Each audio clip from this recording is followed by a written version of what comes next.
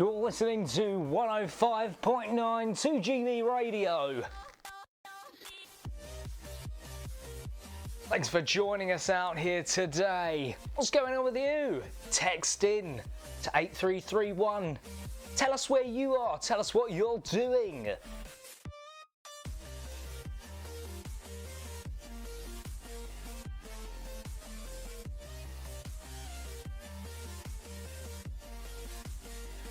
We've had a tweet in from Sandra that says, "What are you at a fucking rodeo or some shit? You got a cookout. Why do you keep saying yeehaw? Shut the fuck up. No yeehaw. It's not July the 4th yet. Fucking robot. Well, there's no robots here, Sandra. Yeehaw! I'll tell you what there is.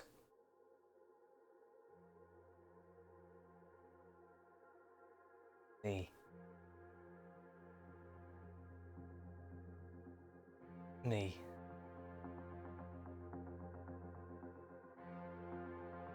Hello. Hi. Hello, everyone.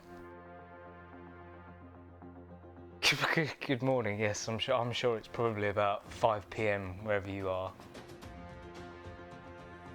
It is. It really is. It's him. 3 p.m. I was close. I don't know what this music is, by the way. I picked anything that was free that was going on for a prolonged amount of time. And it does make this feel like a proper Twitch stream, doesn't it? All I'm missing is the purple and pink lighting and a big old gamer pair of earphones. Maybe some sub shit smeared on the screen. Wish I was a real streamer.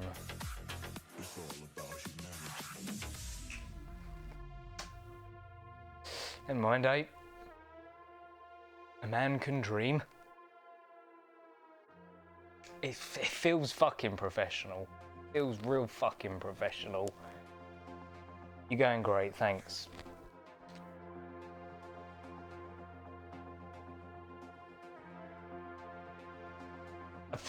I could show you. Well, I won't show you what it is because that breaks the illusion. This is there is no. I'm playing it. I'm playing the music. It's getting pumped in through the airways because you're watching me live. Shut up. Shut up. Look, everyone. We're doing this nonsense again.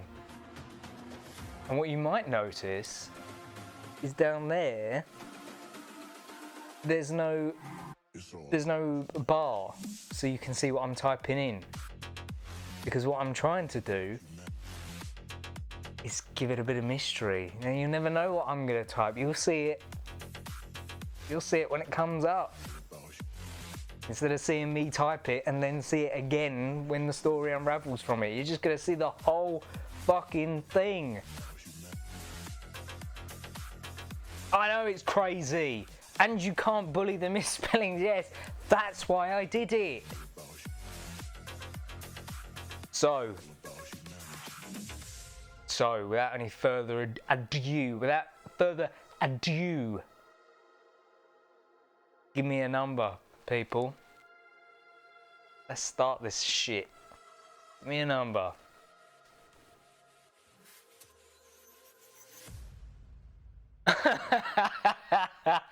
I'll bring back the I'll bring back the Google.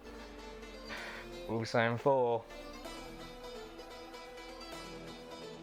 Get good, great character, please. Before the fucking drop, am I right? Don't add that, come on.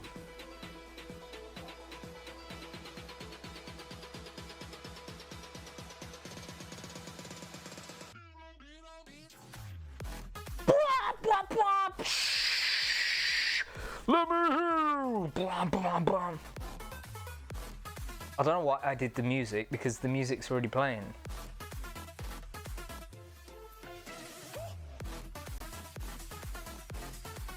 One. Okay. Enter your character's name.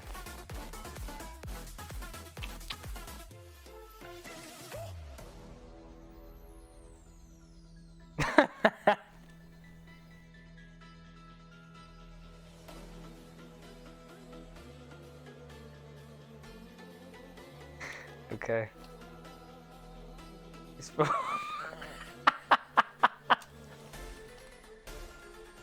Thanks for all your suggestions, everyone. Thank you. Thanks very much.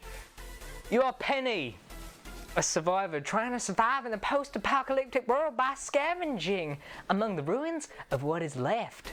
You have a backpack and a canteen. Wow! You haven't eaten in 2 days, so you're desperately searching for food. You enter a rundown building and look behind a counter for anything that might help you. This is the only place you haven't looked yet. You hear a growling. I look down to see a rat, no bigger than your pinky thumbnail.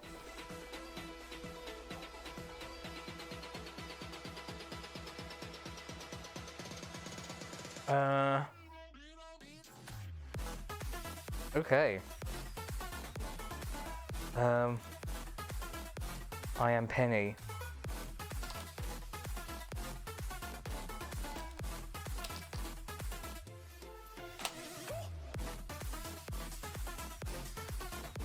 You say, what do you want, little critter? And he crinkles her nose at you. Wait, I'm Penny.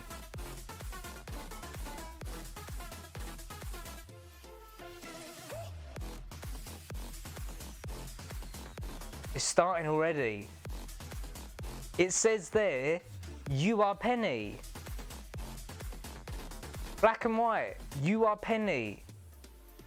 You say, as Penny, what do you want? Why is Penny crinkling her nose at me? I am Penny.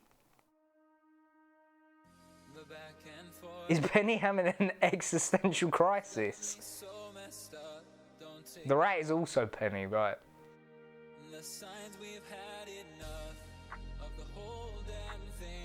Everyone is better. We're all Penny on the inside. The Lord Jesus made us all like Penny.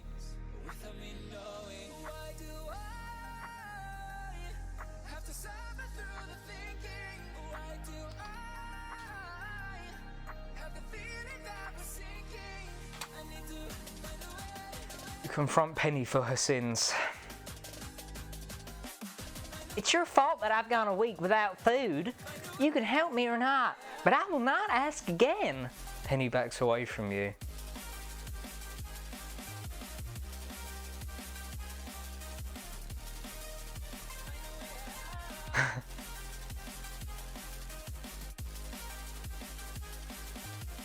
Kill Penny. Eat Penny, it's not that kind of stream. It's TOS.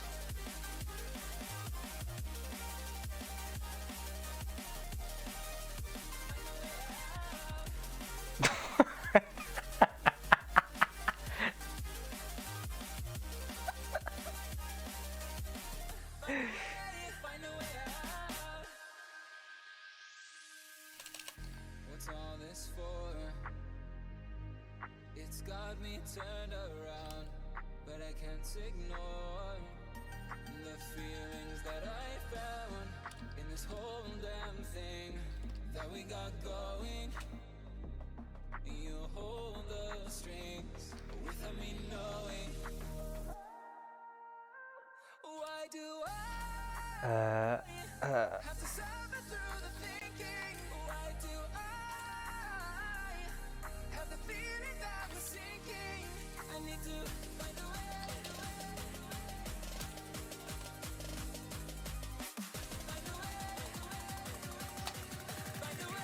Find a way out. Kill that fucking heathen. Penny begins shaking frantically, staring at her own reflection in the mirror.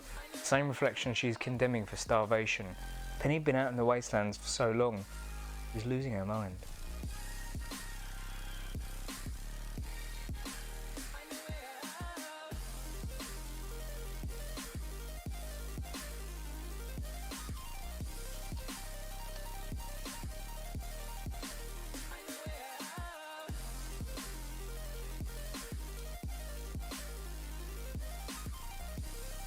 She lost her Bible.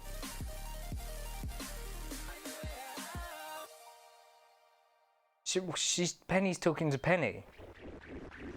She's lost her fucking mind. Her Lord and Savior can't help her now.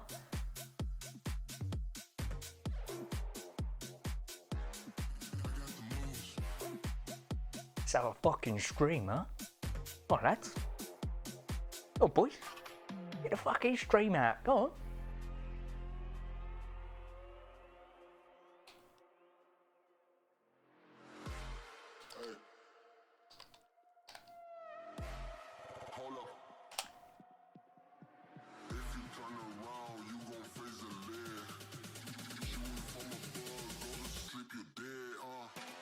Oh.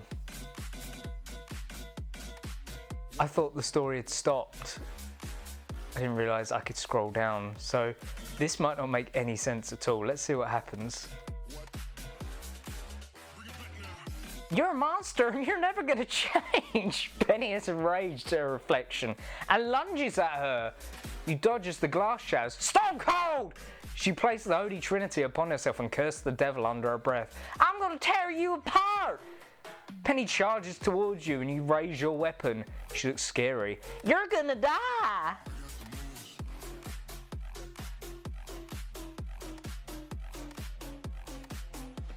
This can't happen. This can't happen. Penny, you need to accept yourself. Otherwise the persona thing does the... Hold on.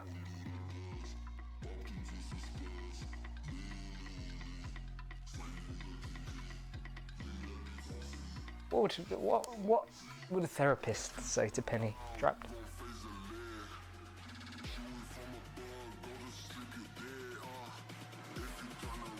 You're gonna die.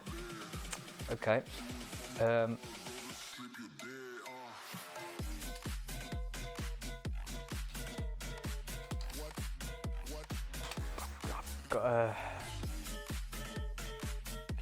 Can you auto scroll? Why aren't you auto scrolling? You fight back against evil Penny. You don't fear a demon as powerful as Penny. Penny was a demon the whole time! You raise your weapon and prepare to fight back. You dodge her strike and plunge your blade right into her heart.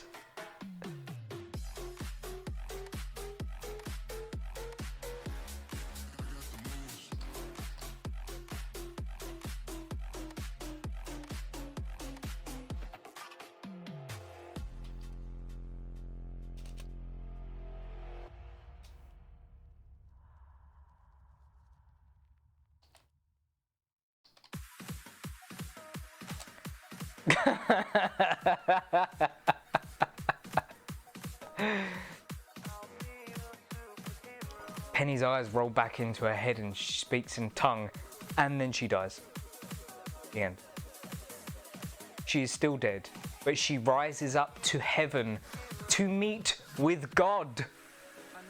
She is so consumed with anger, she begins shrieking at God. Oh my gosh. She meets the man himself and her first reaction is, what the heck is going on here? This is a fucking outrage! Jesus Christ! Sorry.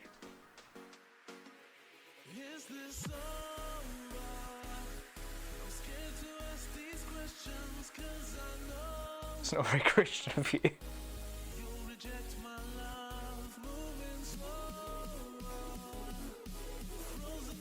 Kill God. Or kill Linus. Gulp, I'm dying.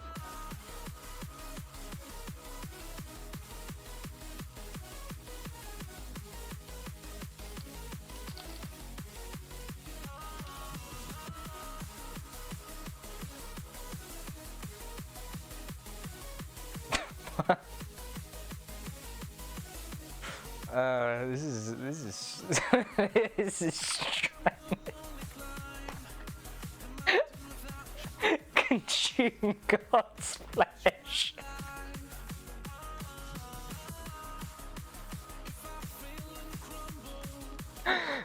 Become Titan.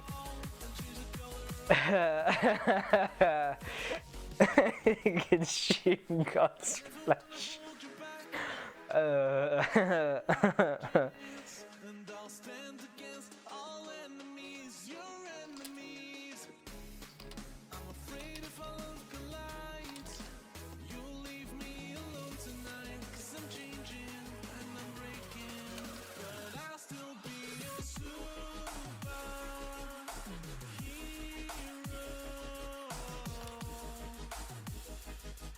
I'll be your superhero.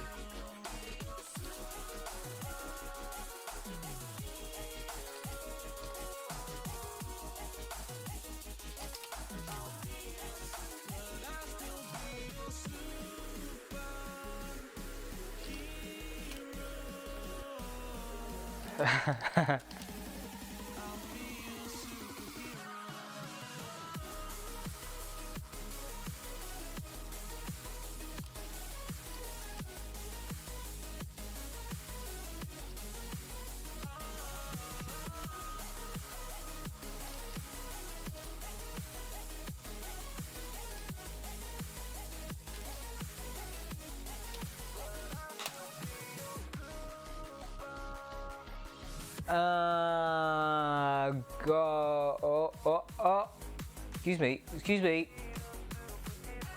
God is unhappy with Penny's blasphemy. He grabs her by the throat, but not in a hot, heathen, non-marital kind of earthly way. A bad, I'm going to choke the life out of you because I'm an all-powerful deity, which definitely doesn't exist kind of way. Now we have a choice to make.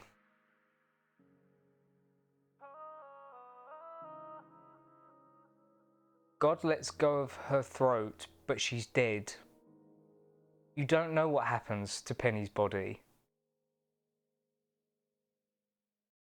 You don't know that one. Decision reason funnier. As if you have to ask, funnier. Oh, that's nice. God crushes her windpipe and snuffs life out of her. You don't know what happens to Penny's body now, but you're not too concerned. God will know. God will know.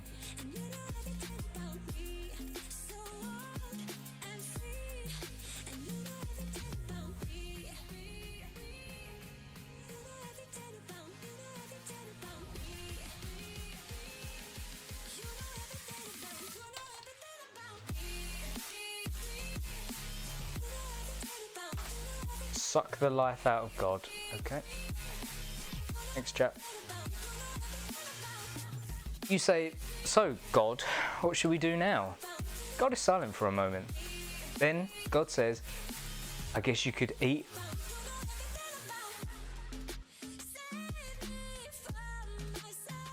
I guess you could eat her, given that you didn't have anything to do with killing her. Penny's body expires in front of you.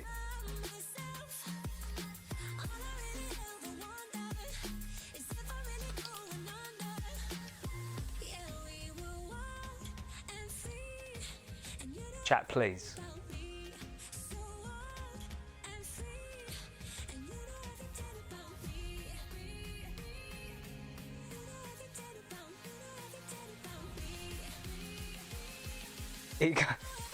Get chat, please. Please. This is the Lord Jesus Christ you're talking about. Actually, no, it's not. It's God. God. All-encompassing God. I'm not going to eat God's pussy or arse.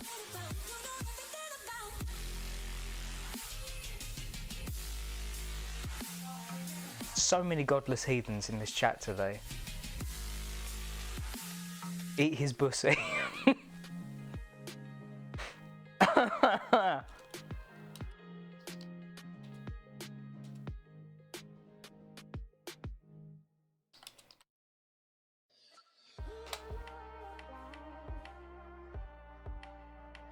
like the way her body is just expired. You say, I'm not sure I want to eat a religious nut like Penny, God. God shakes his head. Oh, I've angered God.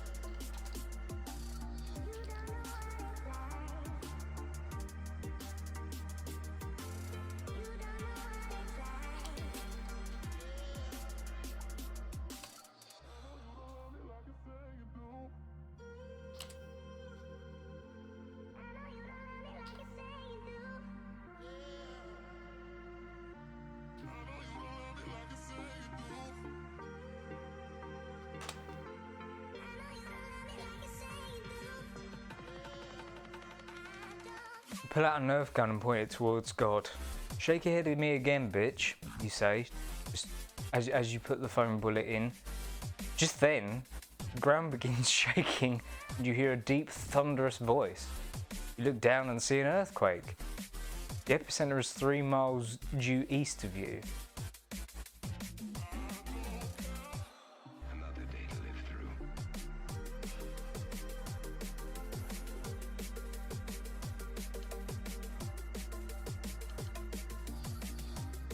Huh?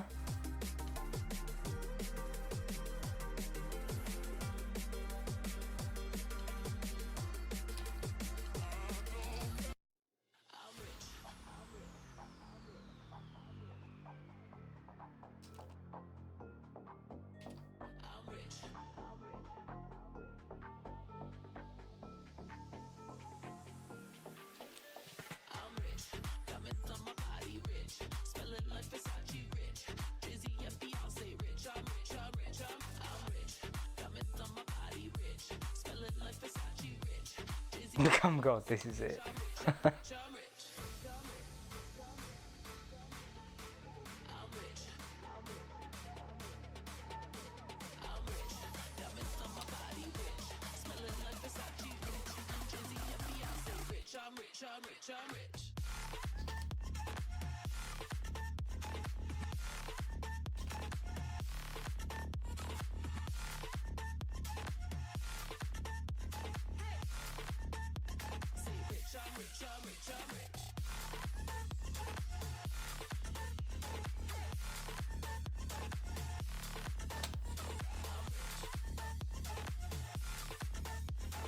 They're all bouncing. God? Hey God. We're all bouncing. You pull the trigger, firing a foam bullet at God's big, small, non-existent face as you fall into the chasm. God lets out a cry of fear. Just then, God disappears. You die in the chasm. You failed your quest to kill God. You have beaten Chapter 1, The Fall.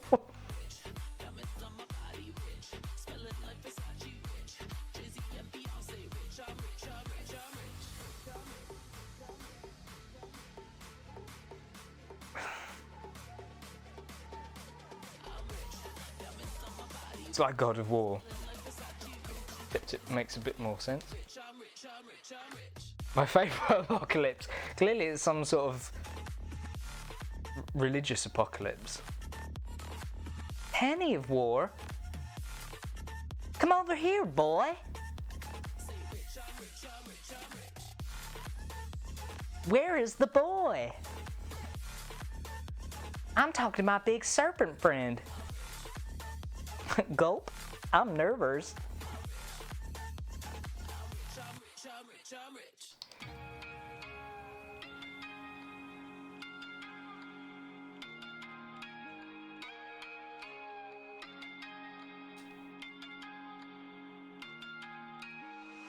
We ain't perfect, no.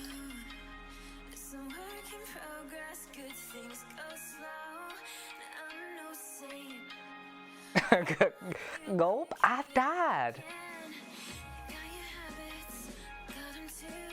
Just feel like maybe I could lose them with you. Sinking in, and I guess I kinda like that. For the first time, you really got my back. Got your habits, got 'em too. Just feel like maybe I could lose them with you. Lose them with you, lose them with you. Just feel like maybe I could lose them with you. This is a stupid story. This is fucking dumb.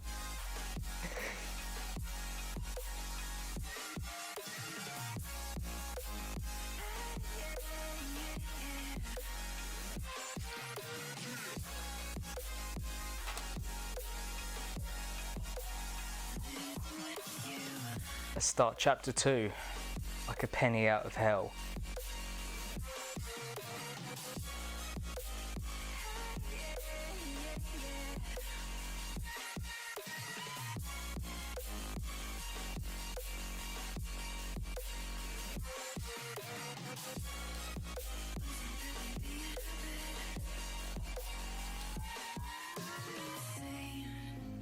Hey, I'm no saint. Hey, yeah, yeah, yeah, yeah. I'm no saint. I'm no saint. I'm no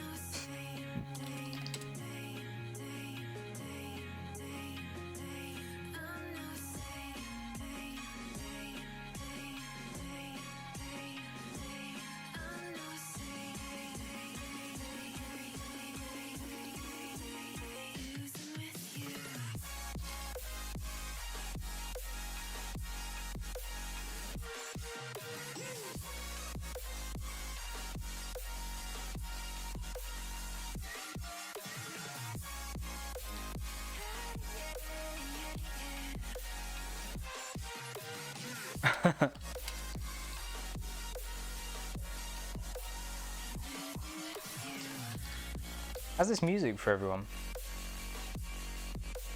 You fucking rocking right now?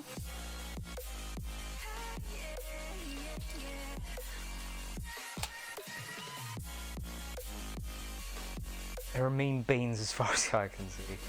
You're awoken by the screams of the damned, the loud explosions of lava bubbles and the cackles of demons you see flying overhead with the souls of those who have sinned. Penny wasn't just in an apocalypse anymore. She was in hell.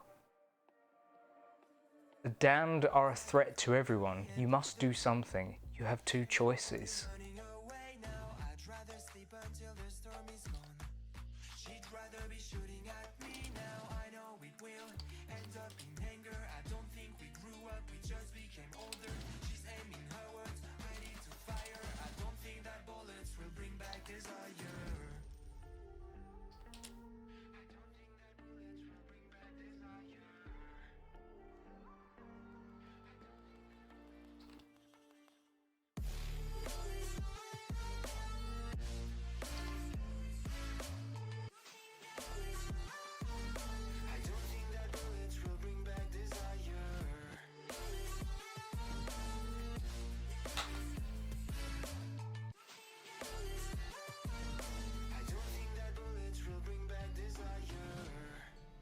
Do you risk it all to face the man you once banished from your heart?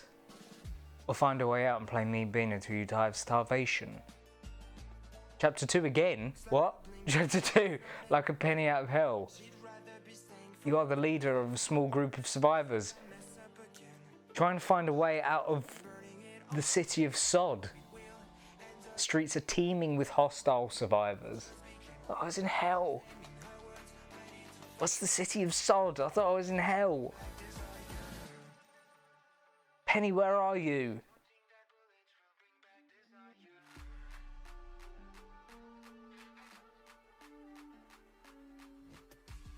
Retry. Do it again.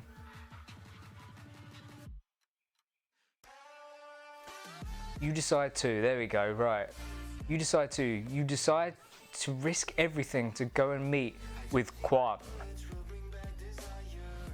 You see a tall metal door in the middle of a brick wall. Uh-oh. Is this Pink Floyd? Dum doodle dum dum doodle dum dum dum dum boom boom. Ooh ooh ooh. Quan sounds like, I can't tell if Quan is a Mortal Kombat character or a healthy food company.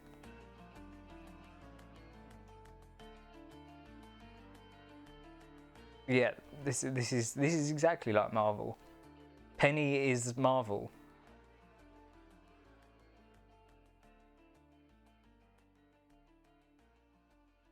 Well, I've just got to open the tall metal door, obviously.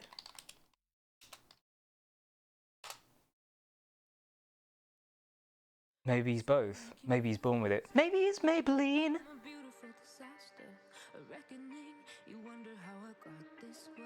You open the tall metal door. The door slides open and you step into a long hallway. Light flickers on and off along the ceiling. At the end of the hallway is a counter.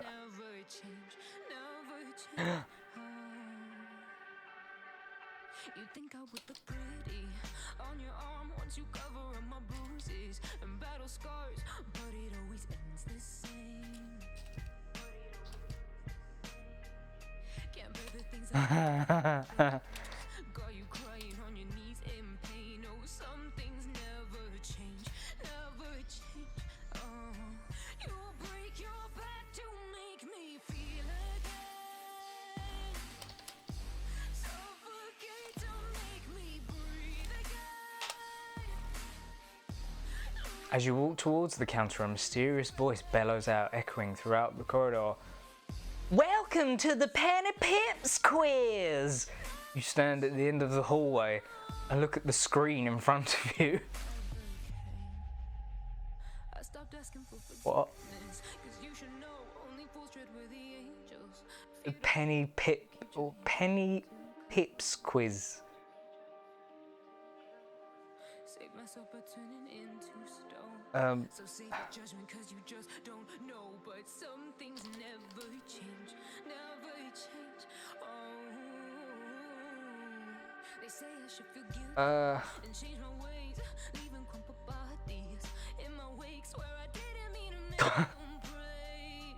When you said question 1, how many pixels make up, I thought you were going to make a joke about this. So mundane, and they keep coming like a moth to a flame. Oh, some things never change. Instead, it was much worse. Thank you. You'll break your back to make me feel again. Suffocate to make me breathe. Why is Penny quizzing people in hell? Let's pray. Some things Answer more than Mike's camera. Got him. never change. Oh, Got him. redemption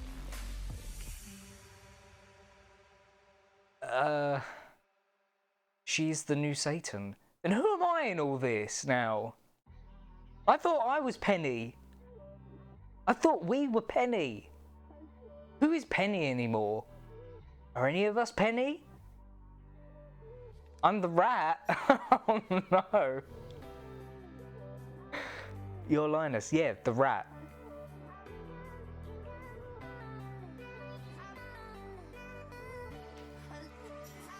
We switched places in the. Oh my god, we switched places in the mirror. Oh my goodness.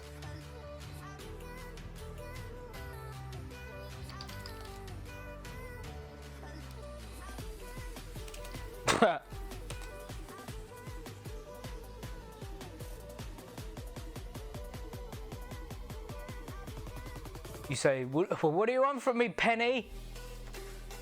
What do you want from me, Penny? I want to see you suffer for your sins. That's what I want, she says.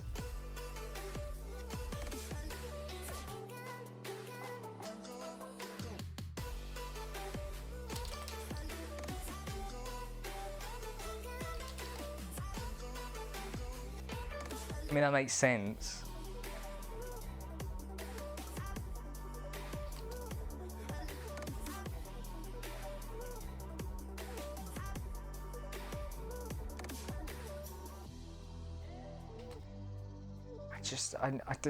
I just one more question, Penny. Just one more question.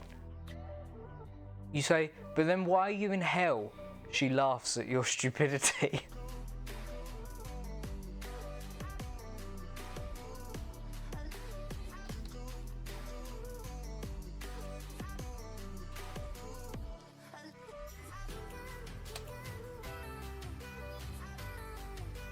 You say you didn't really answer my question.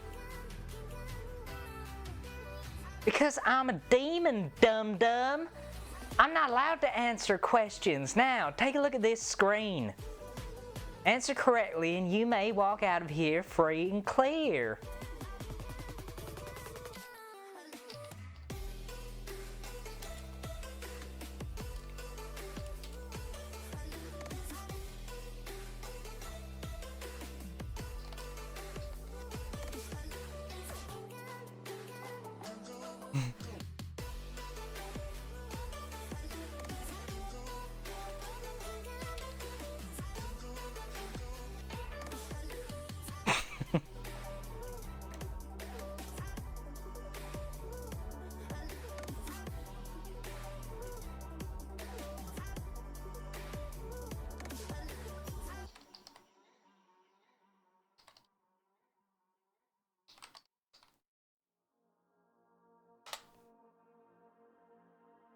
Screen turns on to reveal a quiz question. Where did you bury Clint's body? You look around and notice a small round stone wall on the far side of the room. There's an open shaft leading down into blackness. You say.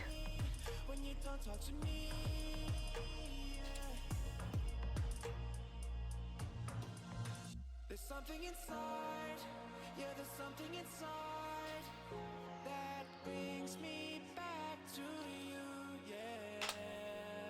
No, I can't hide it. Penny laughs again. Go on, she says. Remember. You have a sudden flash of remembrance. In the forest, you say. Yes, she says. I found a Nerf gun, you say.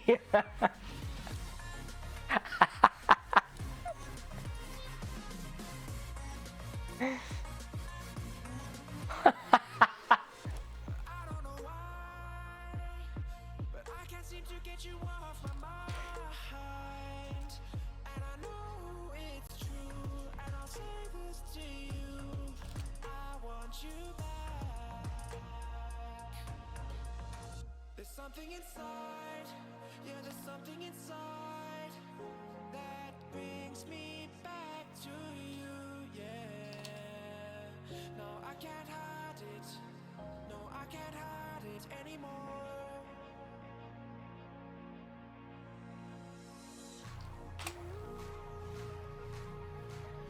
Yes, keep going, Penny replies, a demonic grin growing on a pale, lifeless face. Where did you hide Clint's body? She says. I hid it in the forest, among the trees, under the roots, you say. Wrong! Uh-oh. Wrong? There's something inside. Yeah, there's something inside that brings me What could this mean? Hit him up your asshole. You say, what? Wrong?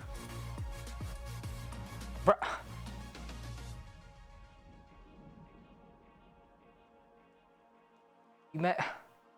Who's saying this, though? Wrong. You may have stolen my thunder, dum-dum. That must be Penny, right? Wrong. You may have stolen my thunder, dum-dum. The question is, where did you bury Clint's body? Don't go off on a tangent about a Nerf gun.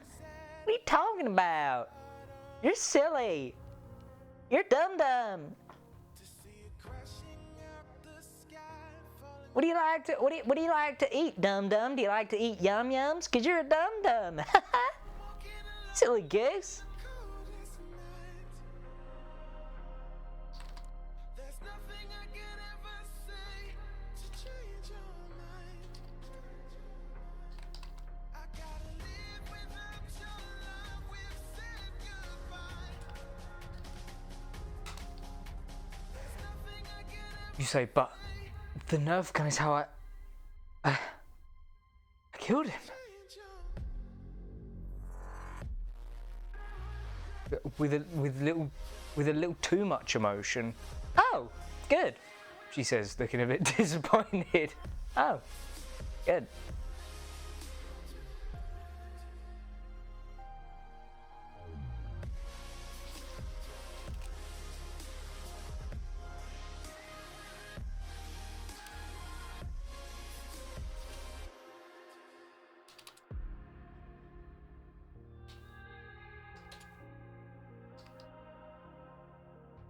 defeated by the dreams and the memories we've made.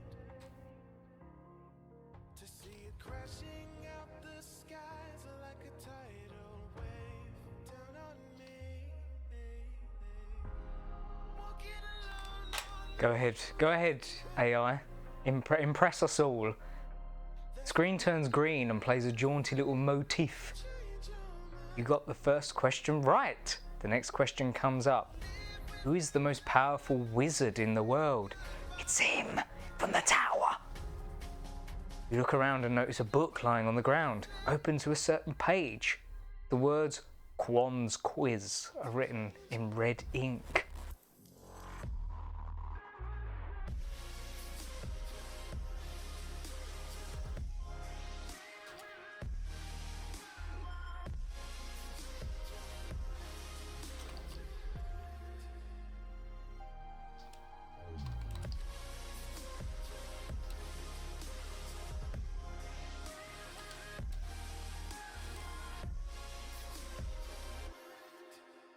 That wizard from Stardew, whose name I cannot remember.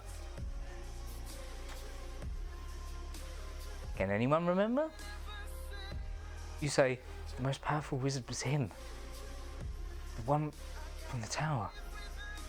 The woods. That was the right answer, she says. Yes, it was, you say, as the screen turns to a red icon. Now where did you hide Clint's body? She says. This side, thanks for coming by.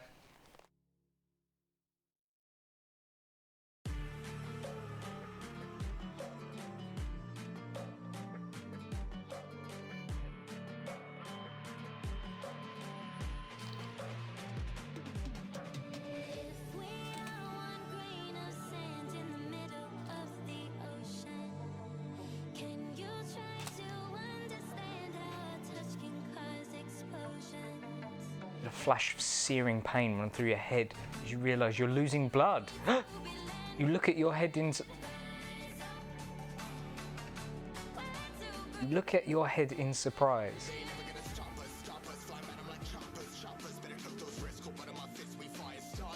Answer the question, you hear yourself saying. Hide him at Sorcon. What's Sorcon? Sorcon. Sorcon these nuts.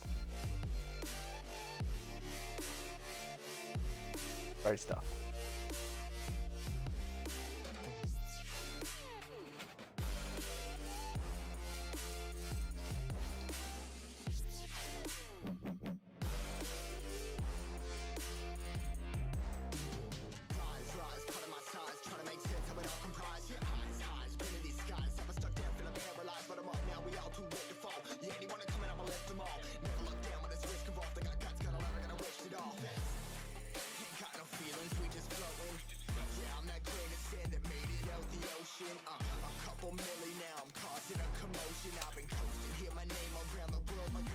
Penny looks bewildered at you. What's wrong? Answer the question, dum-dum.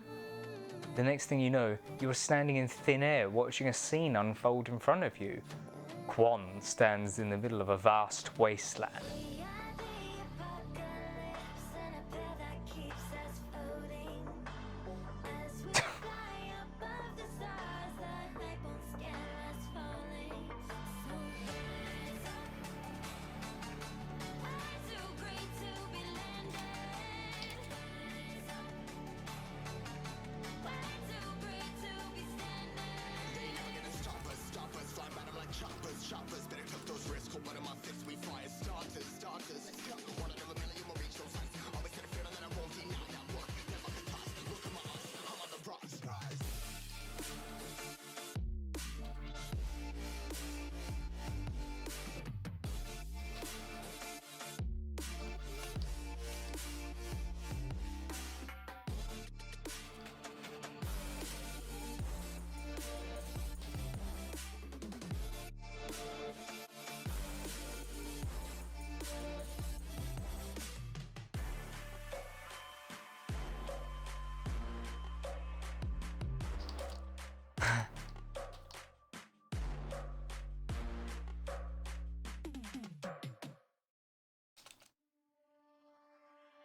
I was ready to surrender my heart to you.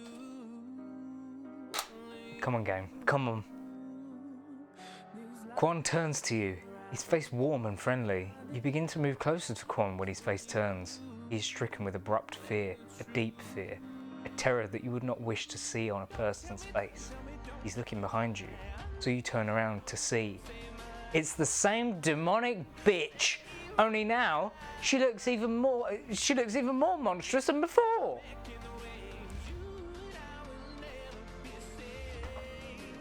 Even more hideous than all the demons you've ever seen before. Answer the question.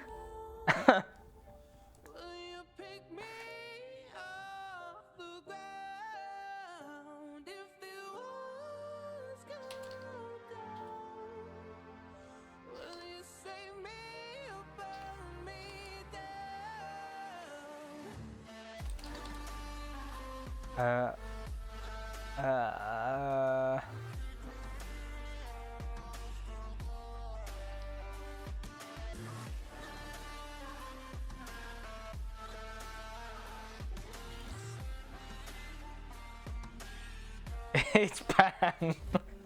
What's going on, hot stuff? Ever been to hell before, kid? Fucking shit show down here.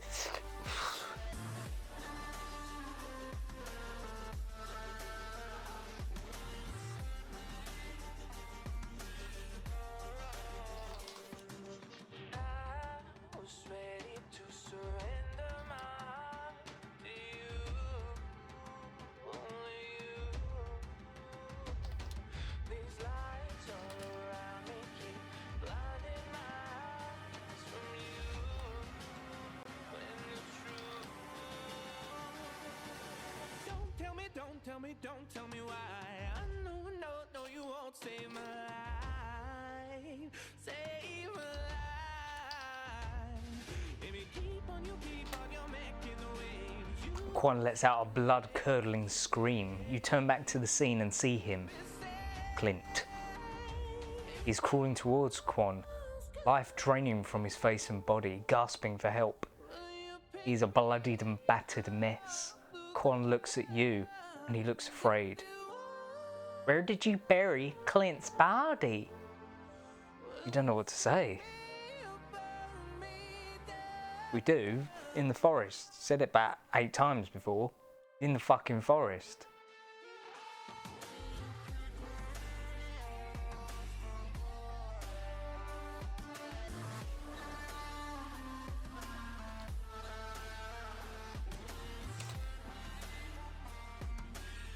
You're an accessory to murder, Quan.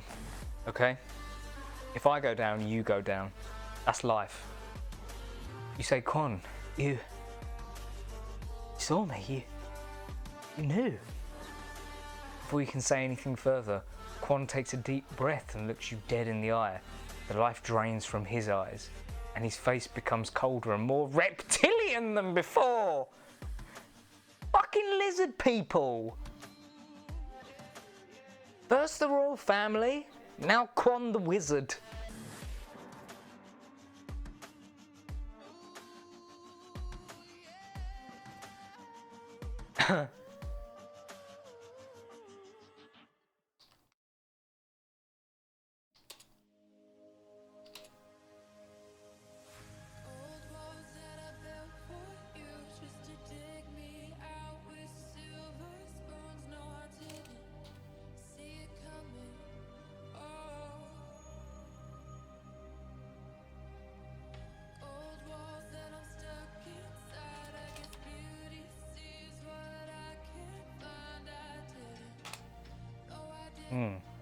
He begins to devour Clint's flesh.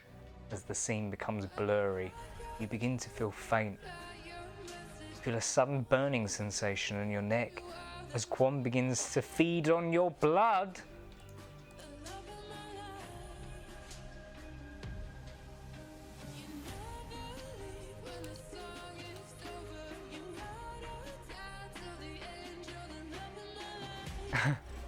Devour his ass. It's not that kind of stream. Stop it, TOS.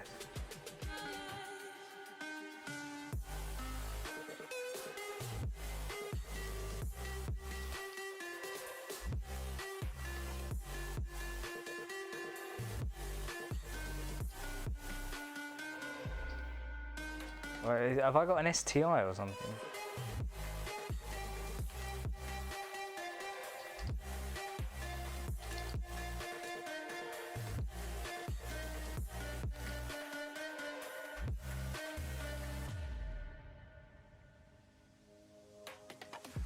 Um,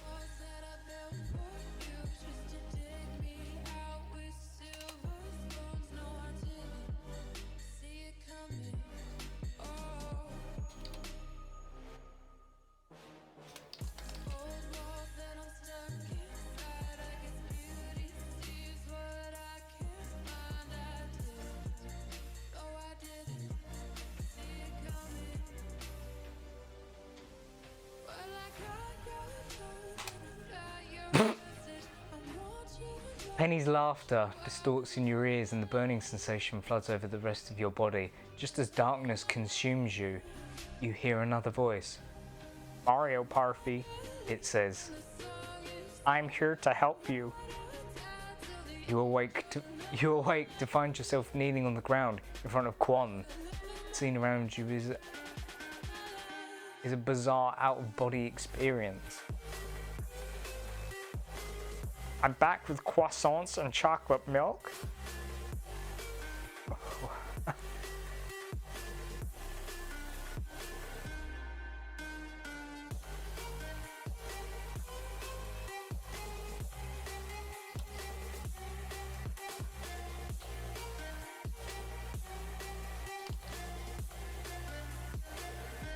Come on, wizard man. Say, Quan, that voice just now. The landscape appears to be made of deep black liquid. You can see Quan's moccasins dipping into the surface as they walk away. Oh, that's just shoes, right? Moccasins. Yeah, okay. The silence fades into the night.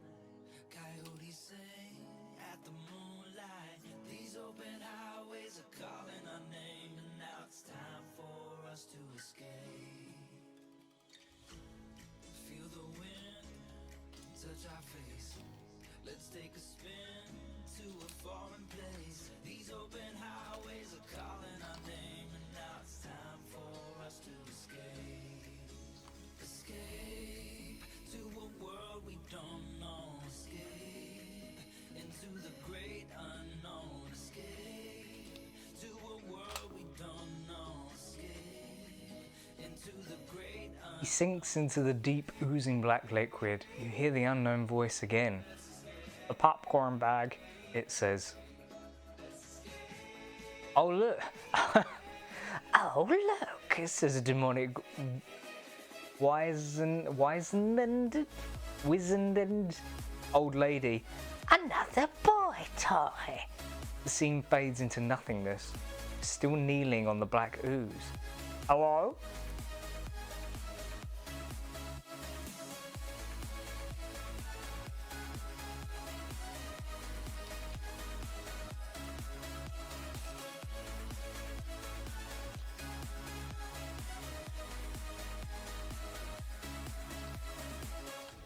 I'll hold you close through the night. I won't let go until the sunrise. The open highways are calling our name, and now it's time for us to escape. Wave goodbye, say hello to the desert sky. These open highways are calling our name, and now it's time for us to escape. Escape to a world we don't know. Escape into the great unknown. Escape to a world we don't know. Escape into the great unknown. Let's escape. Let's escape.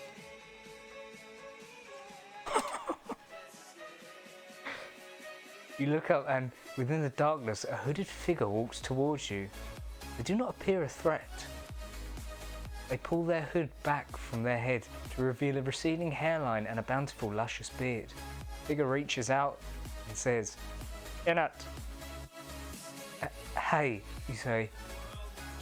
Who are you? Nalazir. What do you want? To help you? How?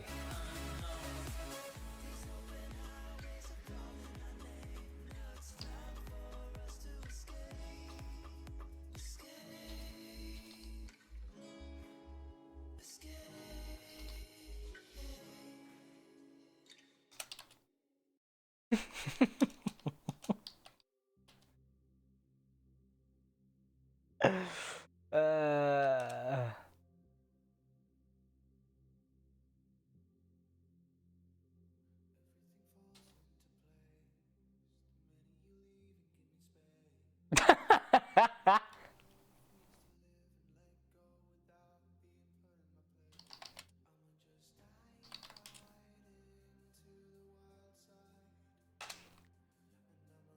Nolazir opens the side of his robe, puts his hand inside and pulls out a small figure. It's a tiny, ragged, filthy, filthy boy. Filthy boy. A ragged, filthy, tiny, filthy, ragged, filthy, fucking filthy, dirty, disgusting, filthy, small, ragged, but filthy boy.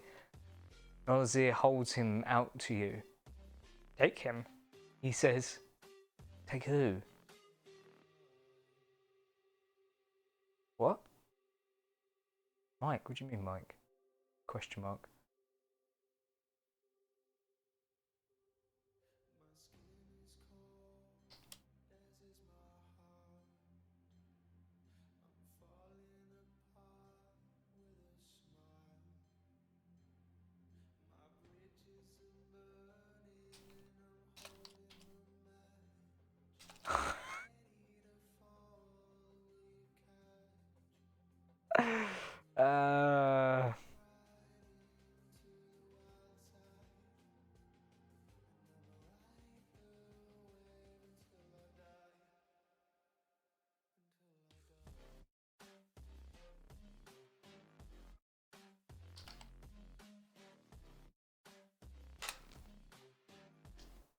Nolazir, what a stupid name. Nolazir smiles.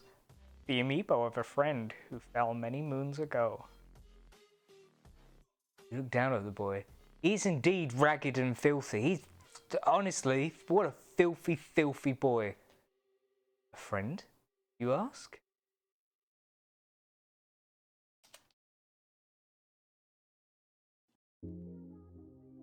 It always comes back to amiibos. They're the life elixir of our AI Dungeon universe.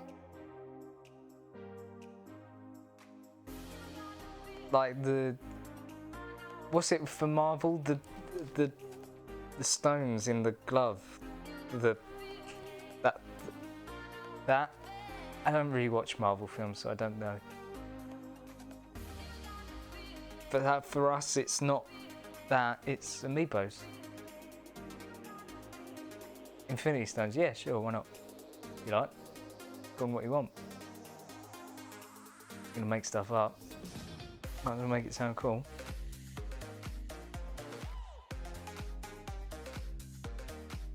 I don't know either.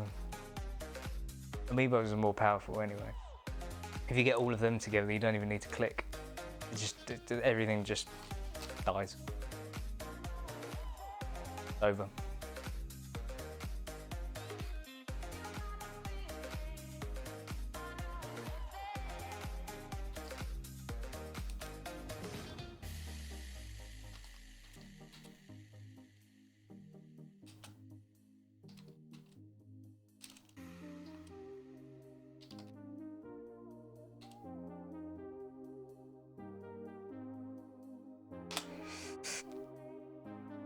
Nolazir places the hood back over his bald head, turns and begins walking away. Wait, you say. Wait. I'm supposed to take care of him, aren't I? Supposed to. Nolazir turns around and asks. You're in one. That bit of dialogue makes about as much sense as that.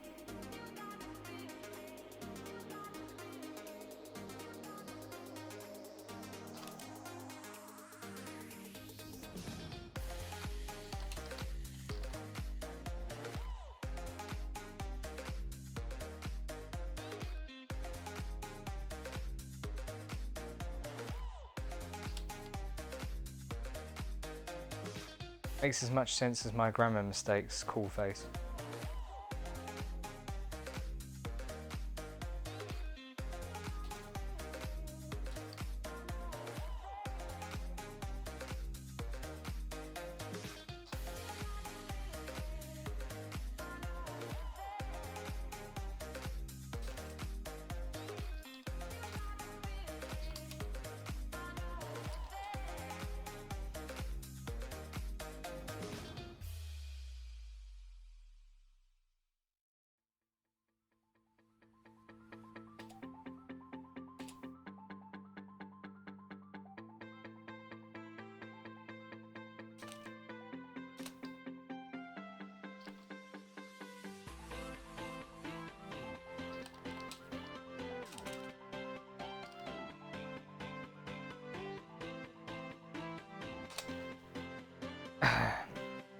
Why, he will take care of you. With that, Nolazir fades into the nothingness surrounding you. An intense light beams from the horizon, and the world around you is reality again. You're back in hell with demonic Penny. How... Now I don't know who's speaking. How can I help you, you thing? Or is that pet? How can I help you, you thing? You can die, but I will allow... Do it again. Do it again. Try again, because that made no sense. Come towards me, boy. There we go, she says. Come towards me. Come towards me. Come. You look down at the shriveled up arms extending from the ragged, filthy skin of the boy. Filthy! Honestly, ragged and filthy was this boy. She really said cum-gums.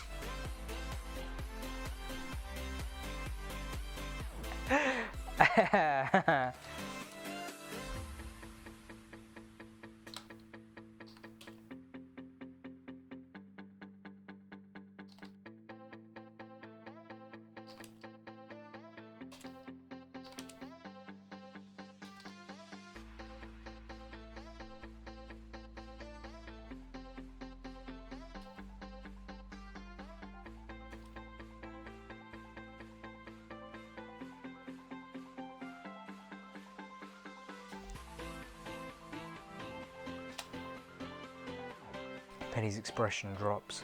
What on God's green earth is that? She asks. Nolazir, you say, told me to bring him to you. Nolazir? She laughs.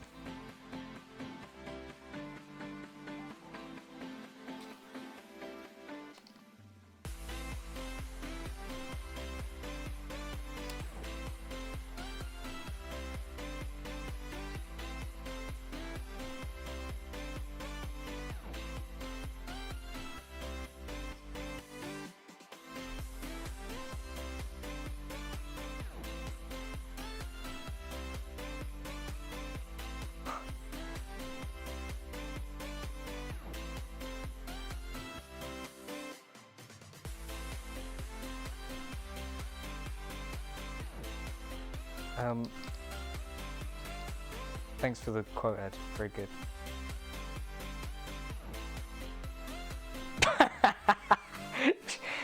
Jokes on you, ragged, filthy boy is level 50 with auto heal spirits. Excellent.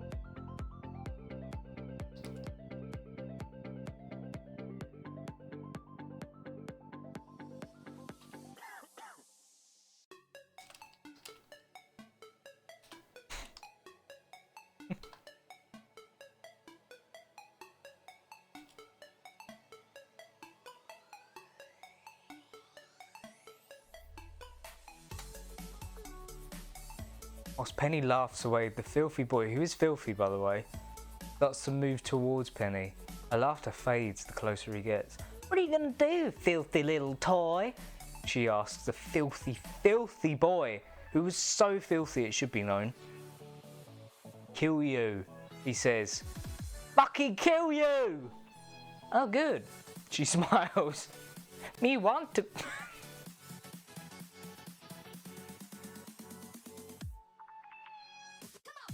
Oh good, she smiles. Me want to be dead.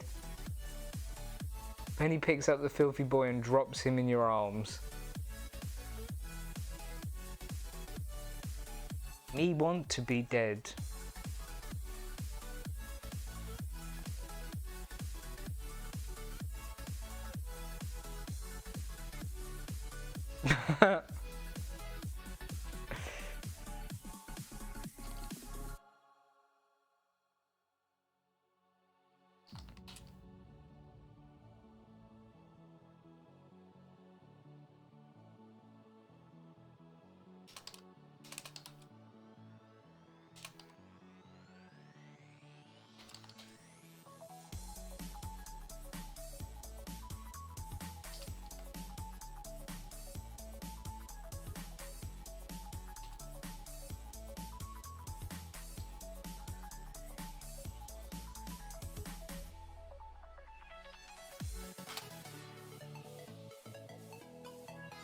A filthy, filthy boy hits Penny with a wicked side B attack, cannoning her out of hell with a huge crash.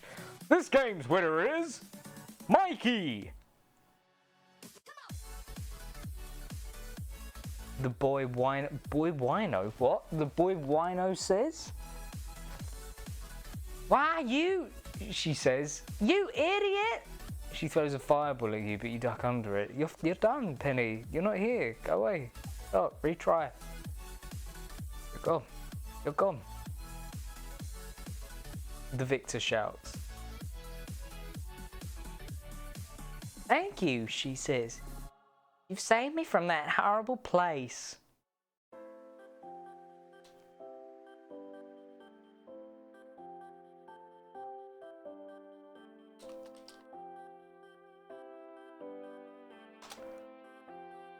Fuck this story. The end. The moral of the story is... Go on, game. Moral of the story. Here we go, everyone. This is important. The moral of the story is...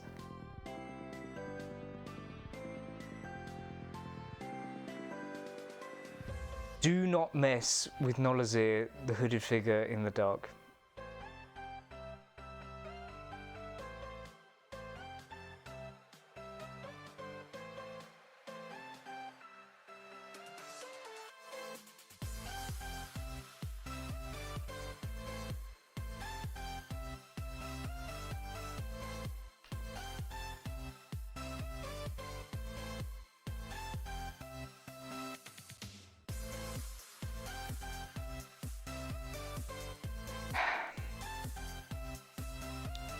Big number.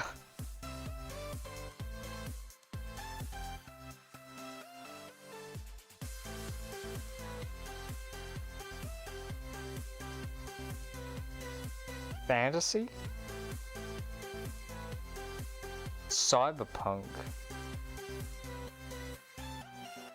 Cyberpunk, zombies, fantasy. You've got to agree on one of them.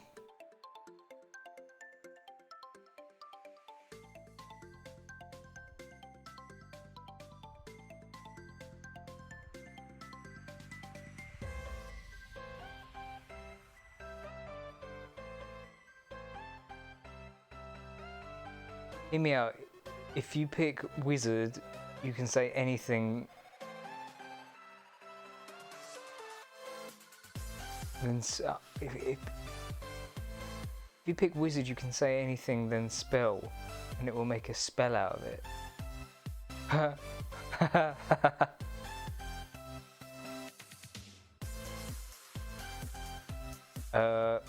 Well, I saw 5 first, so.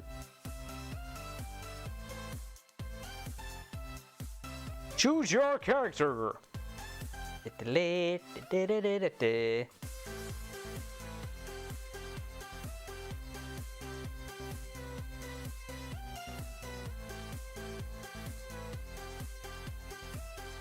feel like with this music I should be saying something like, hey guys, thanks for using the promo code to get your G Fuel treats. Just use this link, go to this link.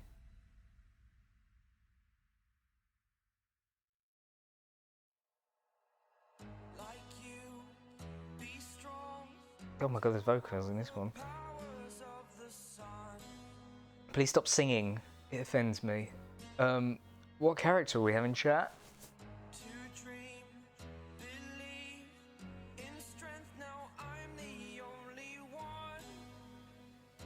the shit out of my like button. Penny. 4, 4. Android. Here we go. Enter your character's name. What is the name of this android? This Antoine. Until I broke the rules, my life destroyed. Life destroyed. Until I woke awake, scream my mind, I shout, the ground shakes. How much can I take? My mind will break. Will it break? Can I take? Here we go. This is the cyberpunk story featuring the android Asteroid. You are A55 droid, an android living in the futuristic city of Zale. You have a laser pistol and a holoband. You are a security android, okay, created to provide military level force for corporations wealthy enough to purchase you. Right, so I'm a Tory robot. As you stand protecting a shipment, you realise that you have 10% malfunction. Right? This means that 10% of your body is not completely functional. Yeah, I know what malfunction means, thank you. You can't walk, talk, or even see for that matter. It's the first time of today. Well, this is going to be a short story then, isn't it? I can't do anything. You are the strength, you're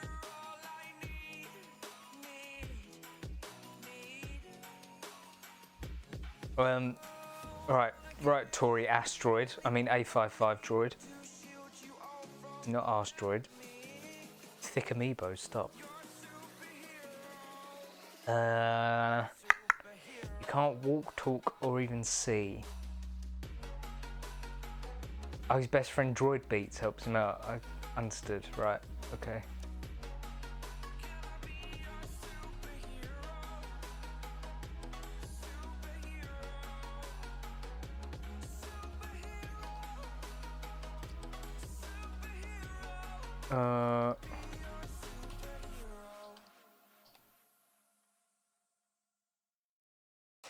Okay, well, let's use our internal scan to target the malfunction, shall we? Concentrate and a blue light shines from your forehead, targeting your malfunction. Do not put 5 head. It's the best shot you've had at the top. I think you misunderstood what I meant by target. It's the best shot you've had at the target all day. A small explosive device attached to your arm. Try again. Try again. At least give me, you know, some fucking help. Stop. Stop. Let's just stop. Stop for a minute. Let me word it better. Let me word it better so that you don't have a fucking stroke while you're trying to.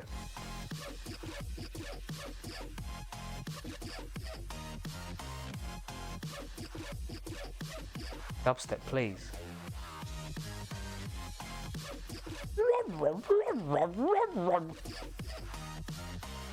That's how Asteroid speaks. This is him communicating with us.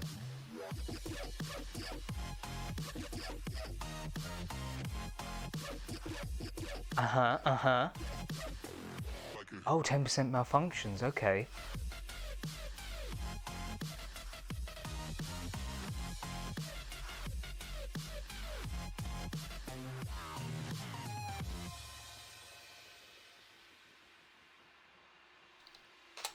Right.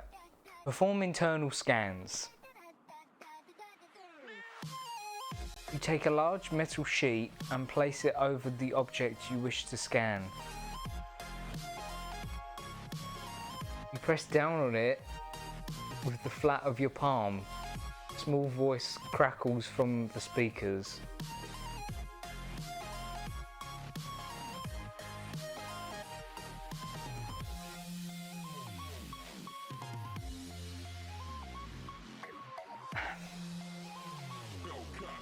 Okay.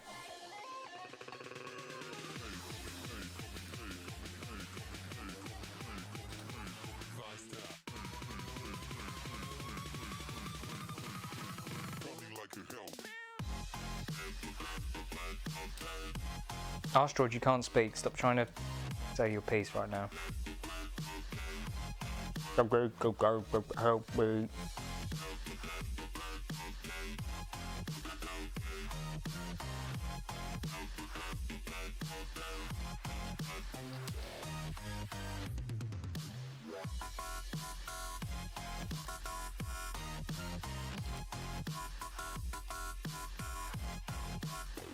Like a Hellcat.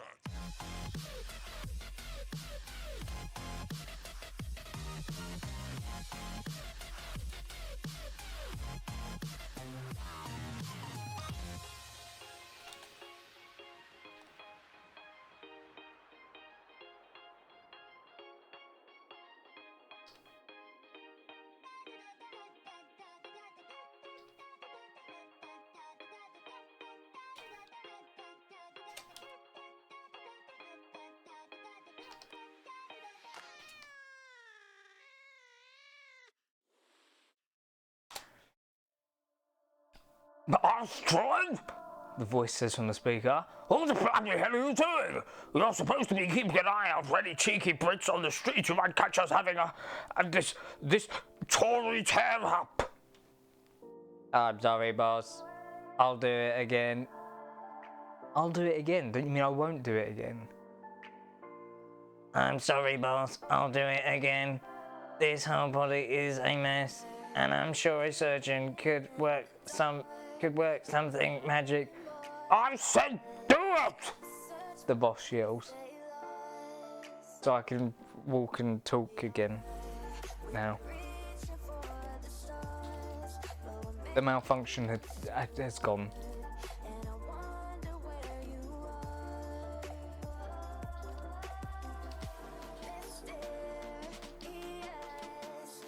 Good.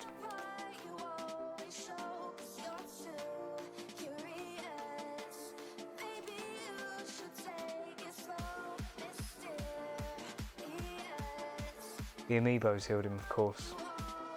His internal amiibos. Which we all have, by the way.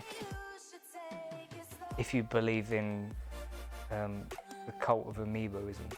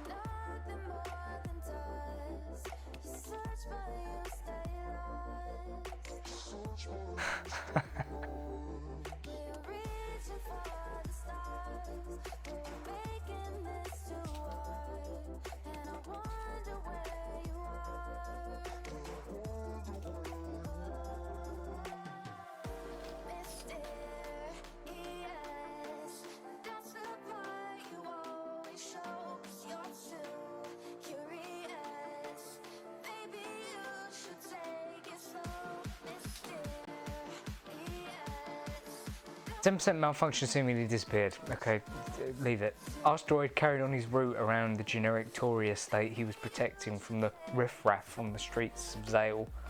A pair of thugs armed with shotguns break into your heavily armoured truck. Don't have one. Try again. Try again. You're having a real shit night tonight, AI thing. You suddenly hear a large explosion to the right of you. Okay. Turning, you see a large hole blown through the buildings as a result of an explosion. Oh. You begin to think the old quarter was just a giant demolition derby. Fucking Tories do what they like, don't they?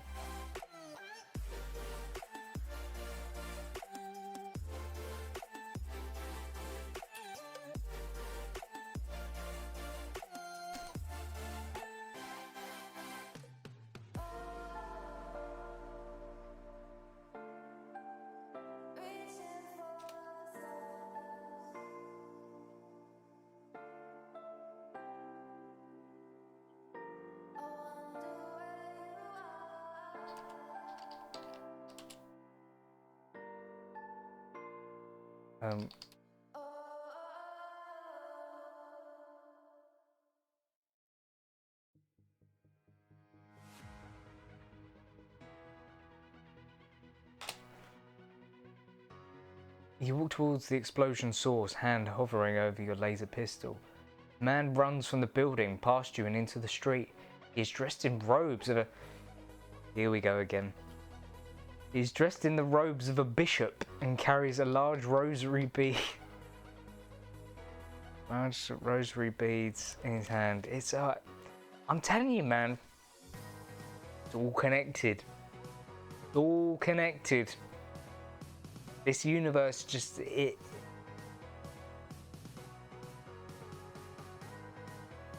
I wonder who this fucking cunt is then.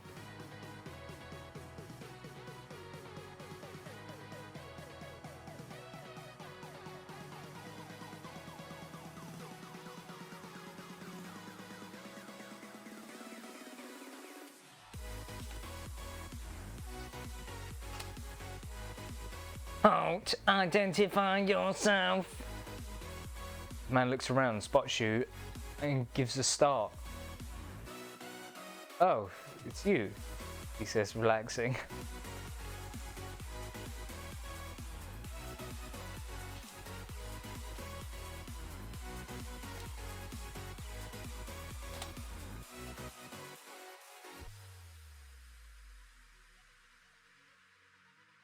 I said identify yourself. My name is Greg Bradley. I'm with the Catholic Church. Are you a spy? You ask. Certainly not. God love you and good luck to you. Robot, who is against everything that the Lord Jesus stands for.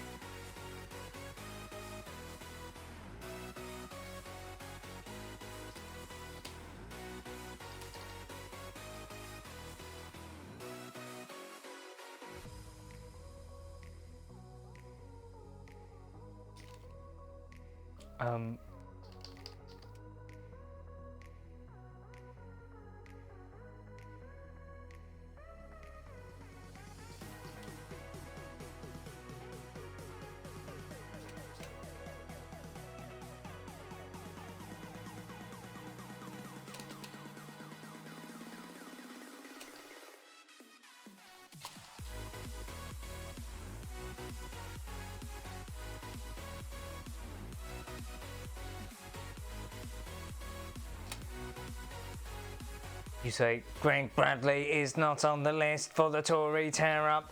I have been told to use force if anyone not on the list is spotted near the premises. This is. I see, the bishop says, nodding. I see. Forgive me if I don't shake your hand, but I fear God. What?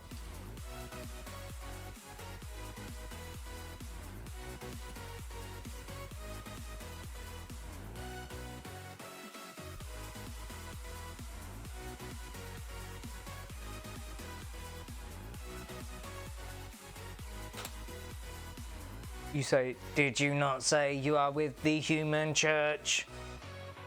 Yes, I did. God loves you, man of God. He sent his only son, Jesus Christ, to die for your sins. He loves you.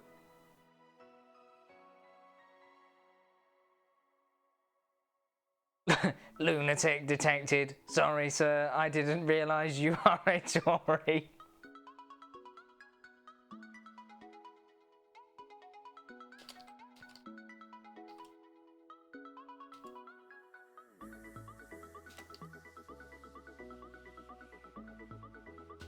This is gonna get deep. You say, if this God you speak of love you, why do you fear him? Shut up. The bishop opens his large, heavy rosary. He opens them and starts to say the prayers. It is then that you realize he is not human. He's an android. A very faulty one at that.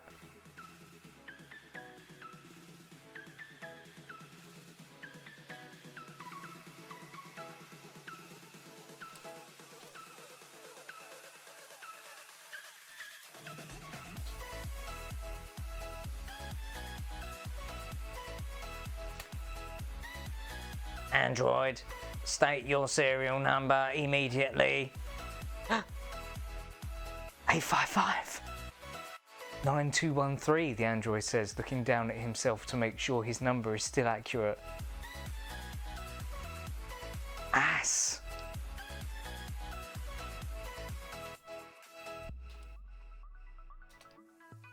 He's another asteroid.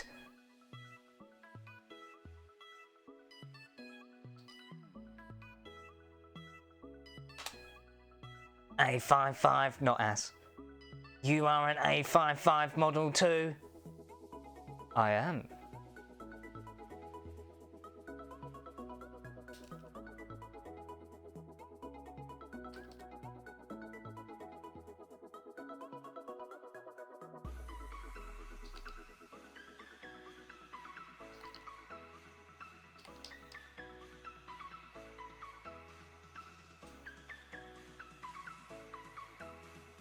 You say, why are you claiming to be a religious human? I'm not. Yes, you are. No, I'm not.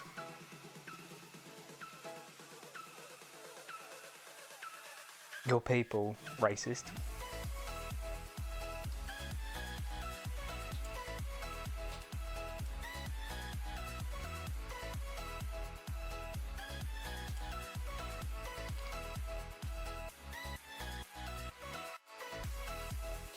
You're gonna go back and forth for a while.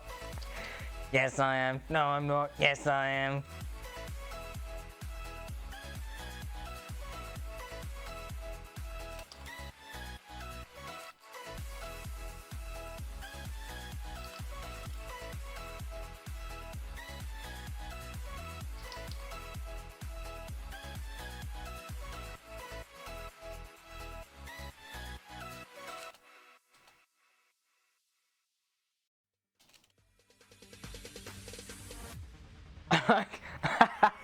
I like the idea as well that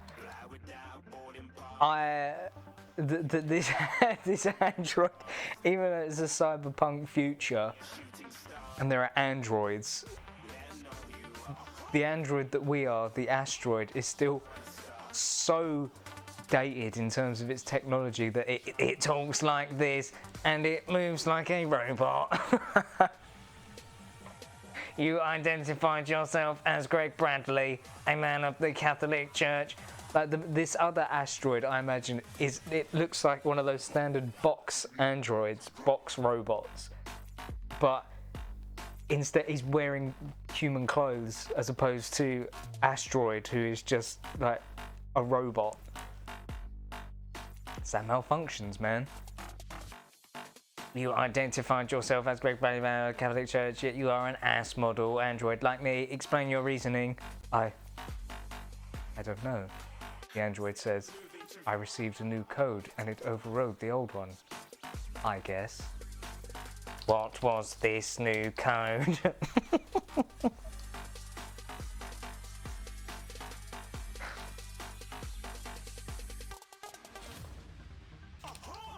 Looking at a shooting star. Got more than a couple of people going mad. I swear they're rooting hard. Tell them I'd be big in the game like she went and got them breast implants. I said I'm moving too far. You say, what was this new code? Who did you receive orders from? We have a choice, chat. I don't know. I only know that the new code is a lot stronger than the old one. I can't really do anything by myself. I must have a human mind to do that. Or I can't reveal that information. It would be a death sentence. Or who? What one? One or two? Is it a death sentence? Second one. I feel that. I feel that. Why? No preference. I just pick one. Fuck you. Get out of my mind, Liquid. I cannot reveal that information. It would be a death sentence. For who?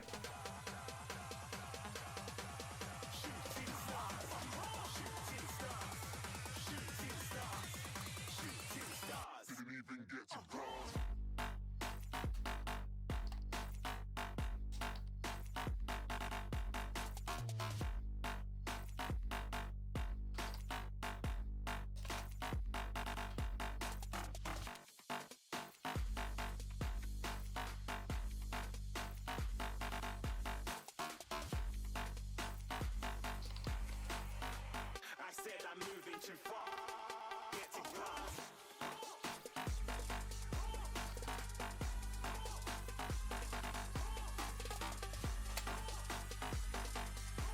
The android's mouth opened, but no words came out, just the gritty beats and subby bass wobbles of the human music genre known only as dubstep. For God's sake, stop it! The bishop roars, stepping forward from the crowd. A559213, drop your gun!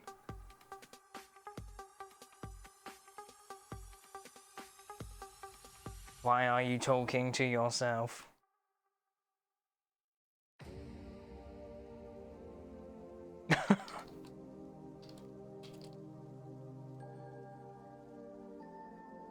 He's gonna play Goon. He's gonna play I'm Goon dubstep remix. Wow, the lights are changed.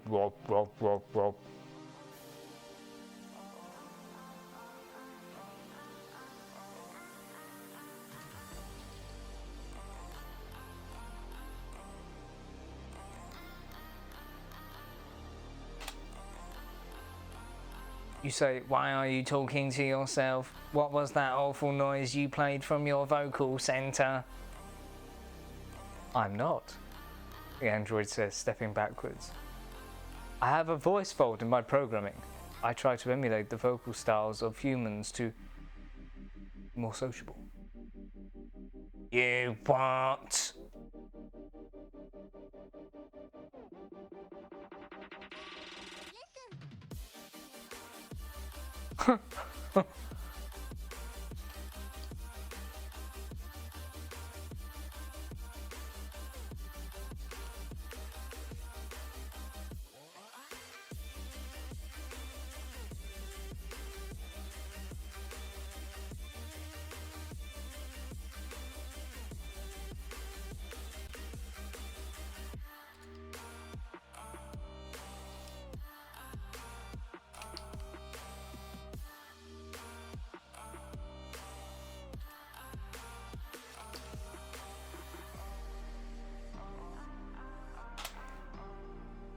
The android turns to the Tory estate. Speaking of sociable, there's a Tory tear-up I'm leading, he says menacingly. What?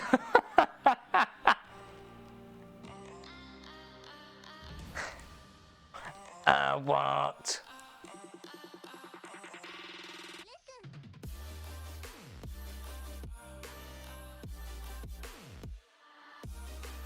Eat Tory bussy? Thinking face? No. Please. Nobody eat Tory bussy, ever. Ever. No matter how much they pay you.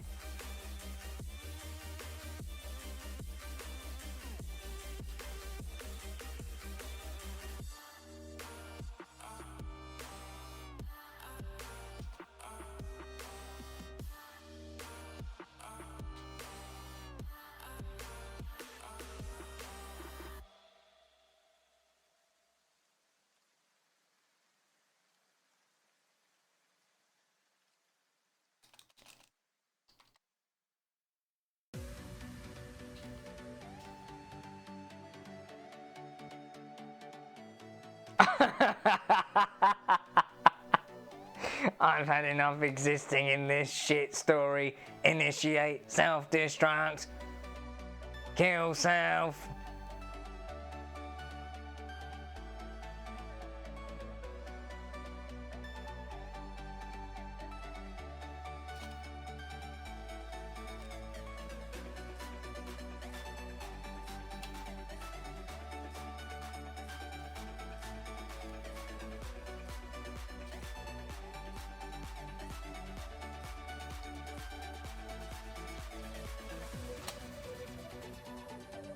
You say, no androids are permitted into the estate. How's the AI doing? Not so great. Return to your human masters at once, or I will use deadly force. Use deadly force? The android says, raising an eye. Deadly force? What makes you think I can't defend myself? He points to the large hole in the building behind him. That there.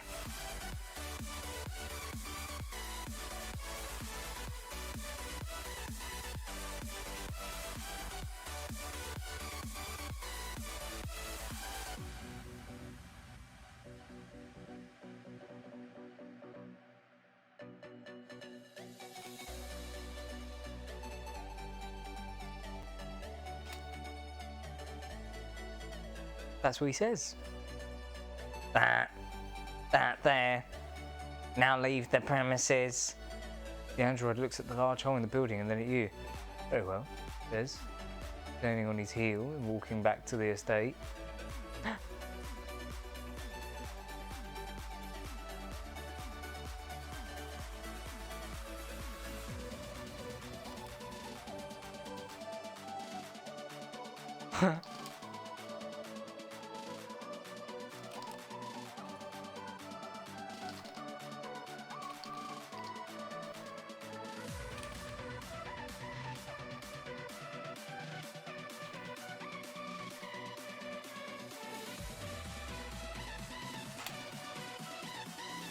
You say you are going the wrong way. That leads toward the estate. Uh-oh, where is my... Wait, please go another direction. I'll wait, for I will use my laser pistol. Now we have a choice. The android turns to face you. Laser pistol, he says, clearly confused. Or the android turns around again. You insist. The android begins walking away. You raise your laser pistol, fire it, miss it. Yeah, let's go for that one. It's more descriptive. You raise your laser pistol and fire it, missing the android completely. A scream is heard. Ah! You shot me! You shot my pins!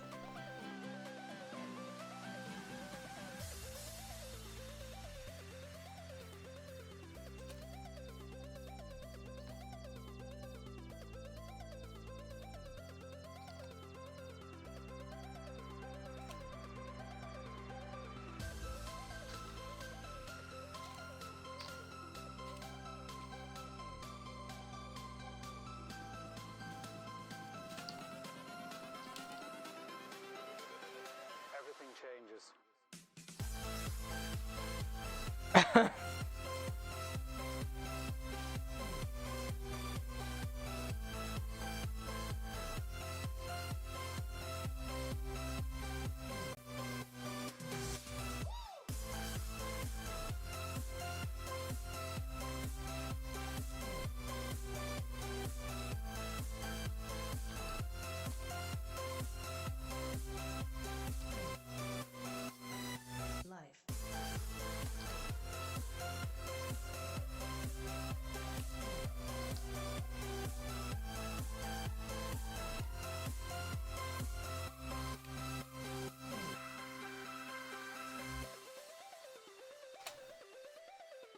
Astrid, what is the meaning of this? Cried a disgruntled Tory as his favoured fox hunting garment lay crispy and burned from the stray laser fire.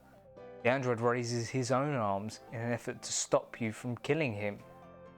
It's not my fault. The new code is much more powerful than mine, he says nervously.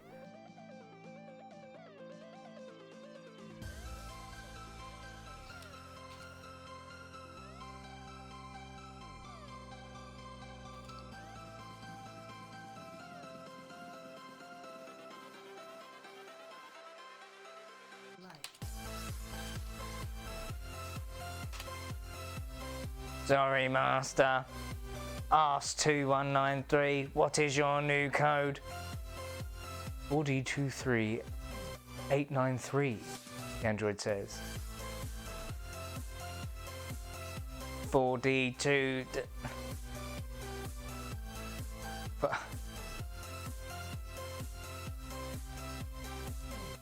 4D23893, you are now under my command. You will cease fire upon my command.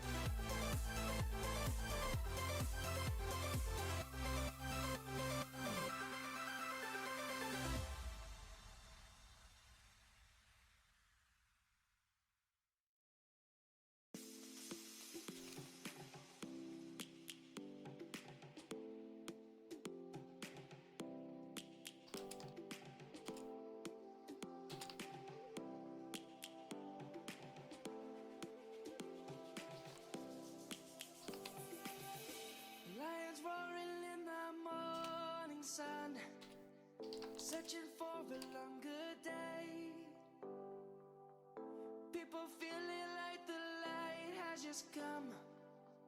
We must never stop the way, yeah. Birds chirping and I hear my name, grasping into life. Life is happy but it's so insane. You say, fuck this. I hate Tories. I'm going to murder every cunt in this building and hang their flesh from the front of this expensive London mansion before pleasuring my robot holes. You raise your pistol, aiming it at the android's head. The android gives a start, nearly dropping his weapon. By the gods, you'll pay for that. Let's all take a Savannah.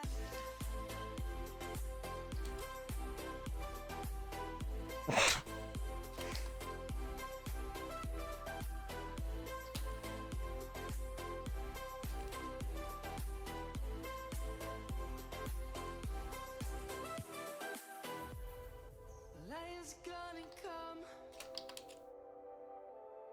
The birds have just begun. We will always take a stand for the people, for the land. Let's go back to when we were young. For the animals we stand. Let's go back to when trees were swung. Kids across the land. Savannah, I'm coming home. Savannah, we'll never be alone. Savannah, the beauty of the world. Savannah, let's all take a ride. Savannah, I'm coming home. Savannah, we'll never be alone.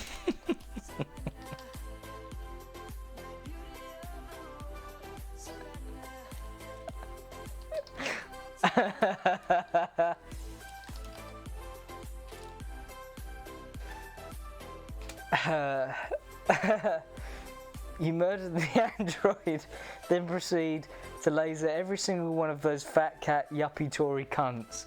Their charred remains and fearful screams painted the London streets that evening until you put a screwdriver into your A55 hull and oiled all over your chest, initiating self-destruct. The end. The moral of the story is, don't stand near an open window.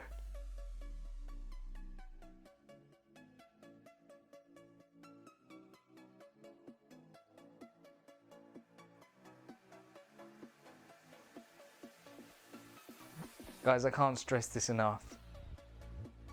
If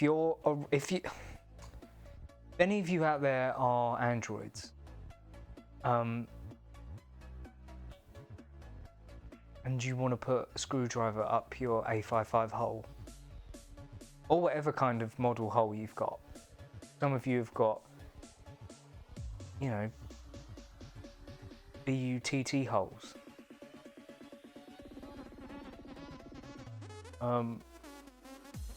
Just remember to not finish all over your chest, because that initiates self-destruct, and don't stand near an open window.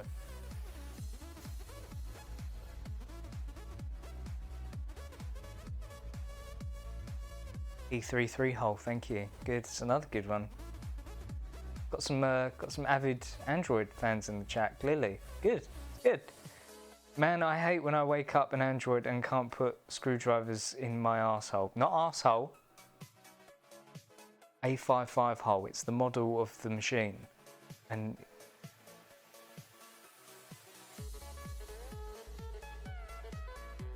okay? It's okay. You don't need to apologise. We're all here to learn. But the main thing, BU55Y hole, good. The main thing you have to remember is, and I can't stress this enough,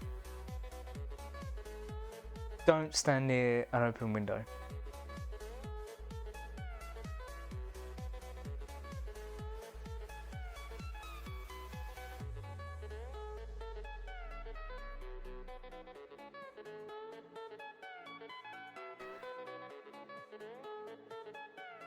Guys, I've come here to tell you today something that I really had to learn just by living it, mate.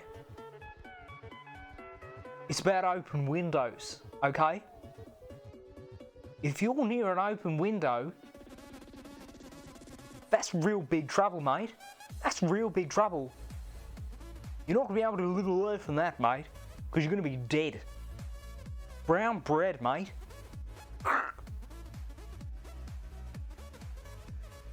What an awful story.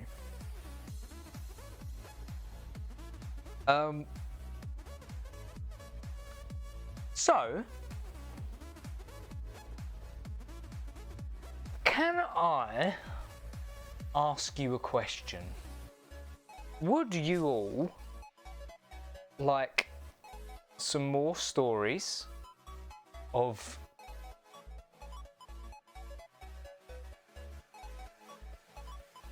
whatever the fuck this has been, or not beans, or would you like to play some, maybe some Gartic Phone or something like that? Fucking EDM Inspector Gadget music. Gadget. Ooh, ooh. Inspector Gadget.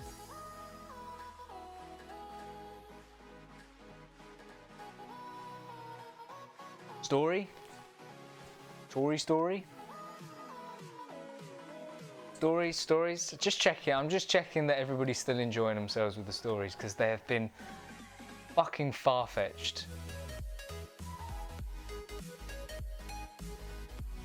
Okay, that's fine. All right, we'll carry on with some stories. That's fine. I'm happy to oblige with that. I just wanted to make sure that everybody out there is having a good time. Okay. What it's all about is about you guys having a good time. Yeah? I want you guys to have the best time possible with me. Okay? Great. Let's have some more. I pressed that button, you fuck. Let's have some more stories, shall we? Alright. Oh, I just get me out of the way.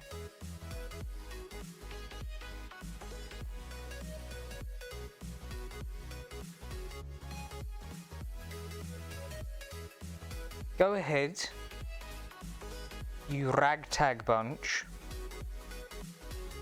and pick a setting.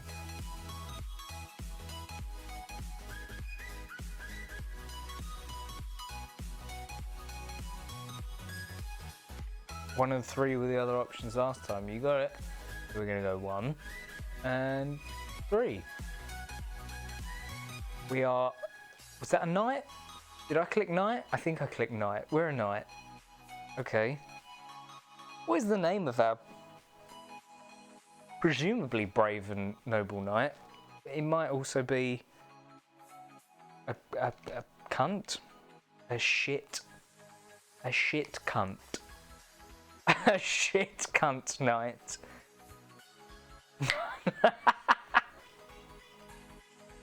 You got it. You got it. I don't need to generate the story. I got the story. I got it. It's all up here.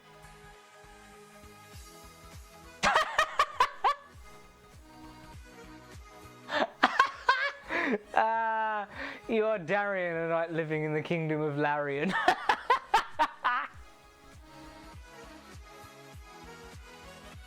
Darian from Larian. It's good already. You have a steel. Darian from Larian. Oh shit. You have a steel. You have a steel longsword and a wooden shield. You're on a quest to. Let's change that, shall we? Can we edit this? You're on a quest to beat the evil drag. Oh, actually, no. Fine. You are. That's what. Yeah. All right. Fine. Stop. Click it. Stop. Please, everyone. Stop. I won't stick with what we got. You're on a quest to defeat the evil dragon of Larian. Darian is going to kill the dragon of Larian. What could the dragon's name be? You've heard he lives up in the north of the kingdom. You set on the path to defeat him and walk into a dark forest. As you enter the forest, you see a man and a woman leap out at you from the trees. Scarian. In self-defense, you draw your sword and kill the woman.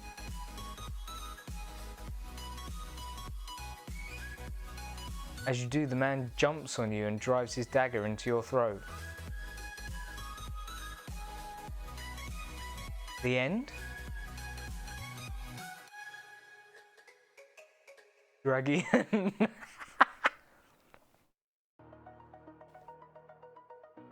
Right, no. You're not dying immediately, no. That's... no. In fact, I don't like any of that. Stabby and the Manian.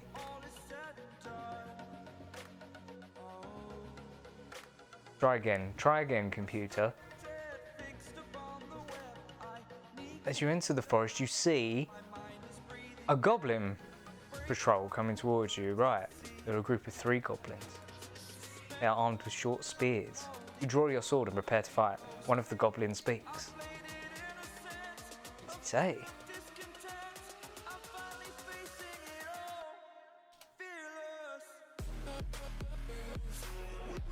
Gobrian.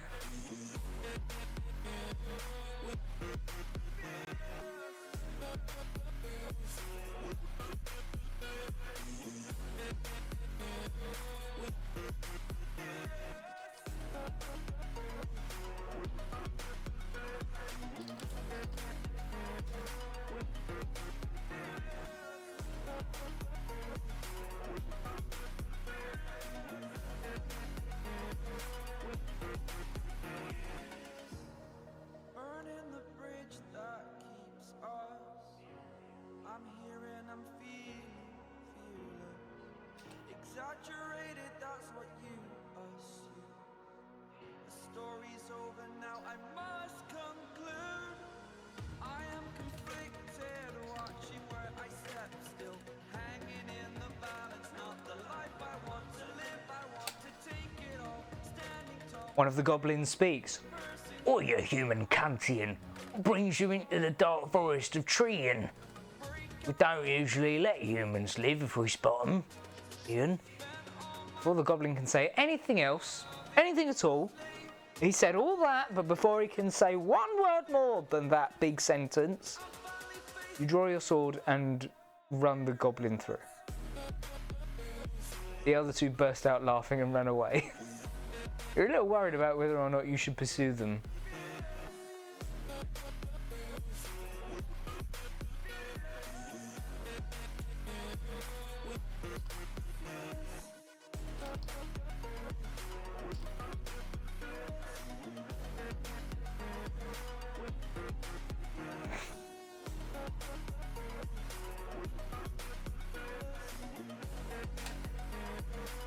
You say, easy. Easy. You slash the goblin with your sword and they burst into smaller pieces. You do the same with the other 2. You then go back to your horse, which is tied to a tree in the forest.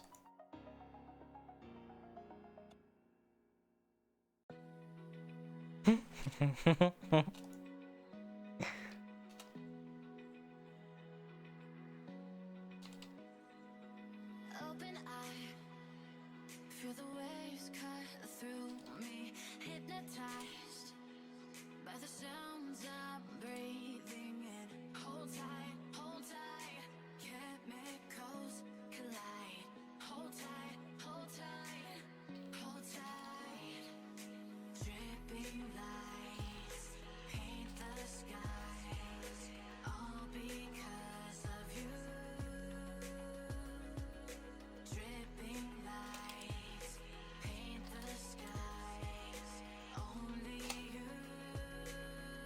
Sorry you had to see that, Sephiroth, you say to your noble steed.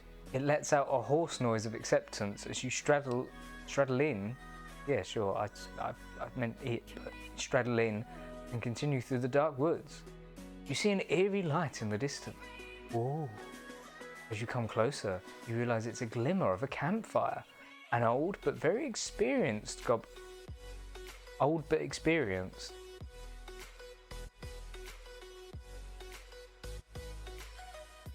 He's sitting around it.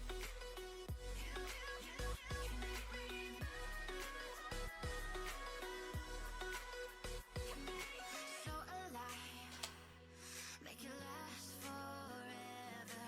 Stop in time. Who goes there, Ian? The goblin looks up and screams, Traitors! Halt! We are the scouts of the Goblin Patrol! Dripping lights paint the skies, all because of you. Dripping lights paint the skies, only you can make me move. You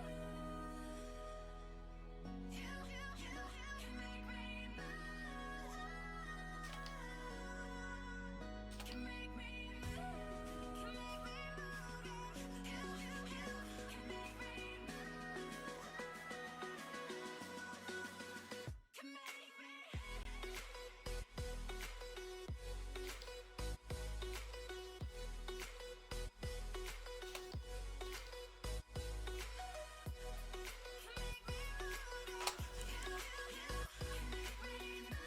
I was doing this shit again. Oh, you draw your sword again and prepare for battle. You say, and I'm Darian, Knight of Larian, and I have to quarrel with you, Goblinian. Don't make me dead you in your patrol. Goblin looks scared. Don't make me have to kill you, human. I don't want to kill you.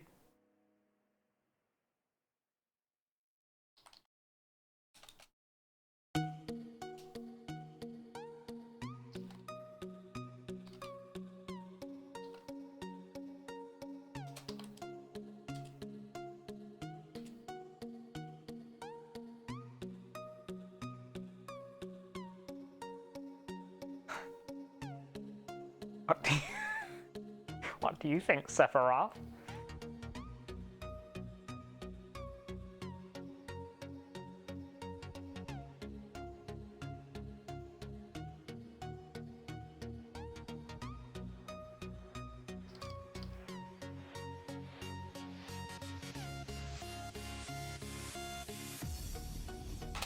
This is your chance game. You say, you could try and kill me, but you may fall prey to my ease.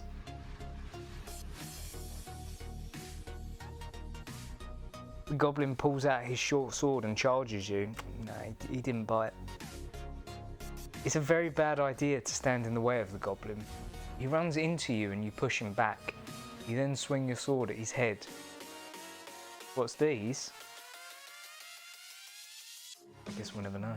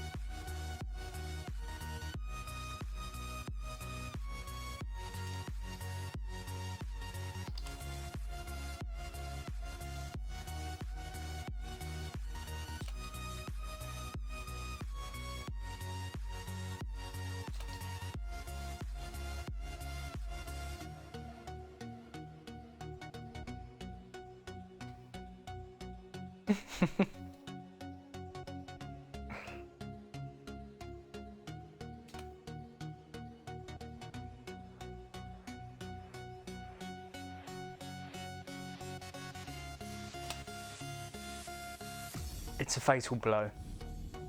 The goblin's now decapitated head flies into the air, caught by a passing Larian Pigeon, flying through the skies. The patrol is stunned by the gory display. You die! Shrieks the goblin, flying around you. You draw your own short sword and begin to go after him.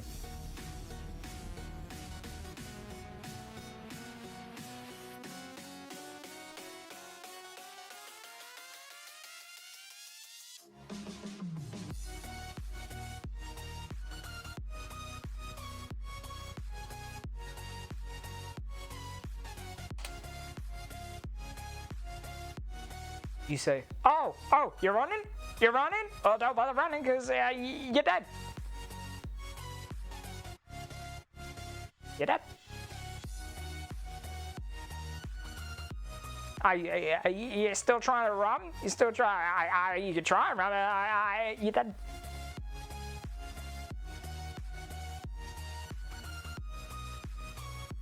The AI dungeon is just like, what? No, it's got something. You ready? Are you ready, kids? You are shocked by the goblin's charge. What? You dodge it and swing at the goblin's head. You miss. The goblin lands a few blows on the top of your head. He knocks your hat off. Not the beanie! He knocks your hat off. The goblin shrieks once again and jumps down on you. You stab him in the side with your sword. He falls dead. You look up to see your noble steed galloping towards you.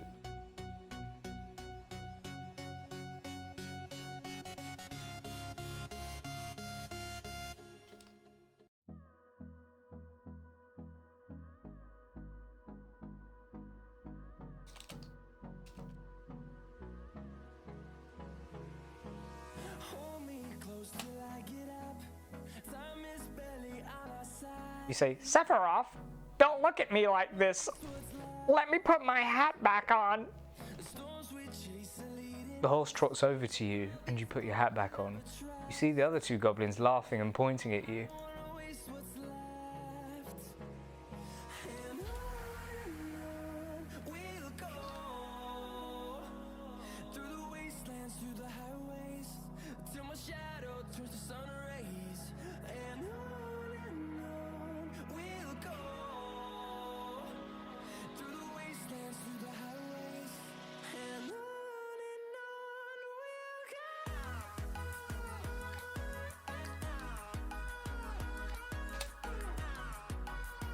You say, what's funny, bitch? You want to go too? Great, okay, that's it, you're dead. You're dead too. The goblins run away laughing.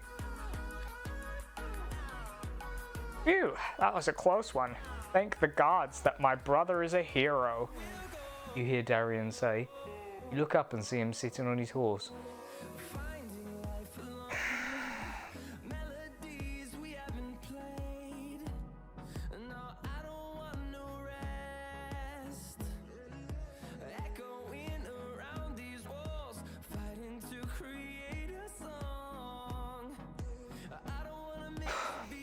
So who's Darian? Am I Darian of Larian? Or are you Darian of Larian?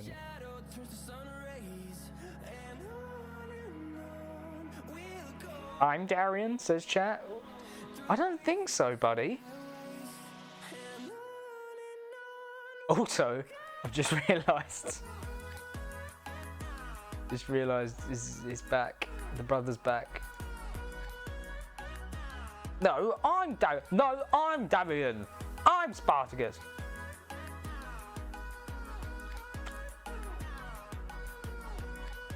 I'm just going to ignore the fact that it's created another Darian. Clones are throwing around. Who are you? Why, I am you.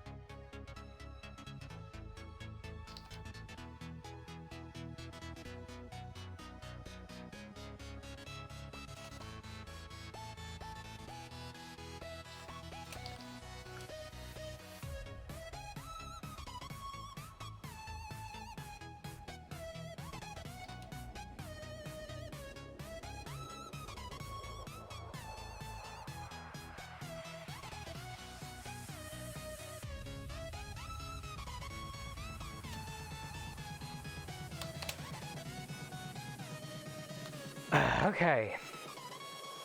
Darien travels and comes out the other side of the dark forest.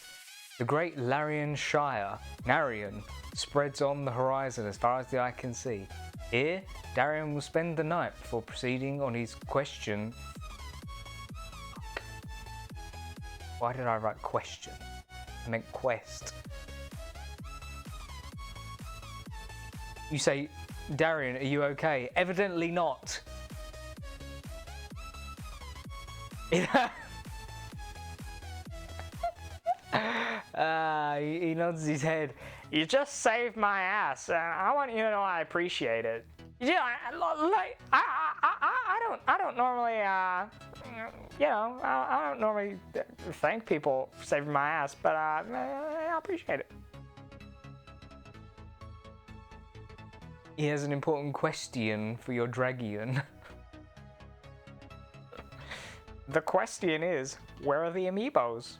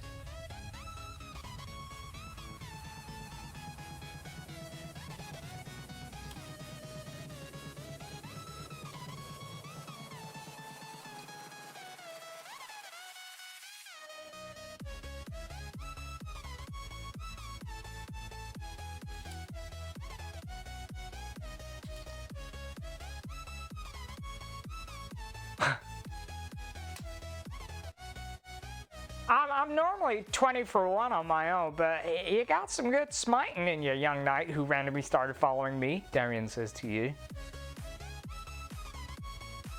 You nod. Darien looks at you. We are very close now. Shall we continue our journey? You say, yes, let's. This is where you will stay for the night.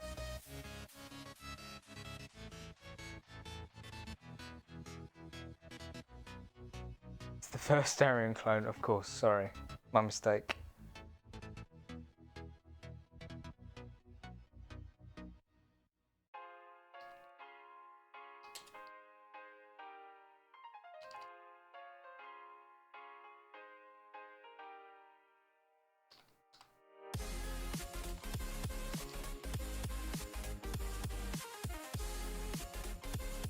First of many.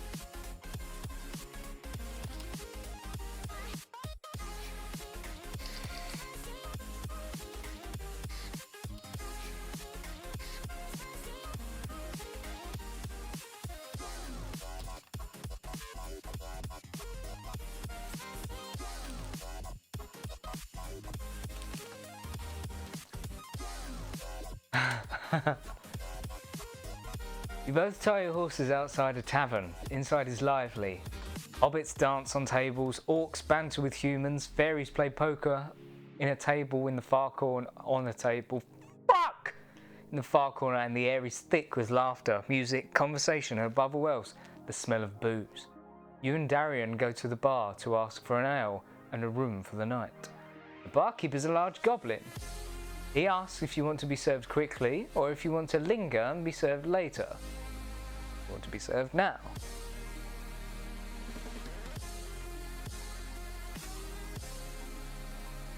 Gundian is here. Uh-oh.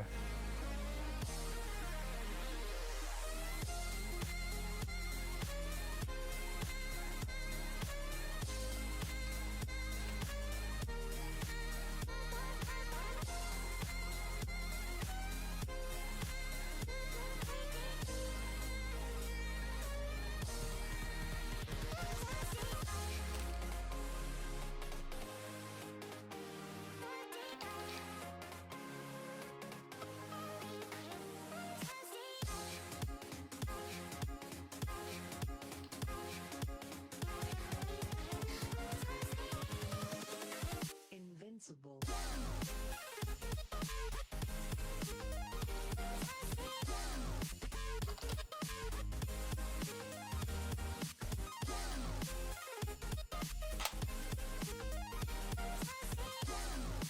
You say, "Hail, brother barkeep! 2 of your finest ales. Do you also have 2 rooms for the night, perchance? For myself and Darian, brave and noble knight of Larian." The barkeep pulls out 2 golden coins and gives them to you. You just pay us. He then leads you to a dingy room with a bed and a small cupboard.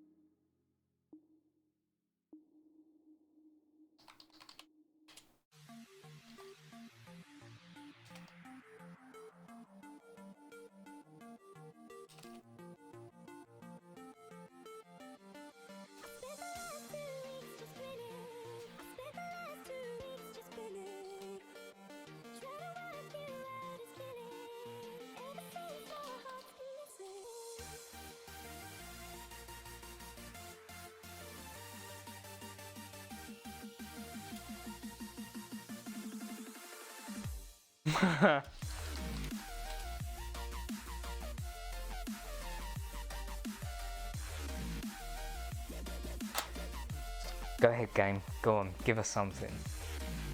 This is all we got, the barkeep says dismissively. Take it or leave it.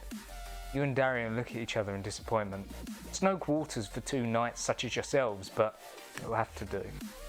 Darian opens the small cupboard and takes out 2 of the largest and ugliest cups you have ever seen in your life.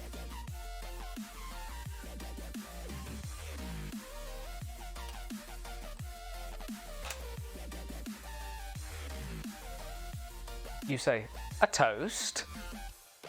Darian and you clink your cups together in a toast. "Long life and good health to you, brother." You both drink. As your cups touch, the foam of the ale begins to slowly disappear.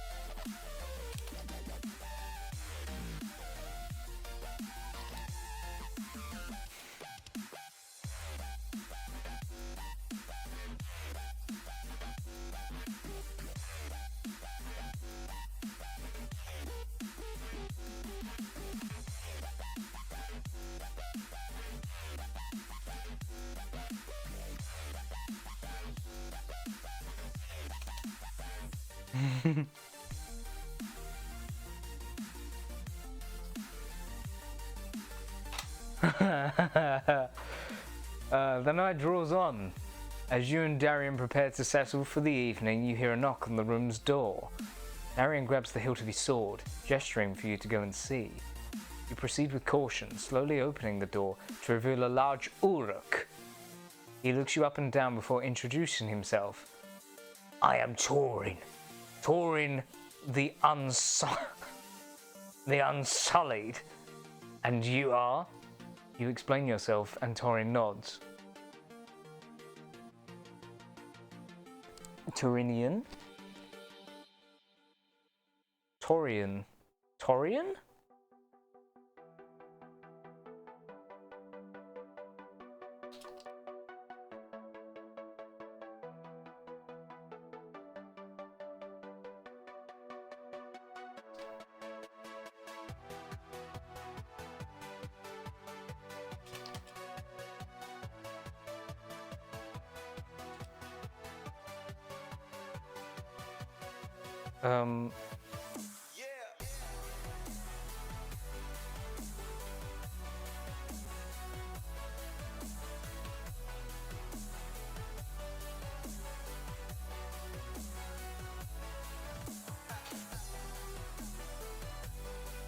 You say, and this is Darian, Knight of Larian. We are on a quest to find the dragon. Torian laughs. I'm going to call him Torian from now on. Torian laughs.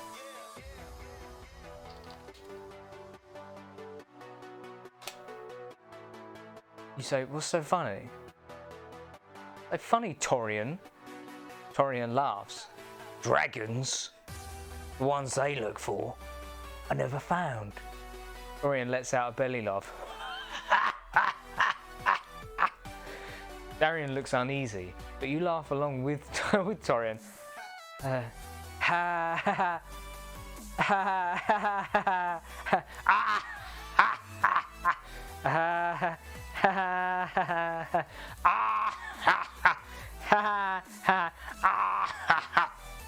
ha.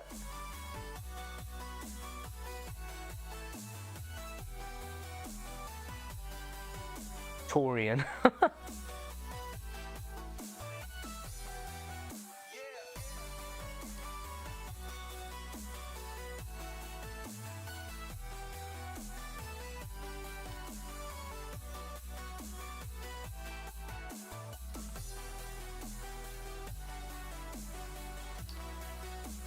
I want to change his name, but I know that the AI is going to freak out and be like, who's Torian? There are 5 people in the room now? No. Stop.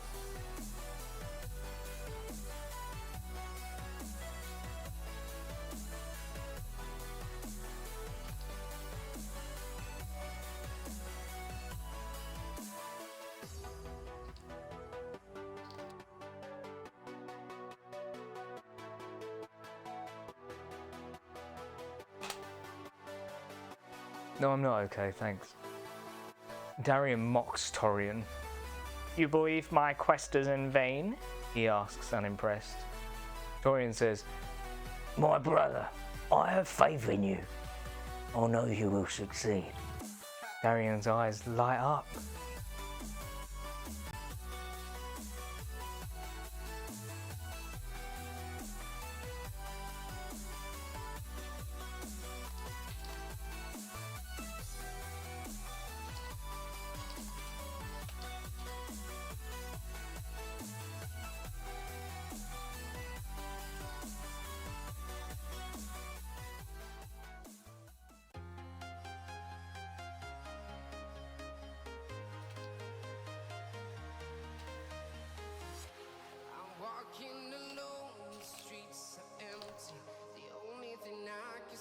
Where's the tubby little fella tonight? He's working, Beefy.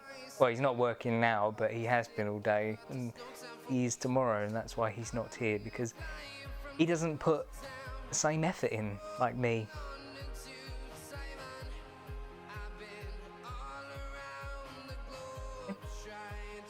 I said it.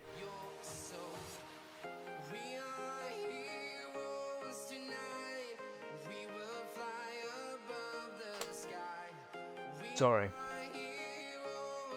Take this for your travels, says Torian as he hands Darian something from his pouch. It's a piece of paper. Darian reads it. Torian has gifted you with his amulet as a symbol of his faith. Wear it with pride. Pride. Farewell. It's Pride soon. Is it, or now? I keep seeing things about Pride. Is it Pride? Anyone know?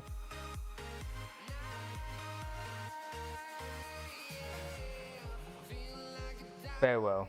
Why did he write farewell on the note? Why did he write a note? He gave him a thing. Why? Shocking but true. Thank you. I knew someone would understand.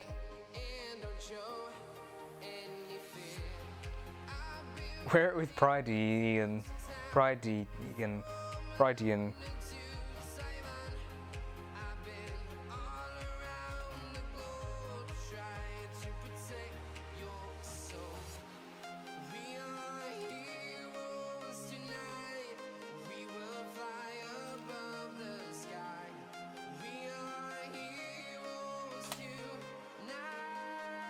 Dorian takes his leave. Darian observes the amulet he was gifted.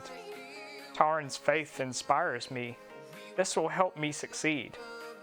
I just know it. Darian says to you. You stand there looking at your new friend. Who? The amulet? Is the amulet a person now? Are you wearing a person?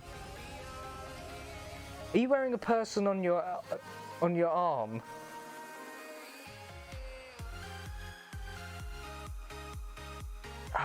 I don't. It makes my brain hurt.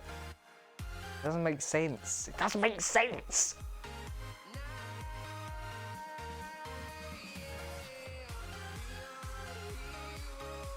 Amiibo amulet. Haha, I've hacked it.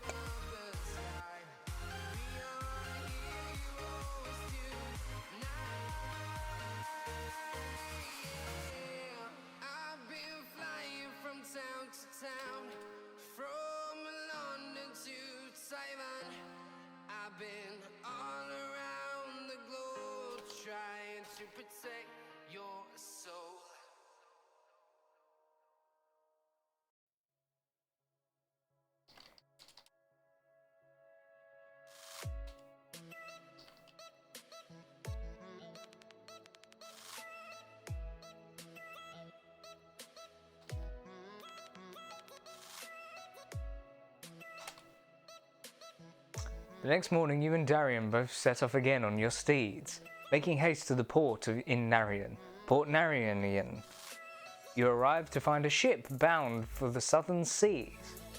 You say, "There goes our ride to the southern seas."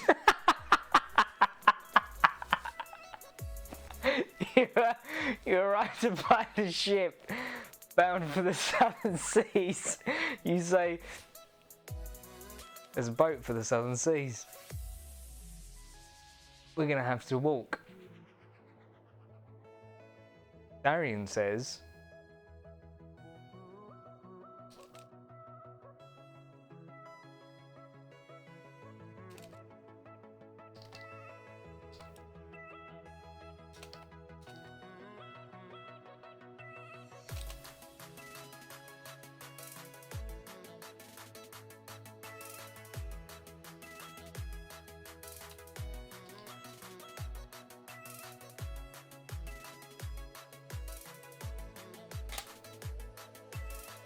Darian says, "Come now, brother.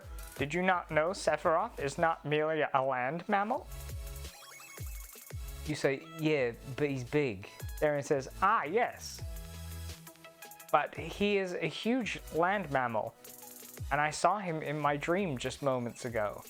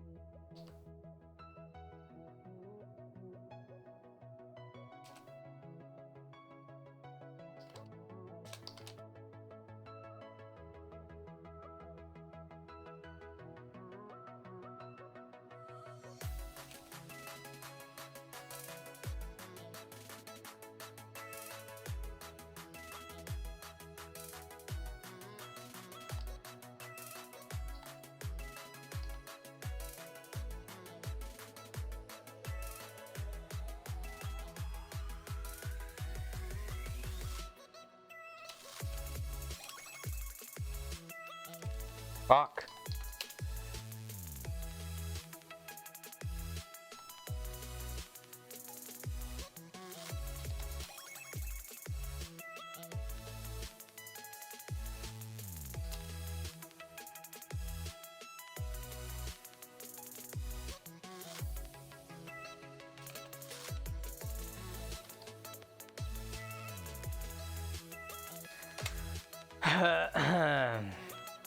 Darian turns to Sephiroth, his horse, whispering into its ear.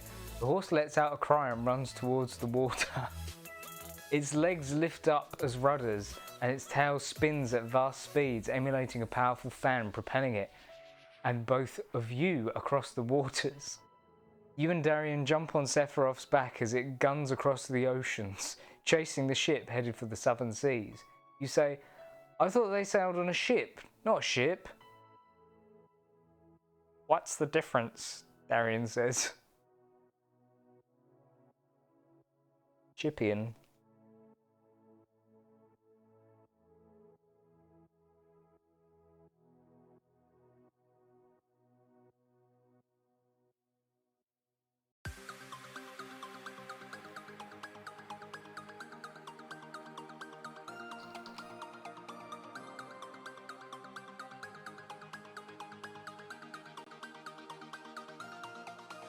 One's a boat and the other is when you want two people to date.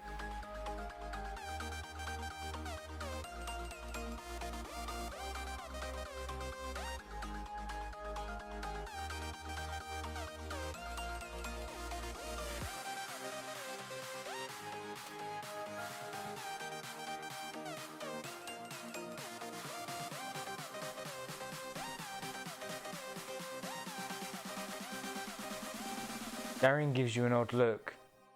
You're unsure whether to continue. You say, "It was a joke, Darian." Darian smiles. "That wasn't very funny."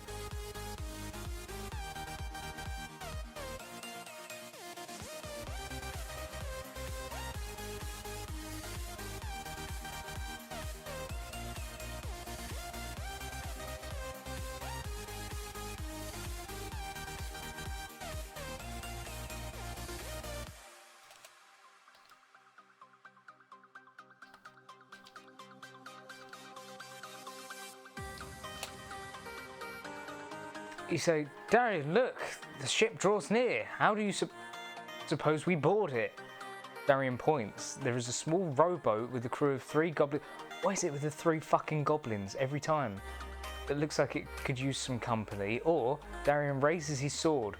"We jump from the ship, of course," he says, but yeah, it's got to be that one. Funnier. "We jump from the ship, of course," he says, pointing his sword at the deck.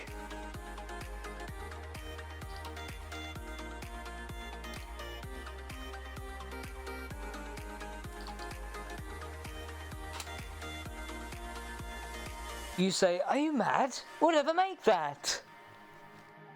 Darian nods. "It's a long drop. Of course, we shall have to jump." You say, "Haha, no we won't." Haha, smile. Darian raises his blade high.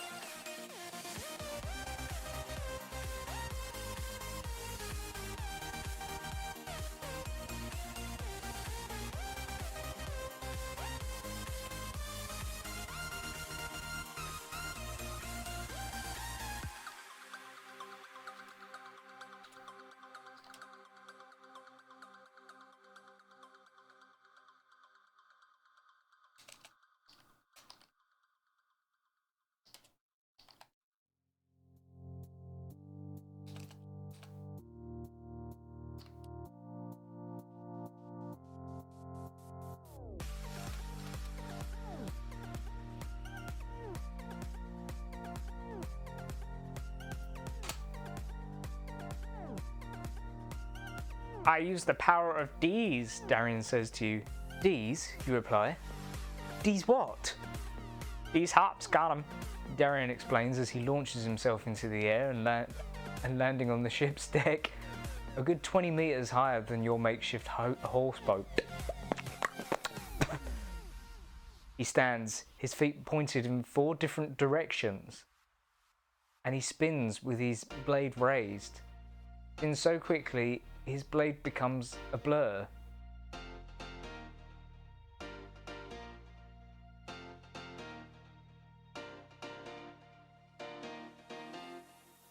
Feet pointed in 4 different directions.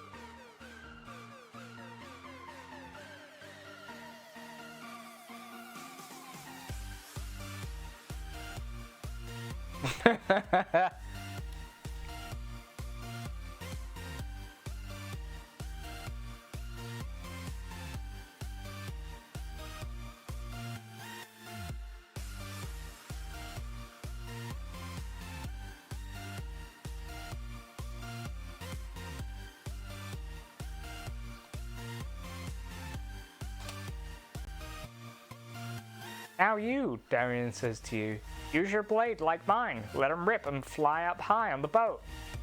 He leaps into the air and twirls his blade near his head. He then brings it down, cutting the air. He twirls and swings so quickly, it's hard to follow his movements.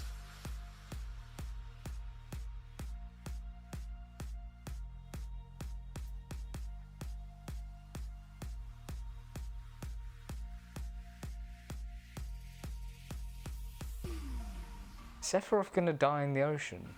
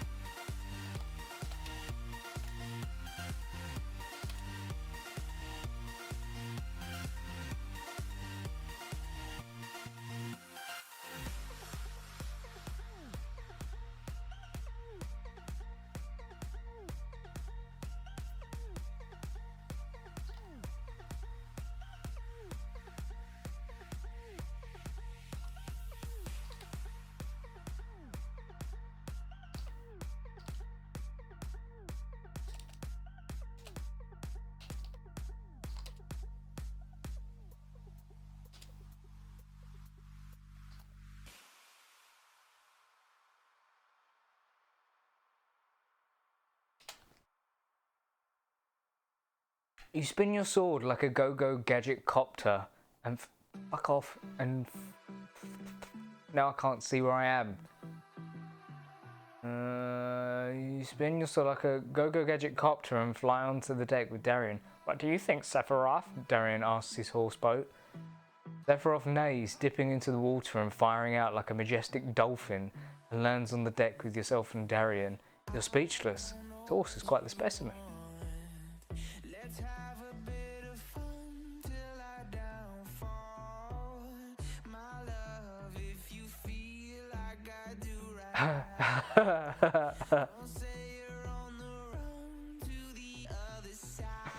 Darian goes to stand before Captain Hook. Tapping his foot impatiently, the captain approaches him.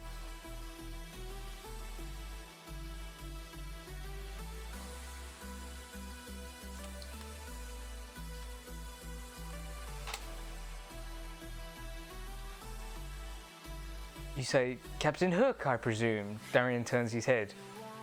You may address me as... Darian, what are you doing? What's the game here, man? You may address me as Torian. Captain Hook says, Torian, yes. I'm Captain Hook. What brings you two to my ship?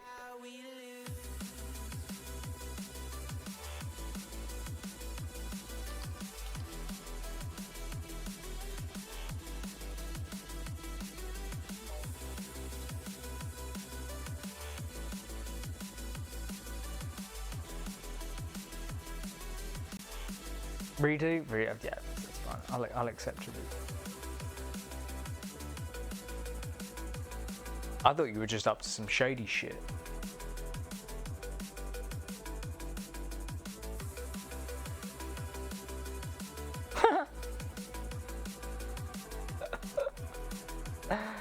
The captain grins. That I am, he replies. I am Captain Hook. You look at Darian. I thought he was a sailor. Darian says,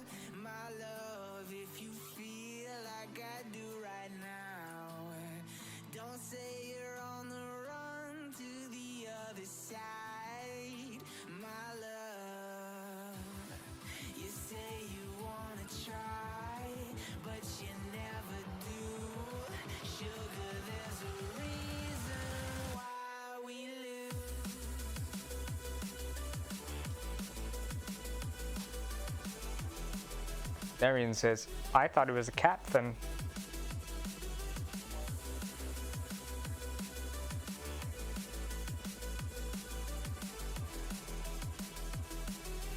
Hook says, I wonder who you are and why you're here. But first, you will both work for me. You ask, what do you need done? Hook says,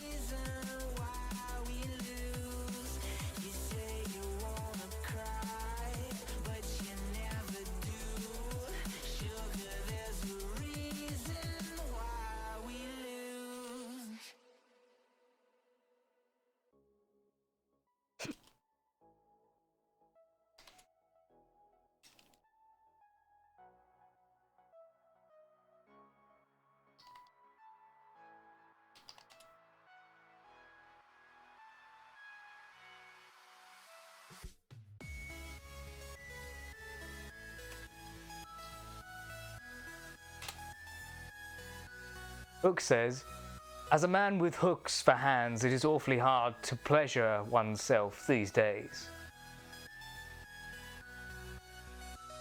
Darian whips out his sword and cuts Captain Hook's hand off at the wrist. Now that's more like it, Darian says to Captain Hook, but go on.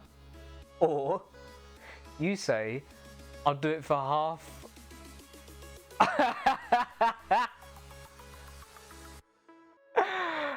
You say, I'll do it for half of what another slave would do it for. Hook says, I think I can provide that.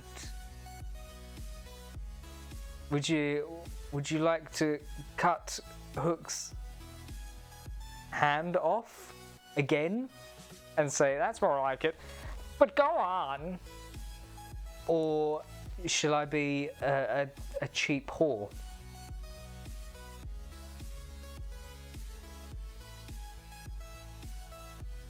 Answers on a postcard.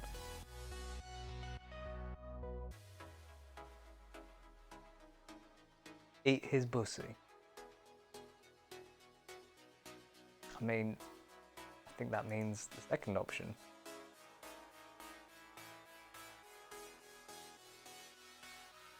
I'll do it for half what another slave would do it for. So, I think I could provide that.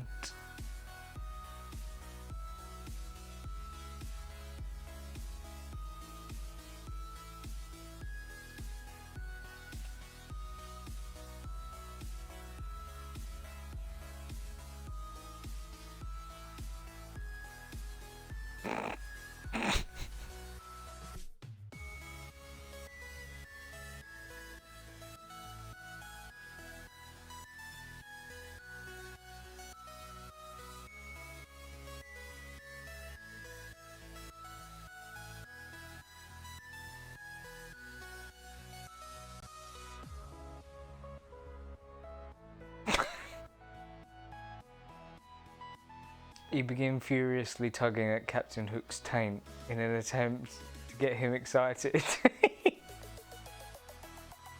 He laughs.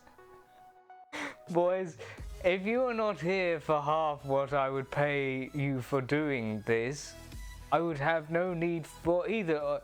Boys, if you were not here for half what I would pay.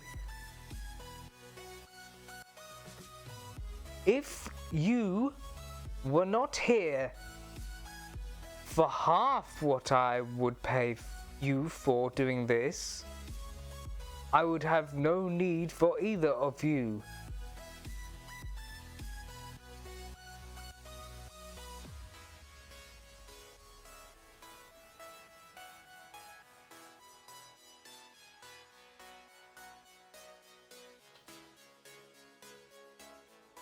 What horny brain does to a motherfucker.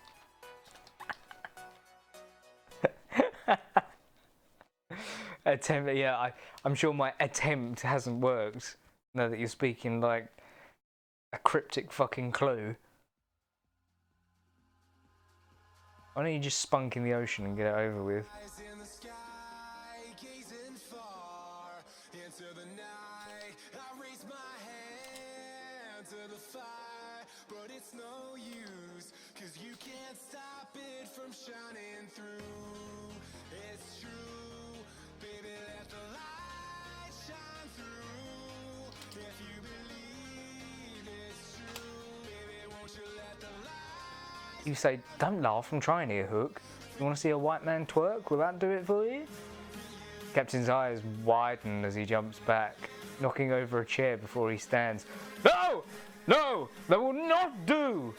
Not for half what I would pay for you. Not for half what I would pay you.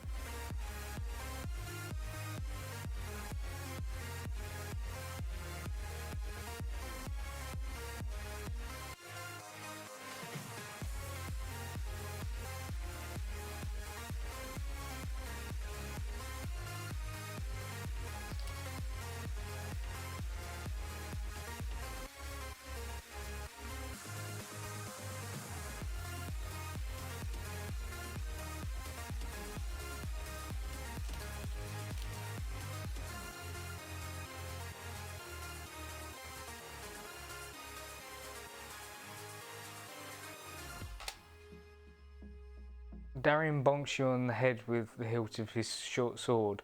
Don't make me send you to horny jail, Darian says to you. I have other, less desirable slaves for that task. Hook says, well, twerk away, YT.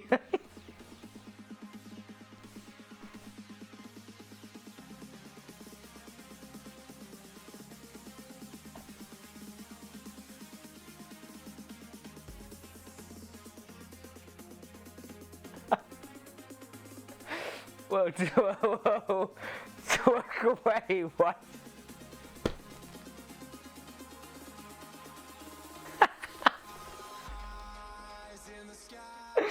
Whoa, twerk away, Whitey. But it's no use, 'cause you can't stop it from shining through. It's true, baby, let the light shine through. If you believe it's true, baby, won't you let the light shine through for you?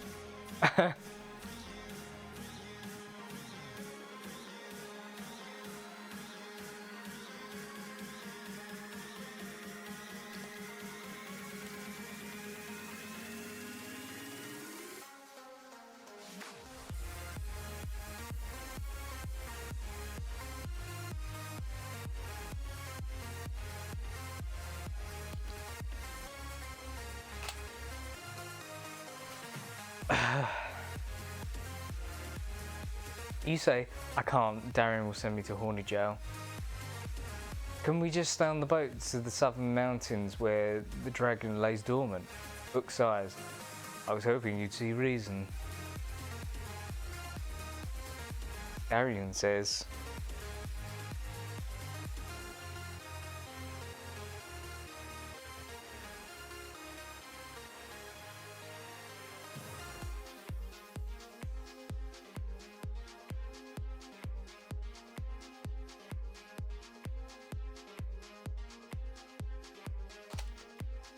Darien says, "It's our quest, Hook. We're going to get that dragon." Darien's tone is serious. Hook says, "I've never known you to take a quest as serious as this one." Darien's eyes flash.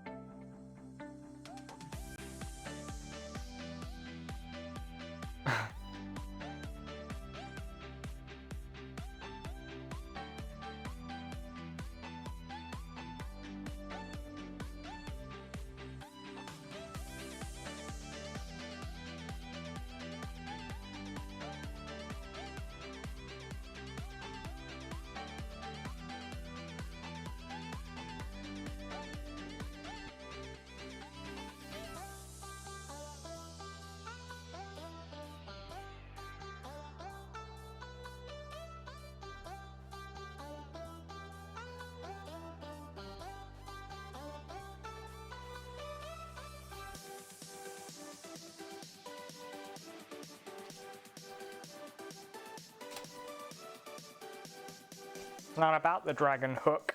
It's about what the dragon has. Something that belongs to me. Hook says, "If you insist. Let's go to my quarters. I have some hooks that might fit you better." You and Darien follow Captain Hook to his quarters. Oh no. Someone's gonna twerk away, Whitey.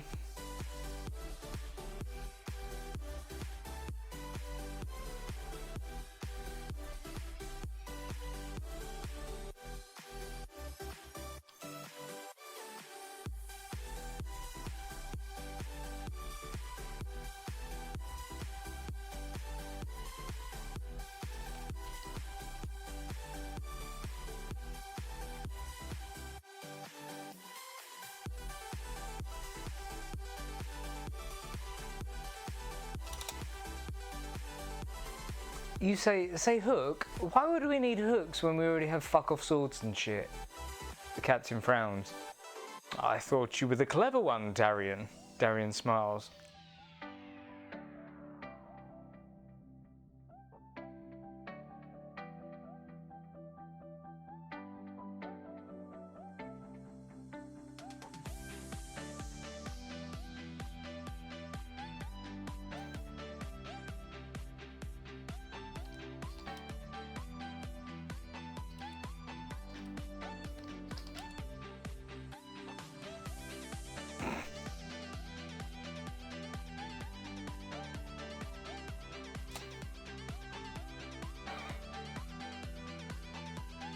You say Darien is everything, Hook. Noble, brave, smart, sexy.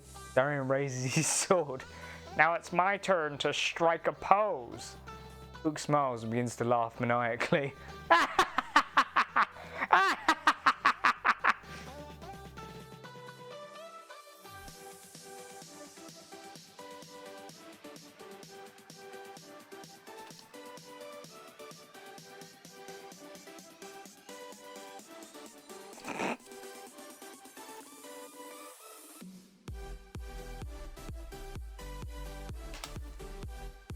You say, well, Darien, what a great pose. Where did you learn that? My father taught me how to swords master.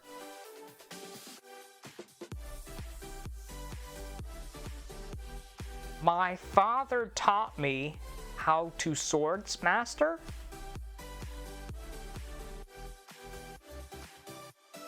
You have a father, Darien? I thought you were a sailor. I am.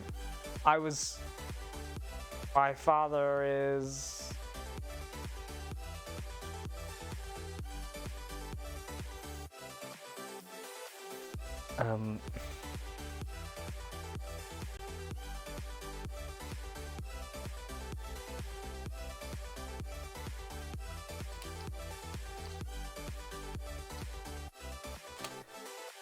Let's pry, shall we?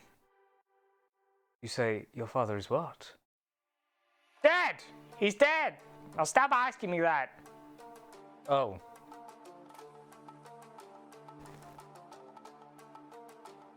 Sorry. I know you said stop asking, but what's your father's name?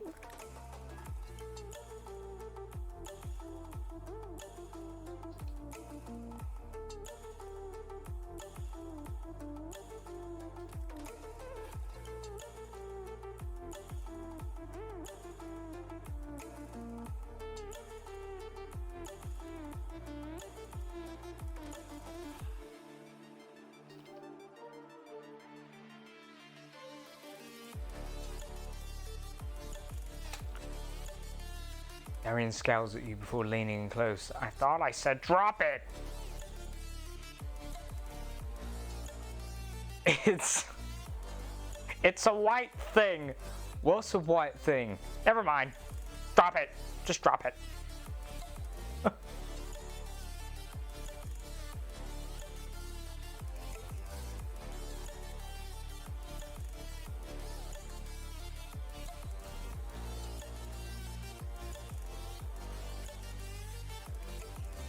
White thing. Dad's being dead is a white thing. In the open, dried out tears of sorrow, lacking all emotion, staring down the barrel, waiting for the He said, I'm sorry if I touched a nerve, Darian. Alright. It's just that I never heard my father's name before. He was always just he or old man. Old Man He? That's a funny name.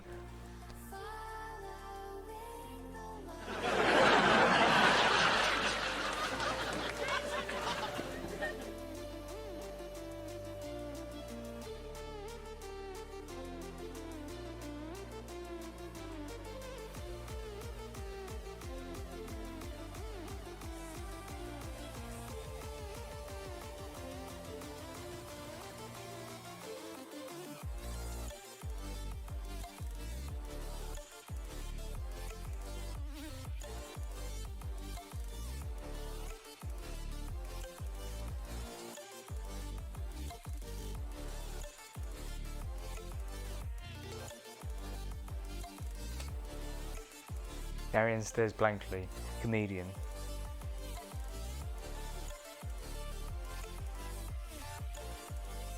Darian says, Old Man He was a famous comedian, and a damn good one.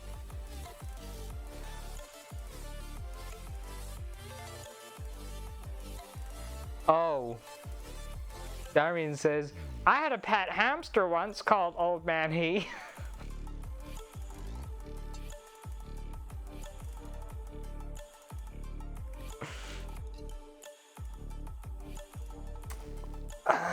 Darian, you okay, hun? Because it sounds like you're losing the fucking plot.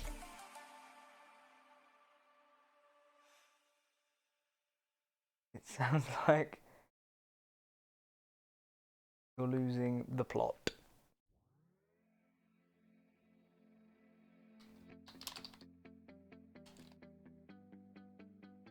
Shame I never met his hamster. Old Man He was a lovely hamster.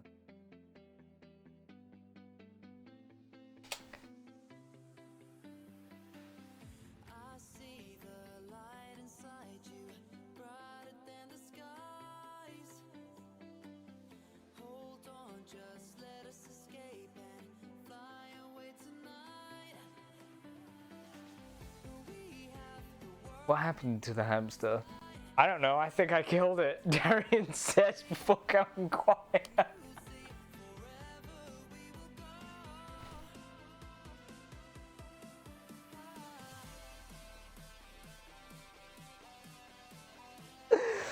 I think I killed it. I don't know, I think I killed it. You say, Darian? No response. You say, Darian?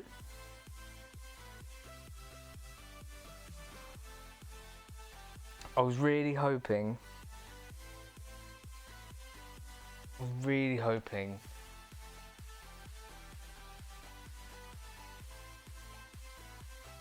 that it would be. I was really hoping it would be a moment like this.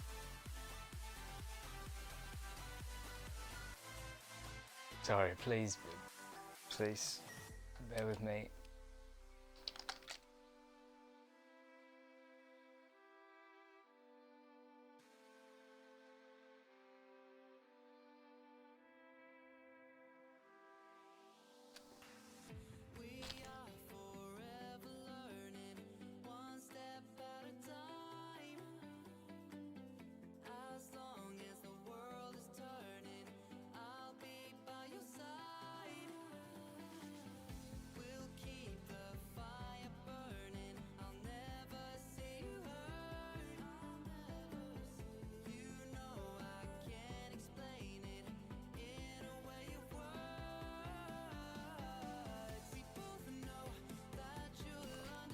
I was hoping the tale of Darian's hamster. Darian's hamster went a bit more like this song. I bought a gerbil at the petting zoo. If Richard Gere can do it, I can too. I get undressed, I start to lube. I stick a gerbil in the end of a tube, wondering. That's not the right chords. Just wait. Just wait. Ah, that's a shame. That's ruined the whole thing now, isn't it?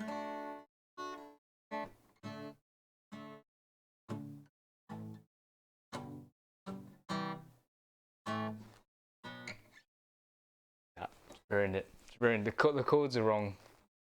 That's not how it goes. I'm upset now.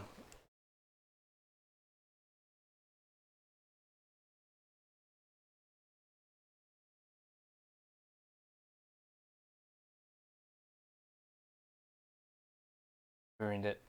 Ruined it. I was going to try and perform a lovely song for you about putting a gerbil up your arsehole and dying, but the chords are wrong. The chords are wrong.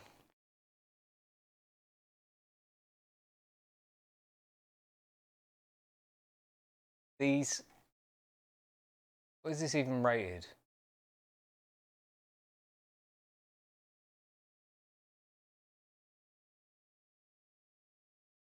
Oh, it's fucking shite rating anyway, and then the next one down is the right one. It's too late. It's too late now, isn't it? Nobody wants to hear the fucking song. The joke is gone. The joke is gone. Back at it. Sorry. Yeah, I mean... No, the moment's gone. The moment's gone. It's all for now. It's all for now. Ultimate Guitar has ruined everyone's fun. Okay? Ruined everyone's fun. Do the song.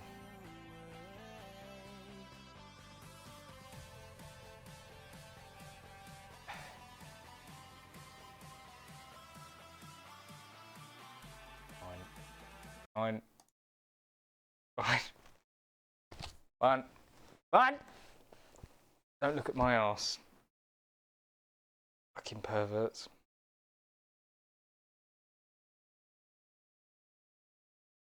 Stop. Chat, stop. I'm always looking. Stop. Stop. You're all disgusting. You're...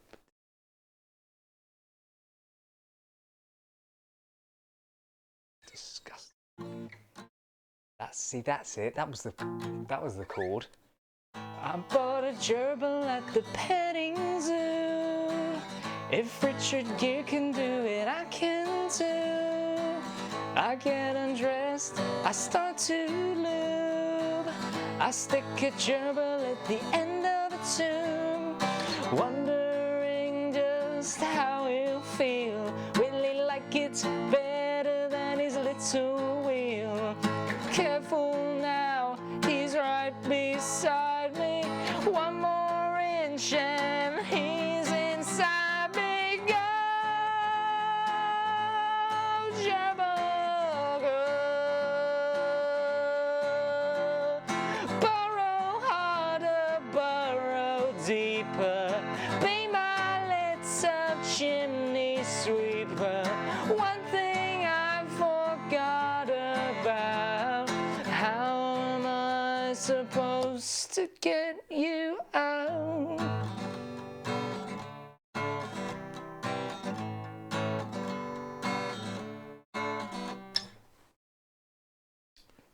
Would you like to, would you like to hear the rest of the song?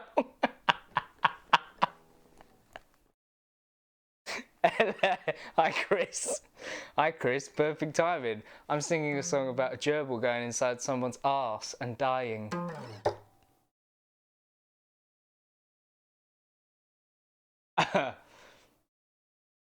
Amazing voice, but better than his arse, thank you, I think. So now my gerbil's on Easy Street. It's warm and cozy and there's plenty to eat. This situation is beyond my control. I gotta find a way to get him out of this hole.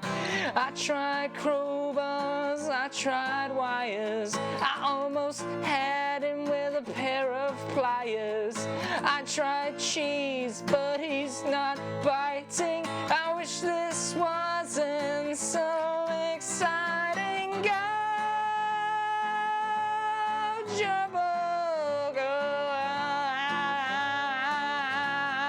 Jesus, I am such a sucker.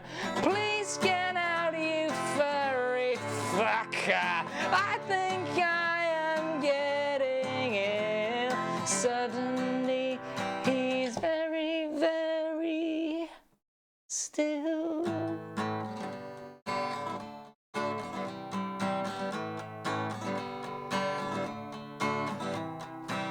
Now it's too late, my gerbil died.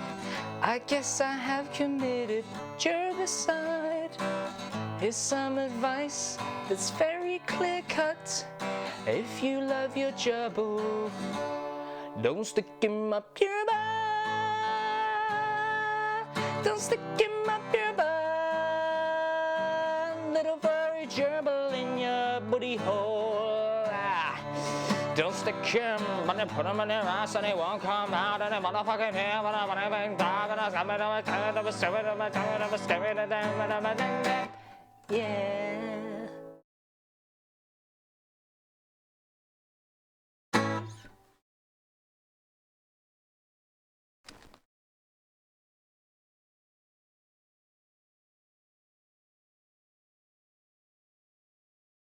How does one sing this song and not crack up laughing the whole way through? Because it's not funny, it's a serious song. Serious tale about one man and his gerbil in his arsehole.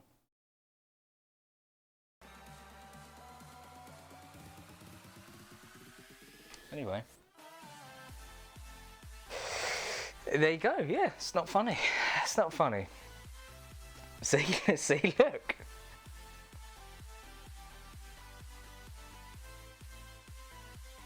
Try and say that again without smiling. What? That someone's gerbil went up their arsehole and died? Seriously, can we just be a bit more sensitive?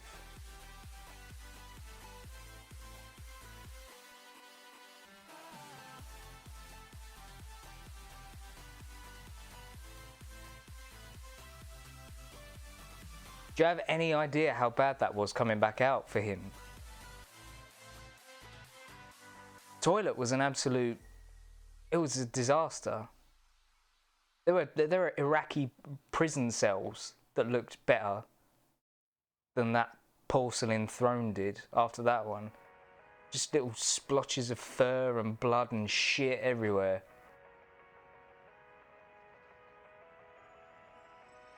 It was a fleshy exit.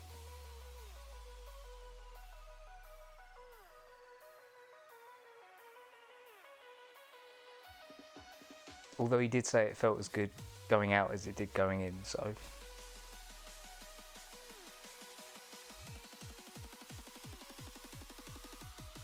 Did he nut though? Okay, I'm gonna carry on with the story now.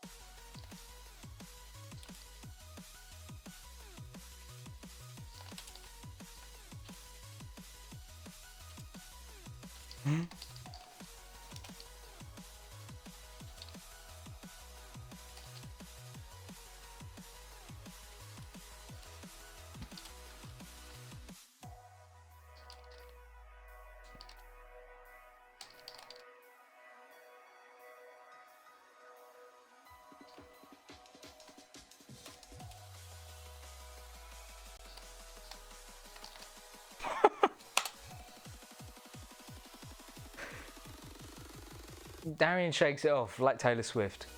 Nothing, what? Oh, the boat's arrived at the mountains, he says, running off. The boat had indeed arrived at the mountains south of Larian. Mountain. Fields? I didn't put fields. Don't add fields to my...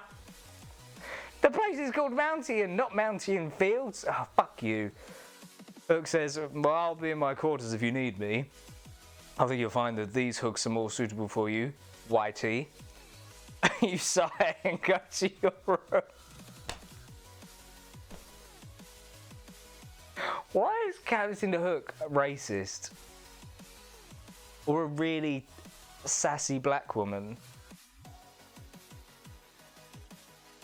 Sigh and go to your room. No, you don't.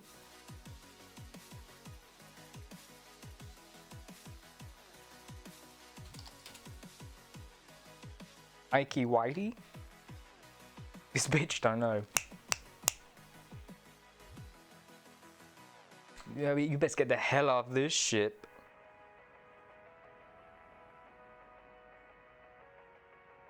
You and Darian leave the shop? Nope. Try again. Idiot.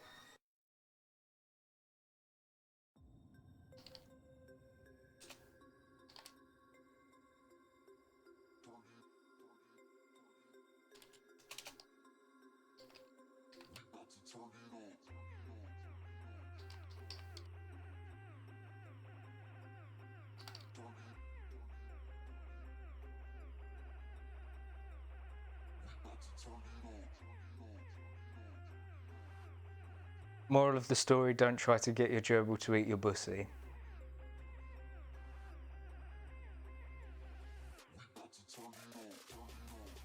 Especially don't do it near an open window. We're combining morals. See? Remember what I said about all of these stories intertwined? Even the morals.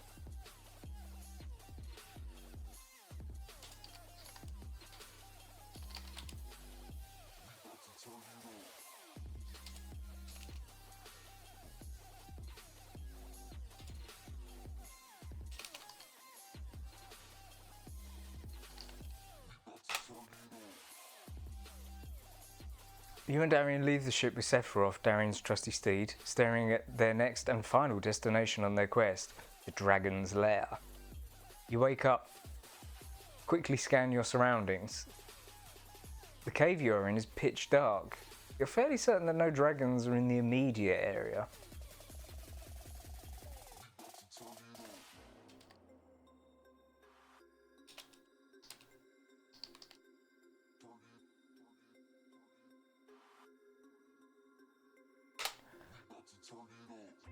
Ask the trusty knight. Where do you suppose the dragon keeps, Darian? Darian doesn't say anything for a moment. Then he says, I don't know. What do you mean? I mean, I don't know. I mean, I have no idea. I don't know.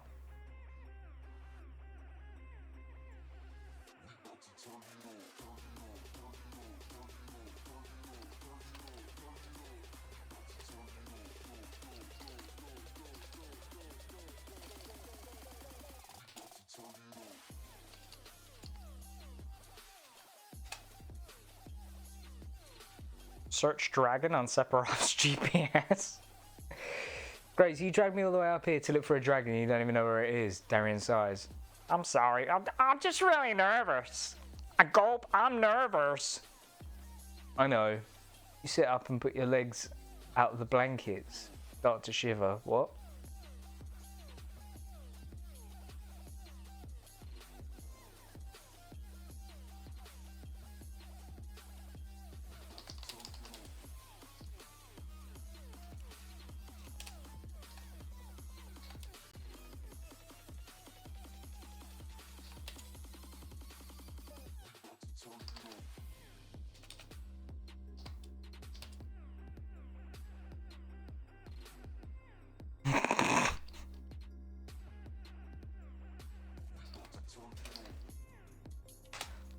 Don't worry, I'm steering it away from where you think it's going. Hopefully. Darien searches for dragon on Sephiroth's GPS system. The horse is showing no results. Okay. We'll just go then, you say. Darien nods. Darien says, I'm sorry again. It's okay. No! It's okay. Darien, I don't want to hear it. It's fine. Fine.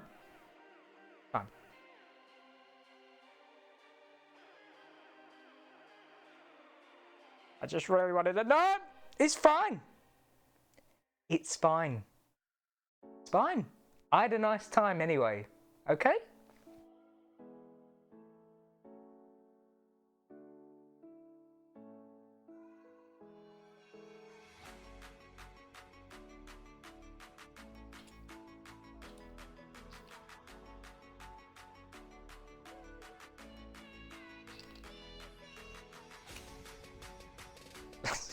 It's all gooned.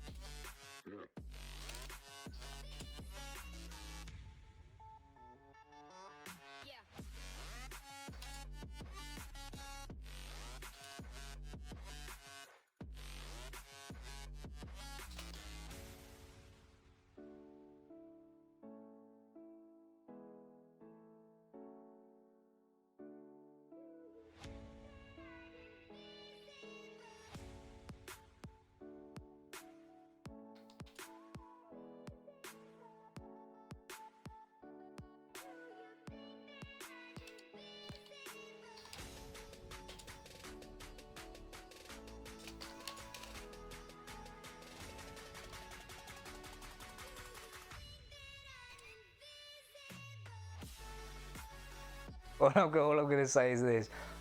Now I'm sorry, okay? Now I'm sorry.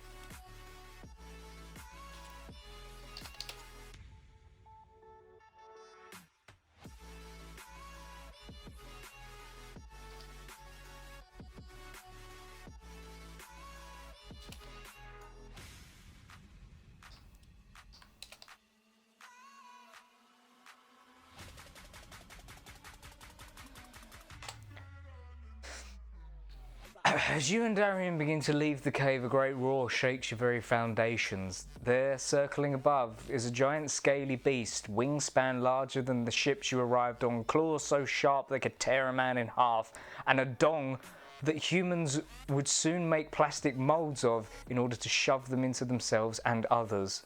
It was the dragon. Dragon! Dragon!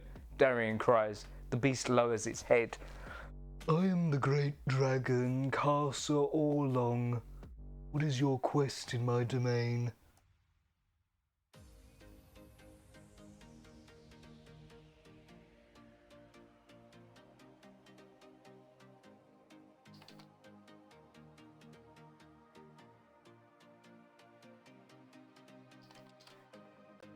Darian says, "Or along, like Big Don got him."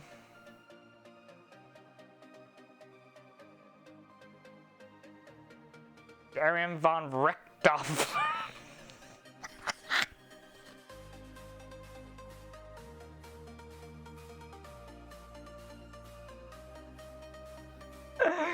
Darian von Richthofen.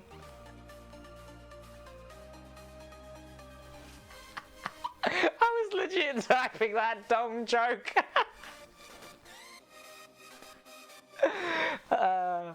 I know you too well now.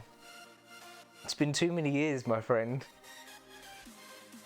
I have acquired your particular tastes. Darian von Richthofen. I am Captain Varlet of the Starship Draco. I thought it said Starship Disco. I'm really disappointed that that does not say disco. Stop, stop.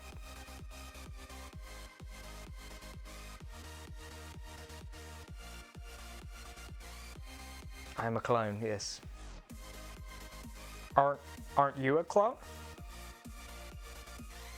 I thought we were all clones here.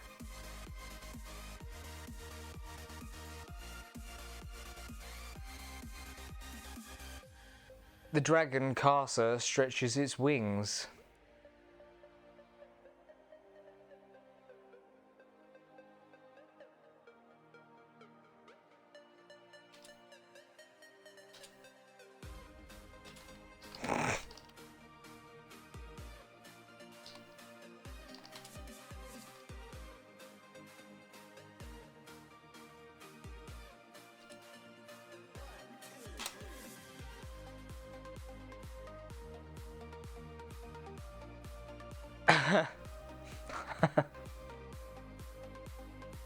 What is your quest in my domain? The dragon asks again. Darian says, to find a way out of here. Karsa laughs. I like your answer. Glad you found me without a map. Oh, the name's not Karsa. I like your answer.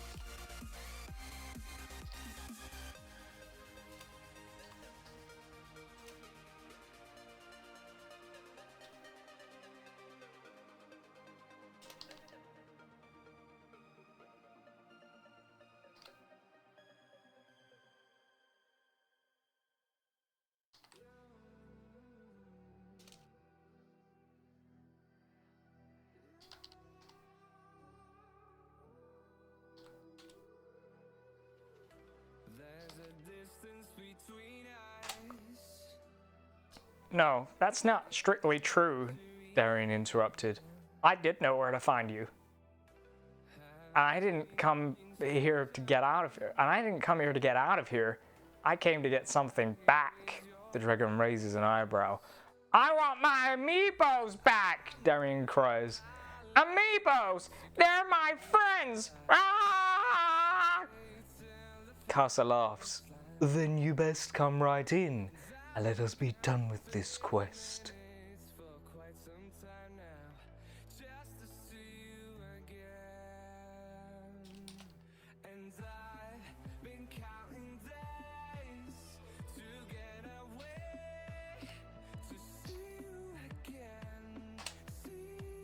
Really?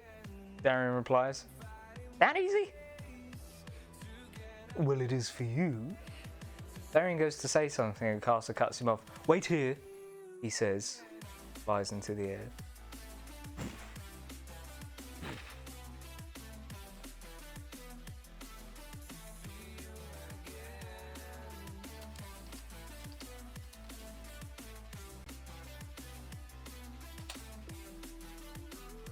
You say, Darian, what the fuck is going on, man? Darian turns to you and he says, he doesn't have any friends. Never had any friends. You ask, what? Just now? We got millions of reasons to let it all go. Hope we're not too broken. I know I'm not always strong,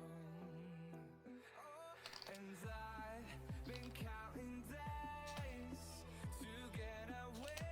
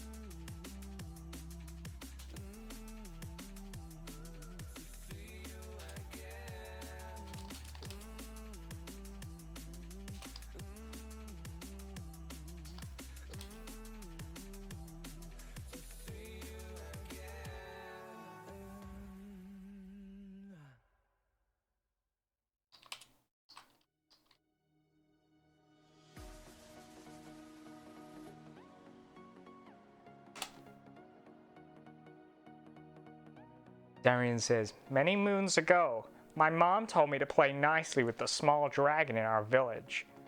I would show the small dragon my amiibo collection and all the sick hacks that I've done to them. And one day, Darian continued, one day I came home and my village was burned to the ground. My amiibo collection, gone. That dragon was Karsa. What are you on about?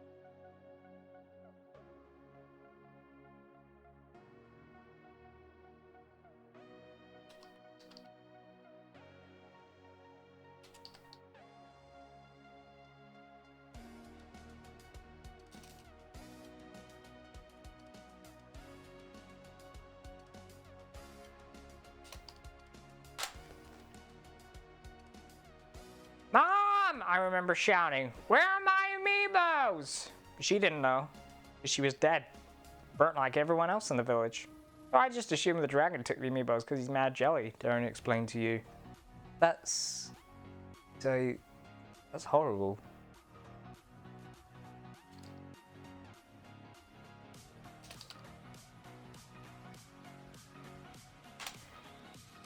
Darian says, I know. So many amiibos. You don't think he's... Darian says, I do think he's... I do think he's mad, Jelly.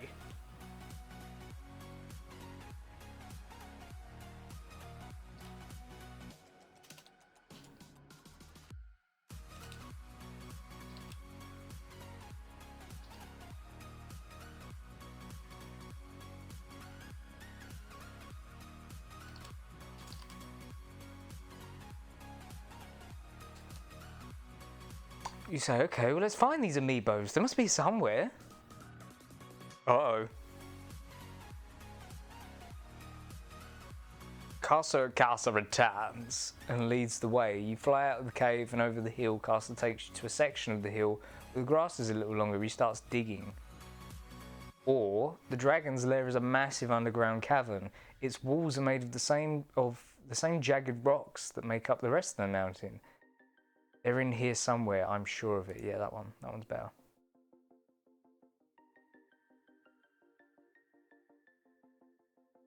They're in here somewhere, I'm sure of it.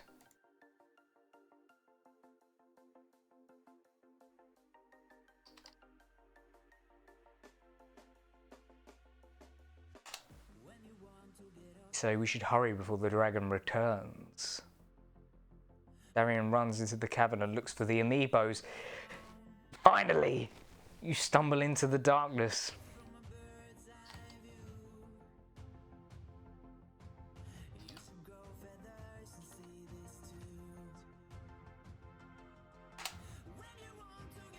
You say, Darian? Did you find them?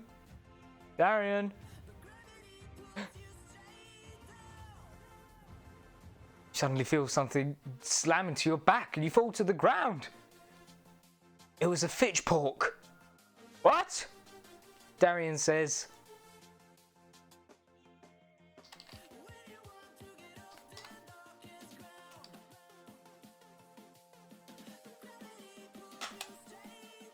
Surprise, bitch. Two of you turn around and see a raggedy old crone.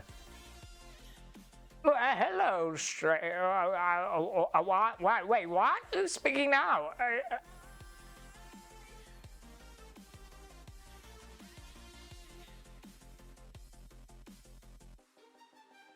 Wait. Who's speaking here? Because it's very important to the context of the story.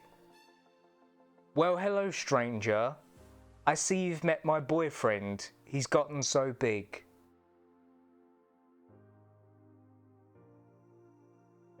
But then it follows up saying, the crone says.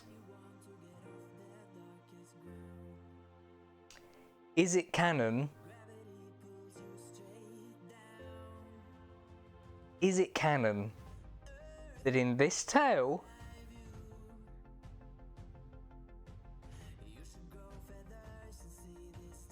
you tried to steer it away, but the AI had other plans. It just took a while to follow through. It's canon, isn't it?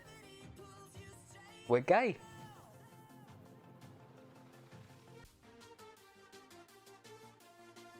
We're gay. It's canon. This story has made it abundantly clear.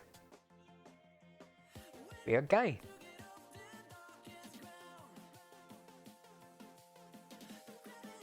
Nice, to LGBTQ. What does the plus stand for?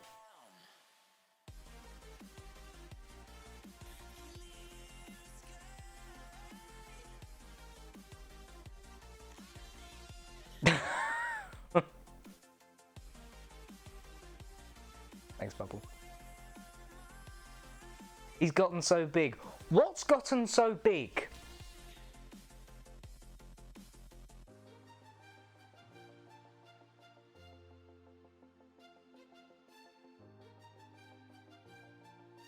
Shouldn't have asked. Shouldn't have asked.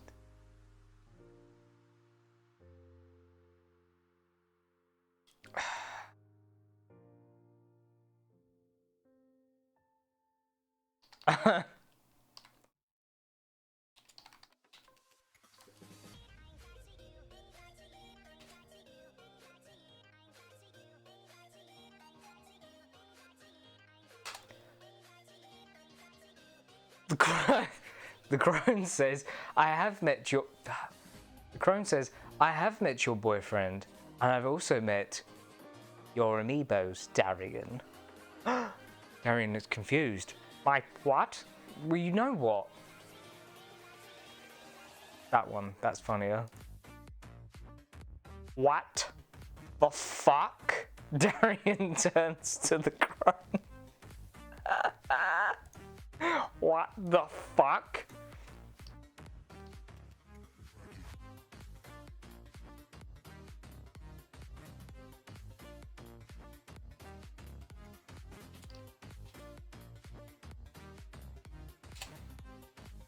Say, Darian, be careful. This could be a trap. Darian charges the crone and she pulls out a knife. He stumbles backwards and nearly trips over you. See, the crone says before chopping at Darian's jugular.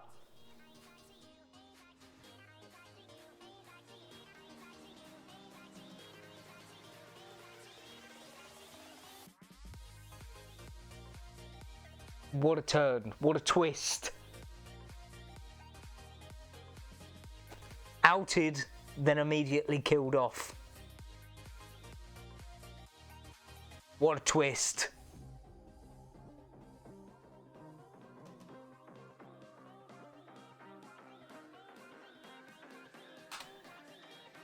Sounds like The Walking Dead. Darian! No! Darian grabs his neck and the knife enters his flesh. Ah! Bitch! Darian falls to the ground, weakly clutches his neck. Oh no!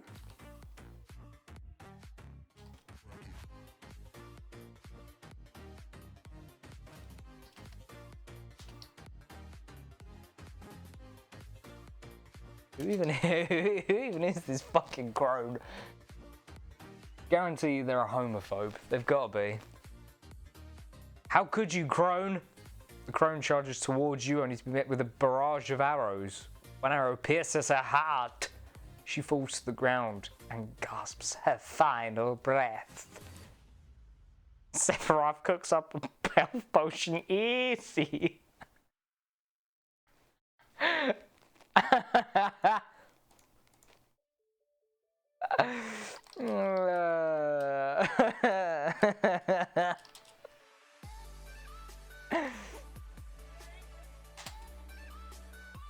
You run to Darian's aid.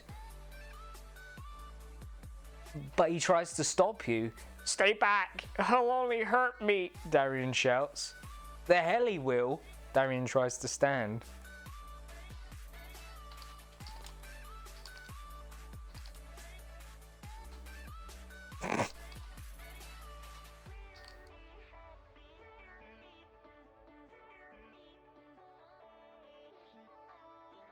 I loved you, Whitey.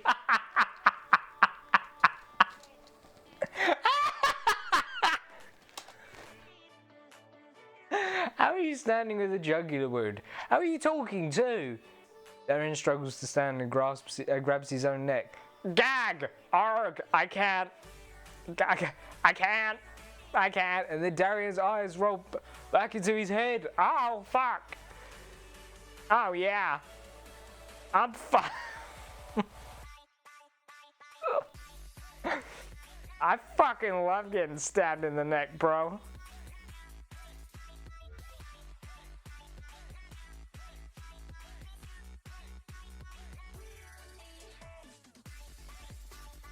What's even happening? Love stories. Beautiful gay love stories.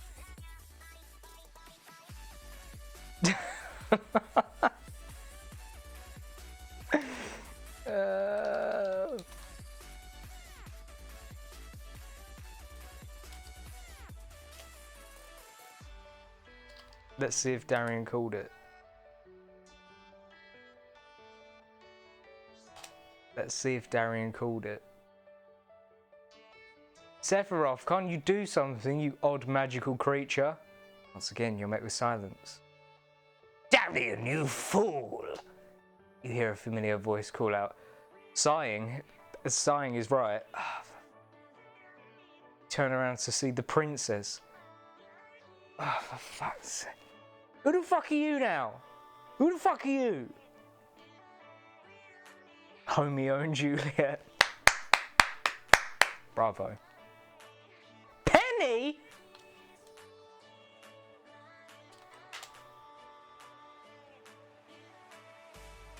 It couldn't be.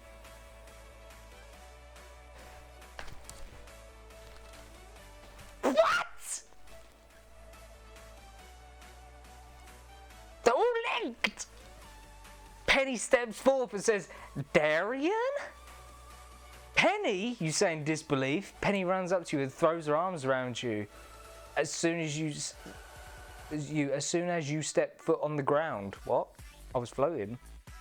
Penny is the final boss of the homophobes. You're too fucking right she is. God created Adam and Eve, not Adam and Steve. That's when she morphs into her final form. What was Steve?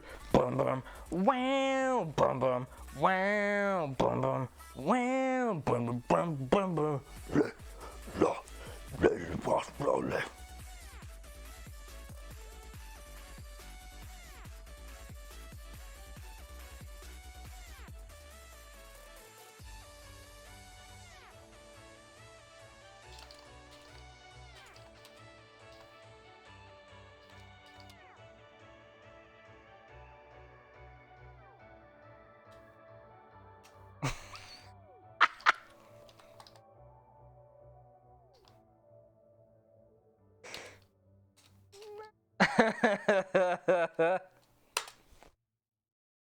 You say, Penny, this isn't the time. Darian, my boyfriend is dying. Penny steps back and looks at Darian, who's clutching his jugular. What the hell is going on? Penny shouts. I'm sorry.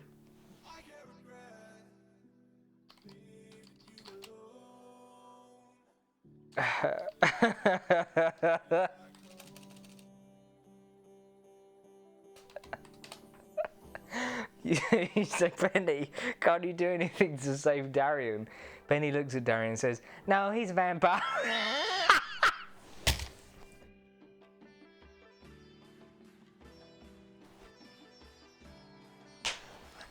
I'm fucking not. I'm not free.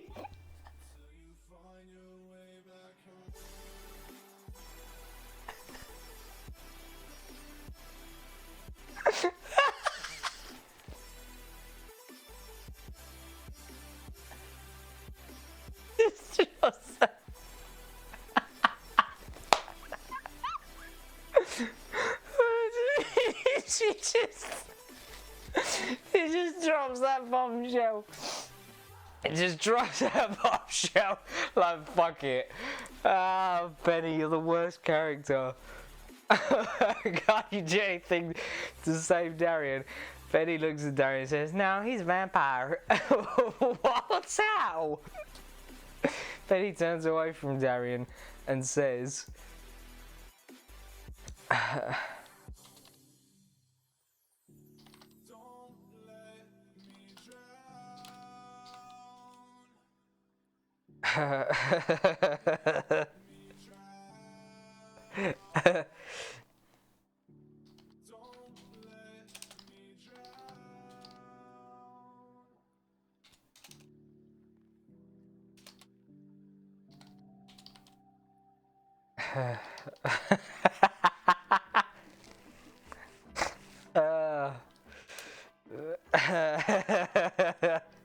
vampires are mad homos.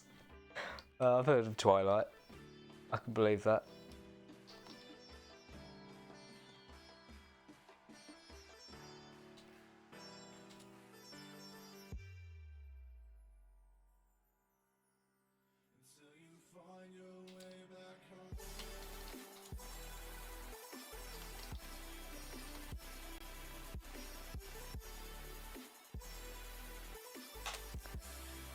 Penny turns away from Darian and says, How what? How do you think, dum-dum? He doesn't follow the teachings of our Lord and Savior, Jesus Christ.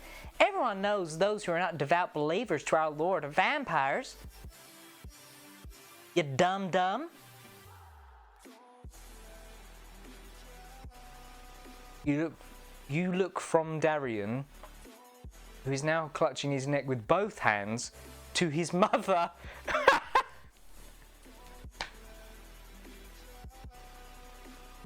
His fucking mum stands up. She's supposed to be dead. She got burned. She got burned to death in a fire because of the dragon. And now she's just. Oh hey, I'm down Darren's mum.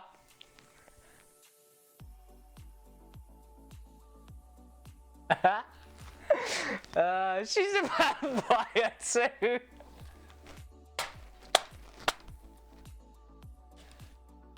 This is fucking stupid.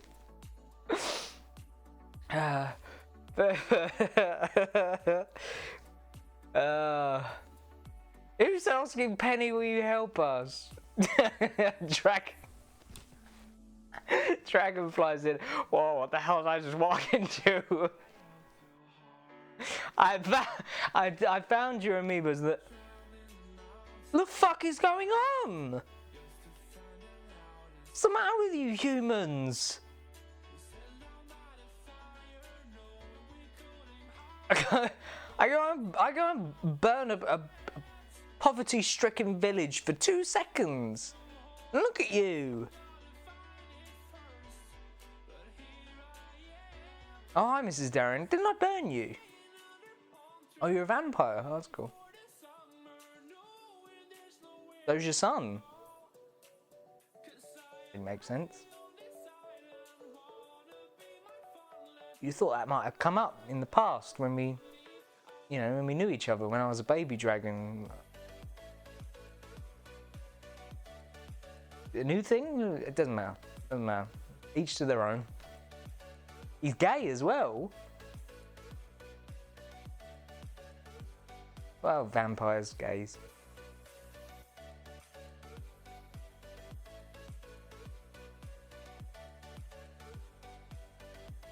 So, are we...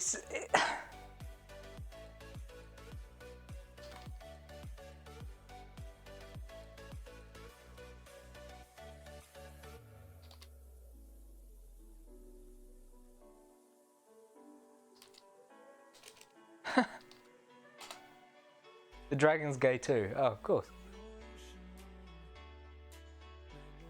You say, Mrs. Darian, did you stab your son? Are you the crone? Yes, I did it. And no, I'm not the crone. Now leave us alone. I want Darian to die, and I will give you the means to do it.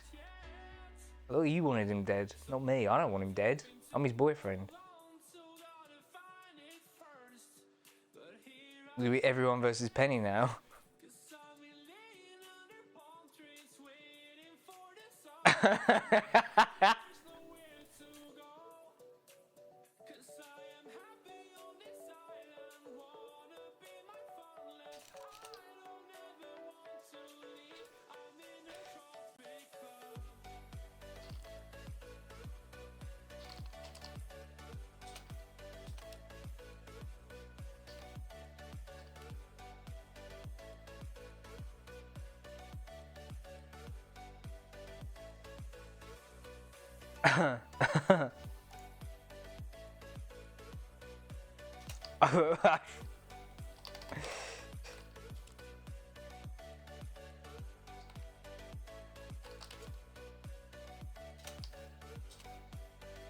I have to ask. I have to see what fucking god-awful explanation they come up with. But why, Mrs. Darian? Why would you want Darian to die? You think... I was about to do your voice.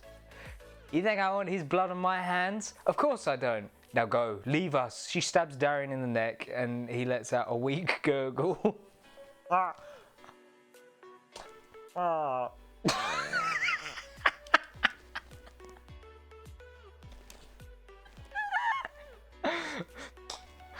Mom.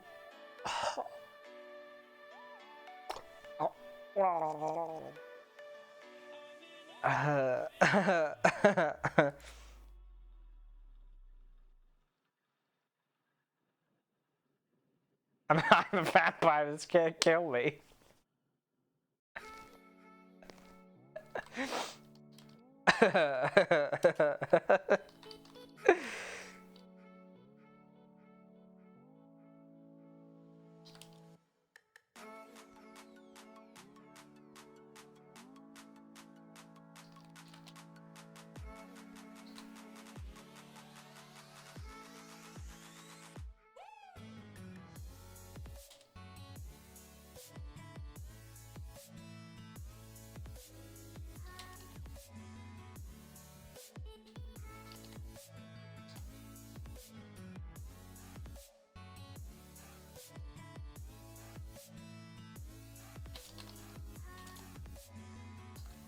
What was the name of the dragon again?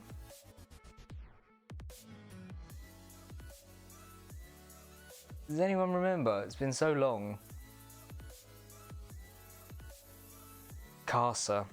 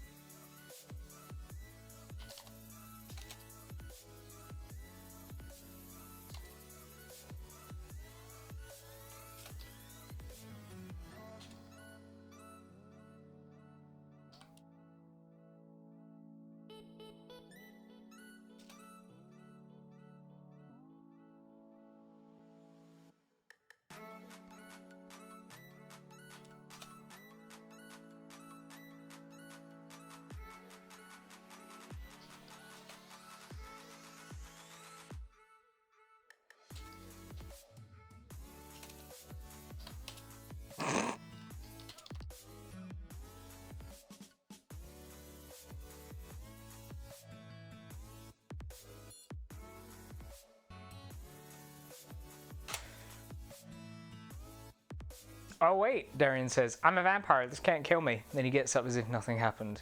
Now where'd that dragon Karsa get to? Best give me them amiibos before I'm dragging these nuts across your face, lizard boy. Darian jokes before he opens his eyes. You turn around and run back towards the entrance of the cavern. Penny, why did you do that? Do what?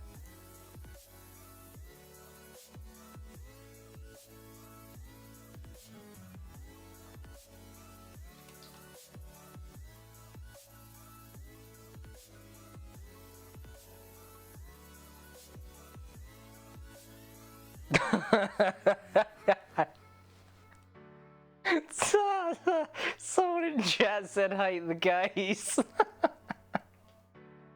Why did you do that? Do what? Why are you hating gay people? What are you talking about? What do you mean why am I hating? They're not people anyway. Well, let me tell you something. God hates... Stop right there, Penny. We're right there. Some more.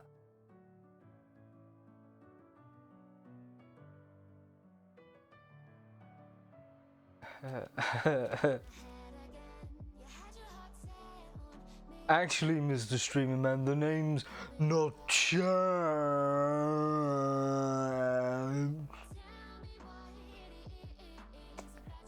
It's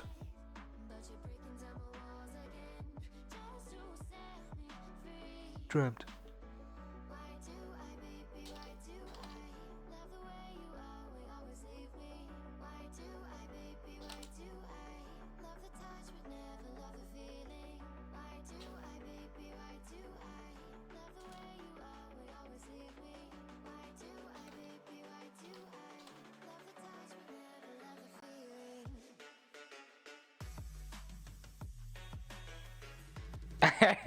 How much that kills me.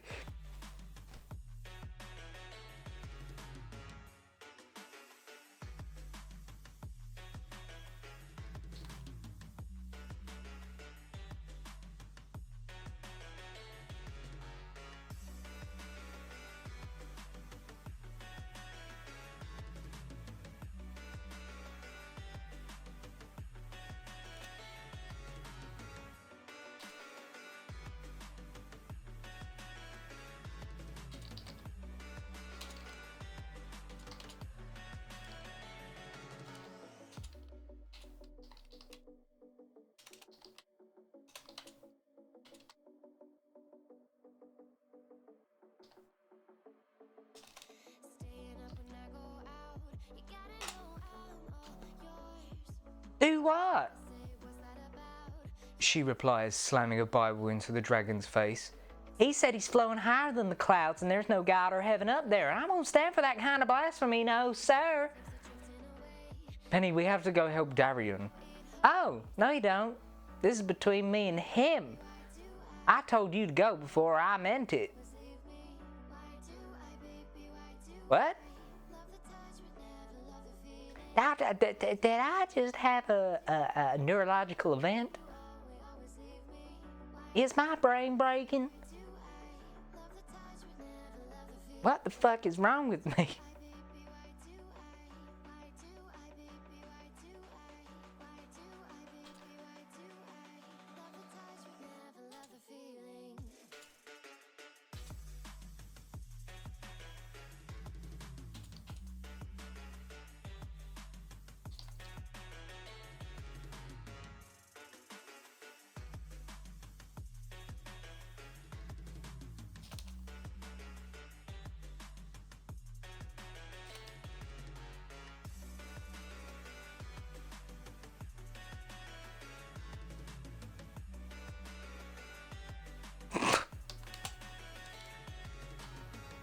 The dragon devours Penny in one bite because she's a preachy, annoying bitch.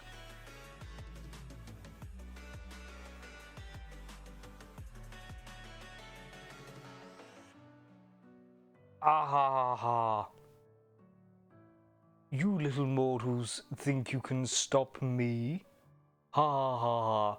No you can't. No you can't. No you can't.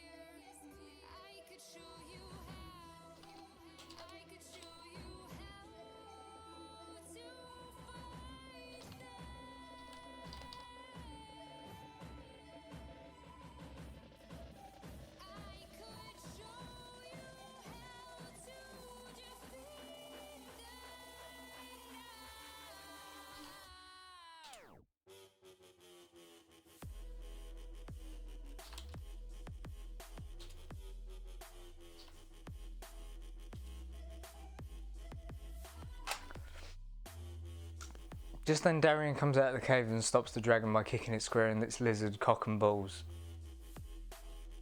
The end.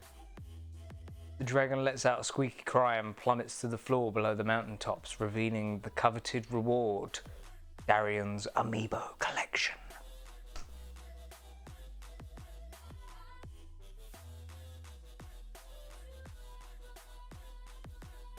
Remember everybody, if you are ever cornered by a fire-breathing dragon who claims that you little mortals think you can stop him, no you can't, no you can't, no you can't, just kick him square in his scaly lizard cock and balls.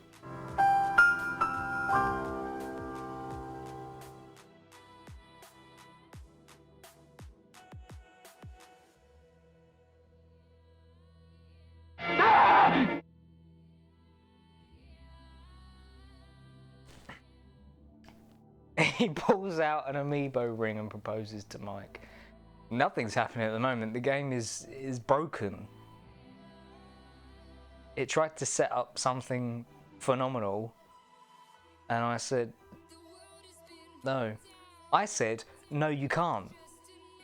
No you can't. No you can't. Oh no! Our story!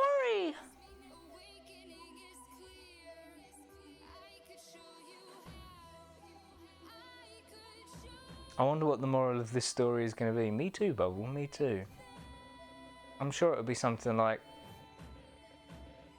don't cross the street without looking both ways.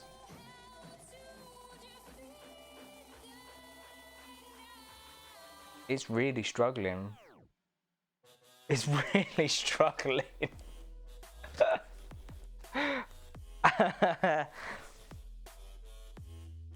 There we go. You get your amiibos and equip them.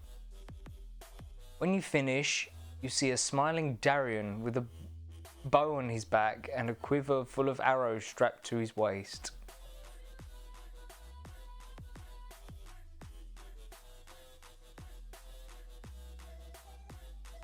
It's taken this long to do it. How bad do you think? How bad do you think the AI is gonna feel when I press retry straight away?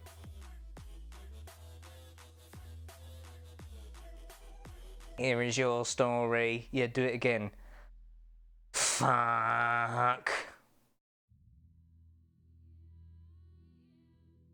Shit. I hate you. Right, while I was thinking about it, I've got to go for a quick pee because I've been dying to go for about 10 minutes.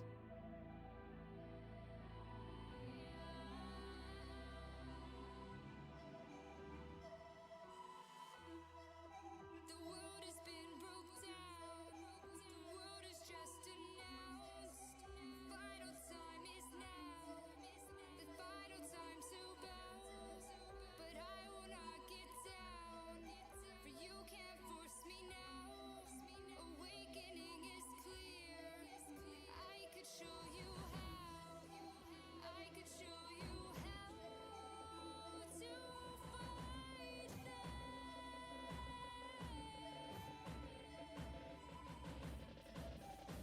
I could show you how to defeat them now.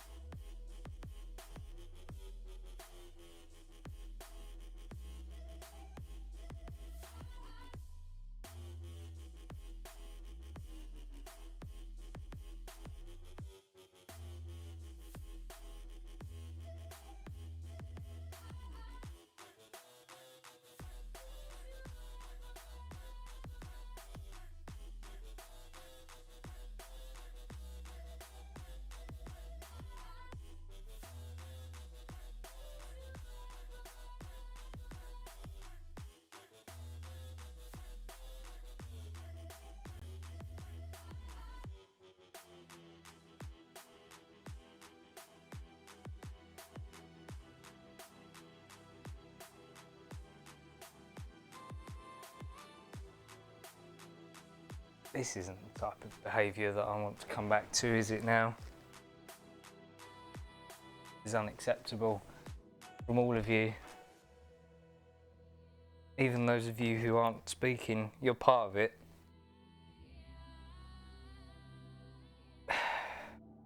What's the phrase? Guilty by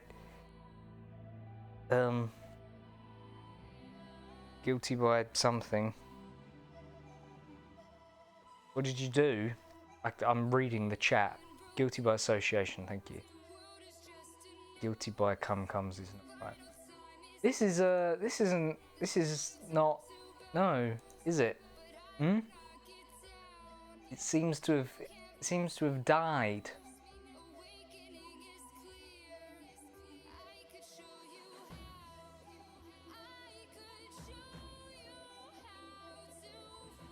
Are we listening to Evanescence?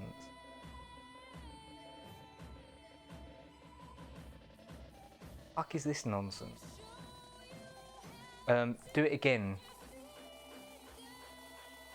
Do it again, do it better. Be better, robot.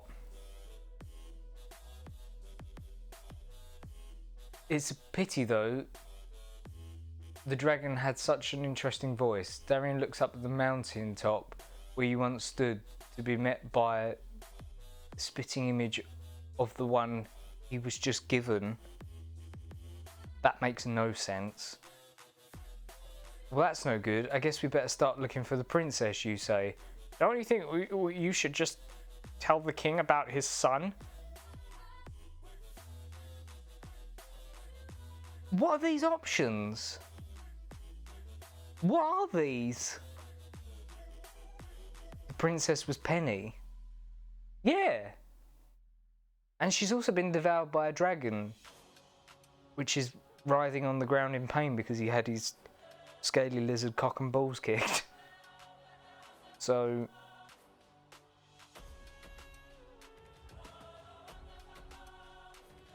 I don't like either of these options. Can you try again, please? Or hit undo to cancel. Yes, undo. Go again. Give me something I can work with.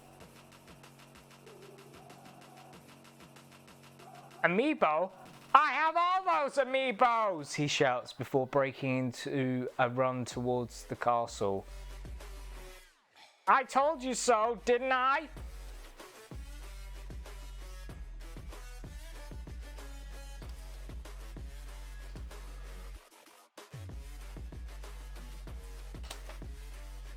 Sure did, Darian. Sure did. You watch as the vampire opens up a portal and banishes Darian to the...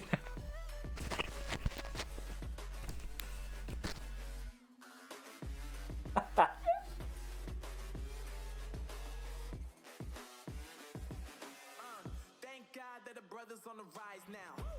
Endless celebrations all in my house. Levitating now, I'm super duper fly now. London boy, but DC where I reside now. Put the time in while you always Doesn't make any fucking sense. know I'm coming with it. You were sitting It doesn't make any fucking sense. like Harry Potter playing Quidditch, and my business is humongous. You would think that What? for that whip, yeah, that what you call that. Blow up in the summer, have him yelling fall back. You watch. I like how.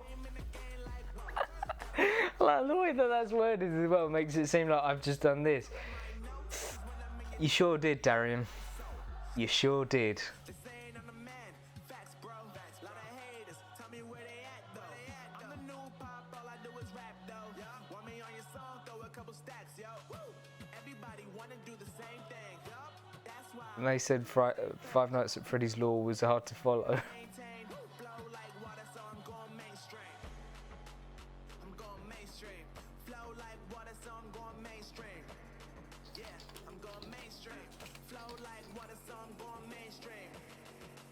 I'm going mainstream. Mainstream.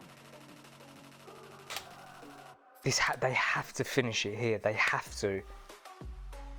Wait, what? Darian? Darian! No! You watch as the vampire drains Darian's blood and then banishes him as well. Now, I'm the one and only Lord of all vampires! Flow like water, so I'm going mainstream.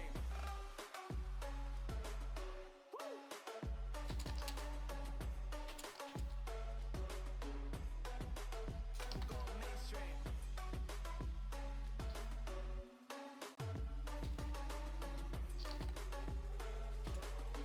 Flow like water, so I'm going mainstream. They saying I'm the man. Facts, bro. Lot of haters. Tell me where they at. All I do is rap, though. Want me on your song? Throw a couple stacks, yo. Everybody want I do like your option a lot better. we ain't on the same page. I'm gonna go with mine, and you can be funnier than me. That's fine. Sephiroth kicks him in the balls and saves Darian. I like how everyone just gets kicked in the junk. When we say, I don't know, get a fucking nuts kick, man. Get a fucking bollocks kick. I'm going mainstream. Mainstream. Flow like water, so I'm going mainstream.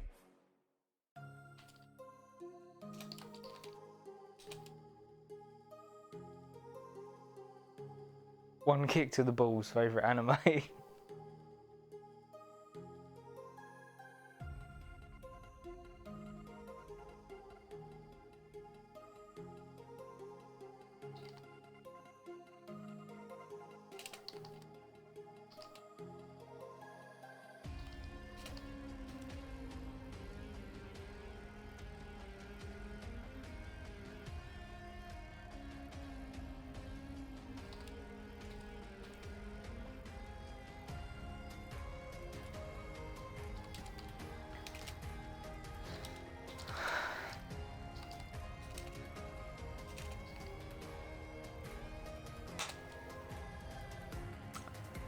But the power of gay overwhelms the vampire and he dies because he's not woke enough.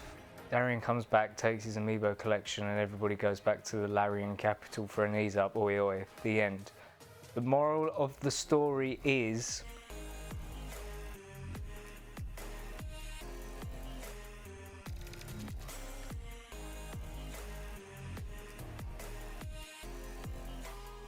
The moral of the story is... Don't touch my ideos.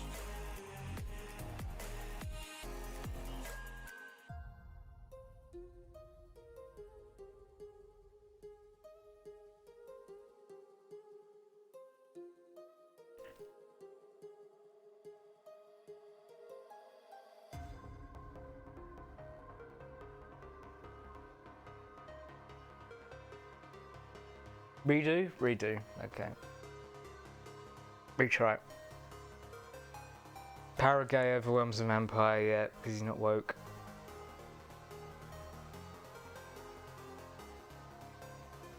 The moral of the story is, never mess with a vampire. They're dangerous and crazy. You've reached the netherworld ending.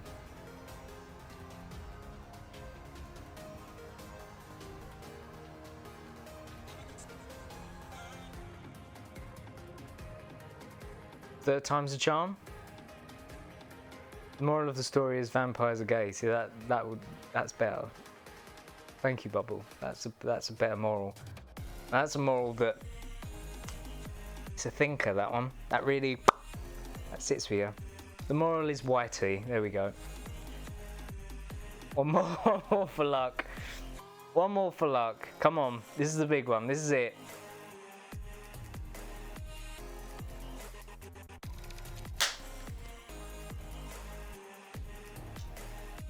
The moral of the story is, do not play with Darien if you value your life. Do not play with vampires. Do not play with dragons. And for God's sake, Darien, stay out of the kitchen.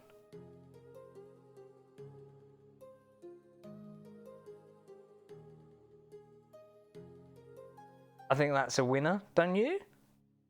I think we've got that one. Have we not?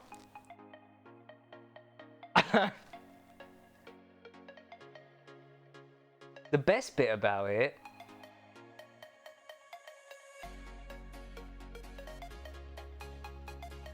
actually no. I can't work out if that last line there, for God's sake, Darien, stay out of the kitchen. I can't tell if that's sexist or not.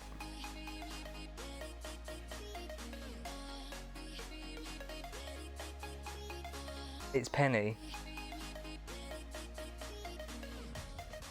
And for God's sakes, Darien, stay out of the kitchen. Leave that to a place for the woman, okay? Because that's where she belongs while the man goes out and gets money. Lord Jesus Christ in my hands. Joke, calm down.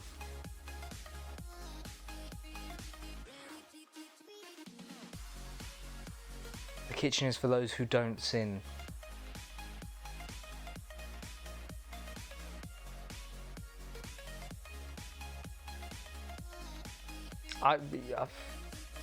Yeah, okay. That's it. I'm happy with that. Kitchen is for prepping Wendy's for the amiibos, of course. Of course. Foolish of me to think otherwise.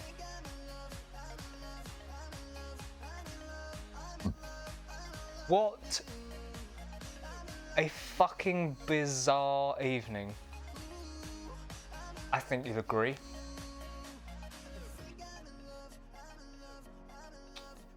We've had... What have we had? We've had...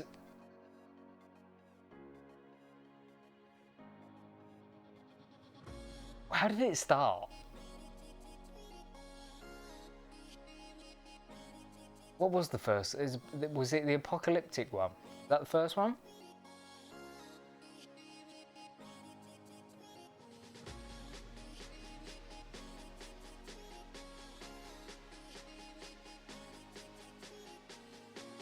I can't remember, but something happened. And then the second one, Tories. Where Penny turned into a rat and fought God. Yes, of course, right. Yeah. Yeah, that was the first one. Penny Apocalypse, Robicide, and then Darian and his boyfriend and the 3 copies.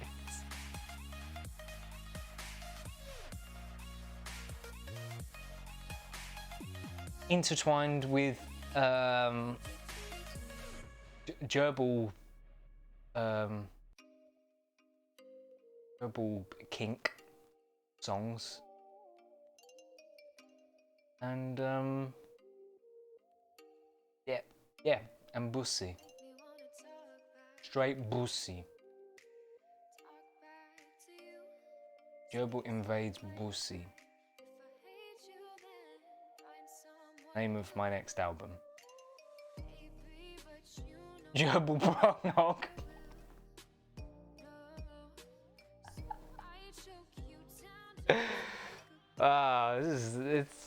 These are strange streams, but I enjoy them thoroughly, and I'm glad you guys enjoyed it as well, because you're the reason I'm here.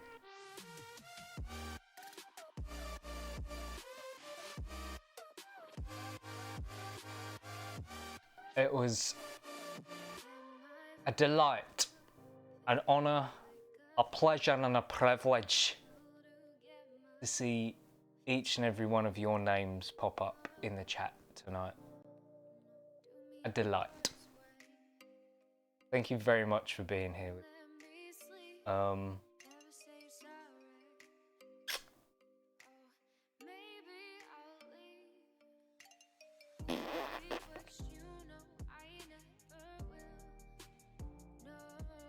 Mike, you could literally do a whole stream just sitting there on your phone and I would watch the whole thing happily. I mean, today you all have sort of just sat around and watched a stream that was 50% me typing in silence. So, you know, I can't really refute that. Excellent. Excellent. Silence? Well, I mean, you know, the points where I was typing away, I wasn't saying anything. You don't hear the bumping music. Of course. My fat top 500 no copyright sounds NCS 12-hour chill gaming mix most popular songs playlist 2019.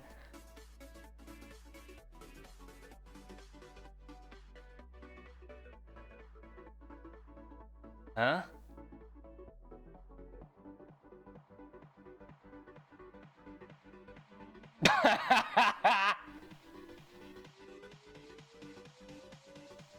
Outdated, sorry. Yeah.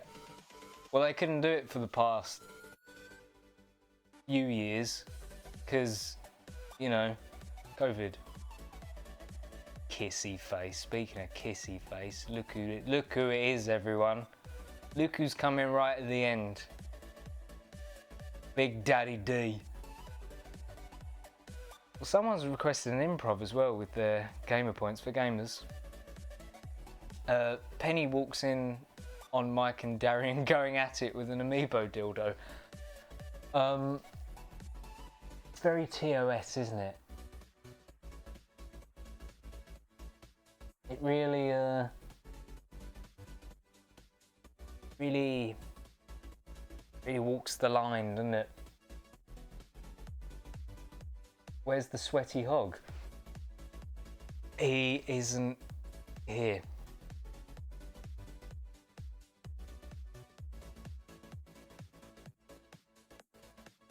that what you meant? This one?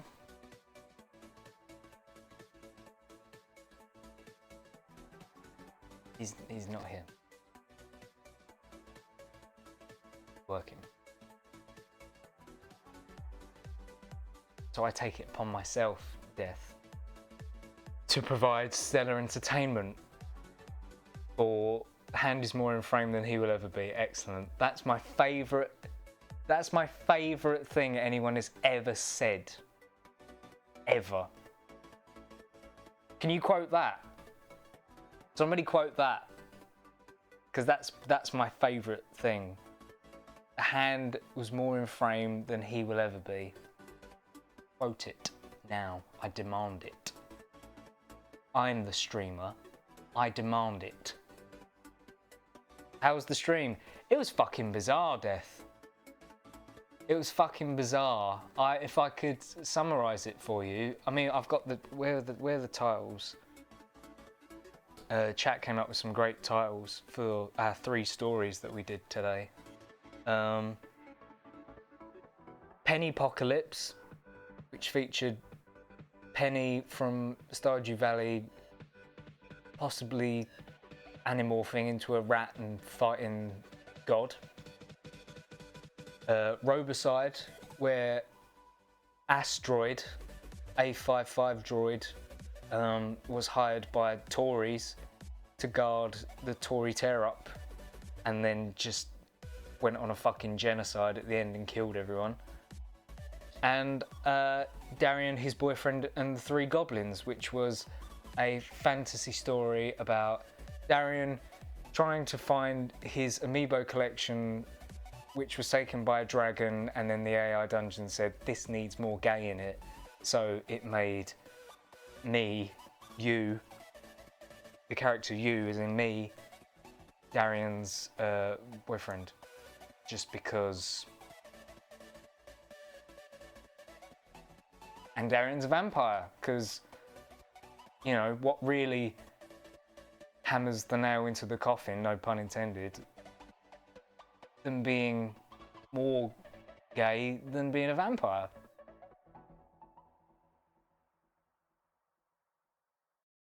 And then that's where you came in.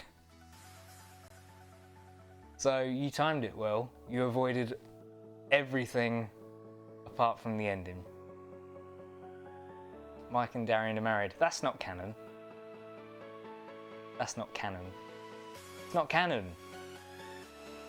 Nobody's cheating on anyone. That's not canon. Oh, I also did a song about a gerbil going up someone's arse and dying up there.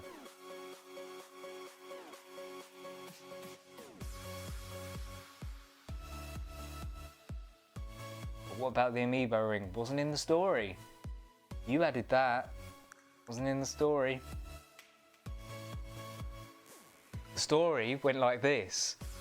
Dragon got kicked in its scaly cock and balls. Revealed the amiibos.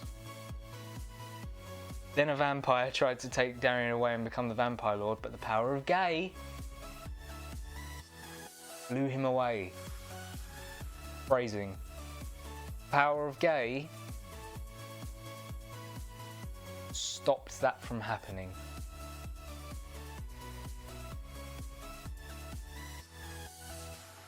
Can we change part 2 title to Tory Story? Absolutely. Absolutely. Tory Story. I love it. It's my favourite thing.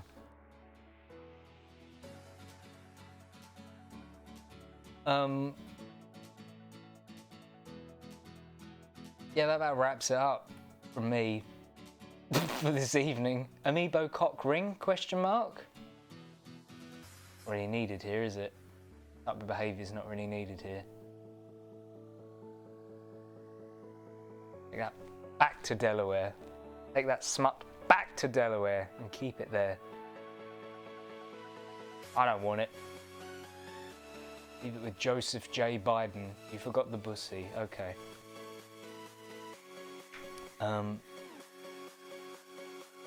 Better wrap it up. No STD amiibos.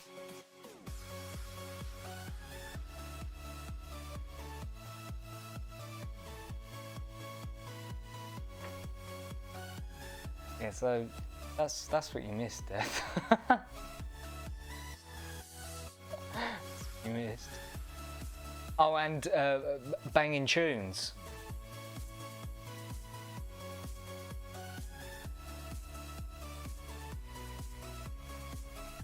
Yeah? Alright, chat? Banging bussy. Okay, we need to stop, don't we? I think the stream needs to end there before Bezos ends me entirely. Okay? Death, are you streaming?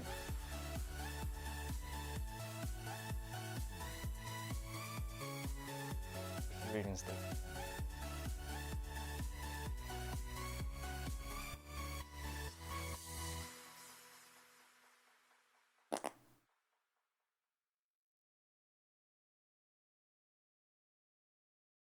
Thanks. Thanks.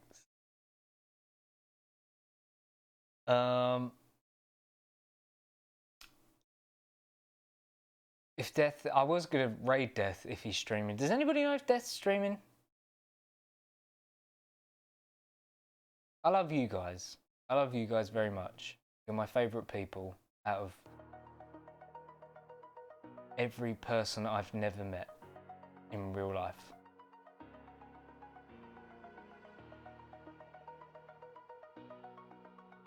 Not tonight, too tired from work. Ah, okay, no worries. Well, I hope you're feeling better, by the way. I assume you are if you're working again. But it's yeah. I hope you're feeling better. AKA, good to know you're feeling better. Good. There you go. I am good. Good. Glad. Hopefully we see you in here some more. We've missed around these parts, man. Missed around these parts, man. Where the hell you been, Dad? We missed around these parts. Messed up hot stuff. Oh my god. Every time. It's unavoidable, isn't it? So many vampires in this chat.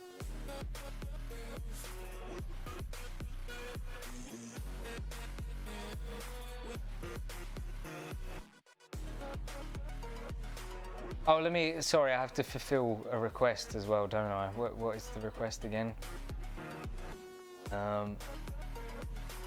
Penny walks in on Mike and Darian going at it with an amiibo dildo. And over here is where our is where we do our prayer work the whole time. All you need to do is go for this. Oh my goodness, what is going on in here? Why is he using that little plastic thing to stick it up your hoo-ha? This is unsanitary.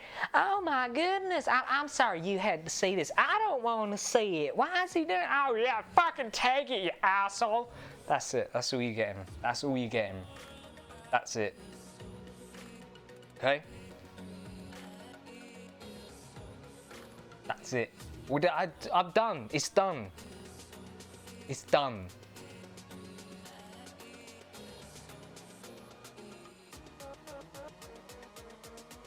Exactly. Not only is it our queue, yours, it's mine as well. Save! I'm sorry that everybody had to see that, but you know, gamer points for gamers. Non-refundable. Thank you. Thank you. It's called acting. Thank you. I'm an actor.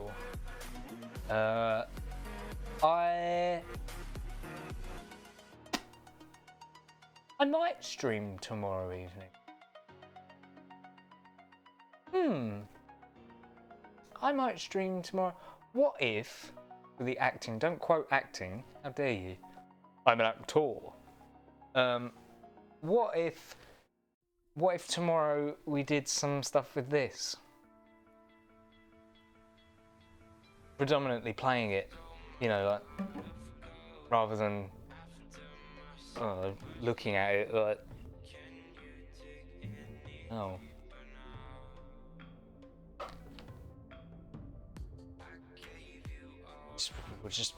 We'll just play some. There will be no more gerbil songs. I'll play actual songs. We'll just do a bunch of covers and maybe I'll do some originals as well. I don't know. My problem is this, right? This is why I haven't done it any sooner, and you guys can throw your 2 cents in on this one. I feel like it's so out of whack for what this stream is. Like this fucking stupid, bizarre thing that we do, which is supposed to be funny. And then I start doing actual songs.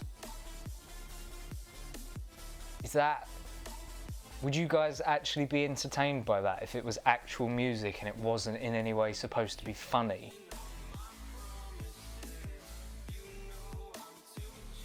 Yeah, I know it's my channel, but you guys watch it, and that's what matters to me. Like, I don't want to go, hey, guess what we're doing tomorrow? I'm gonna do a cooking stream, and you will go, I'm not gonna fucking watch that, because I don't care, you cunt. Do something that I care about. Do what I like. Now.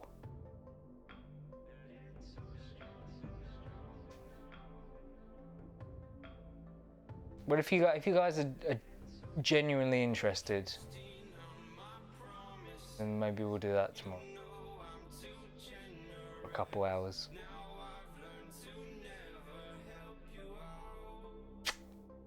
Okay. There we go. That one I'm not promising. I promised that I'd get this one done. But that one I'm not promising because it's Monday. Monday, I could fall asleep on this sofa at about 5-6 p.m. my time. So, you know.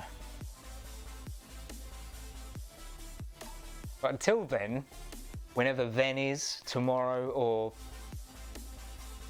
Wednesday, I think Sai is back. Thanks again for being here. A lot of fun tonight. Very fucking weird, but a lot of fun. And I will see you guys next time. Appreciate y'all. All love. Be good. Don't do anything I wouldn't do. Okay?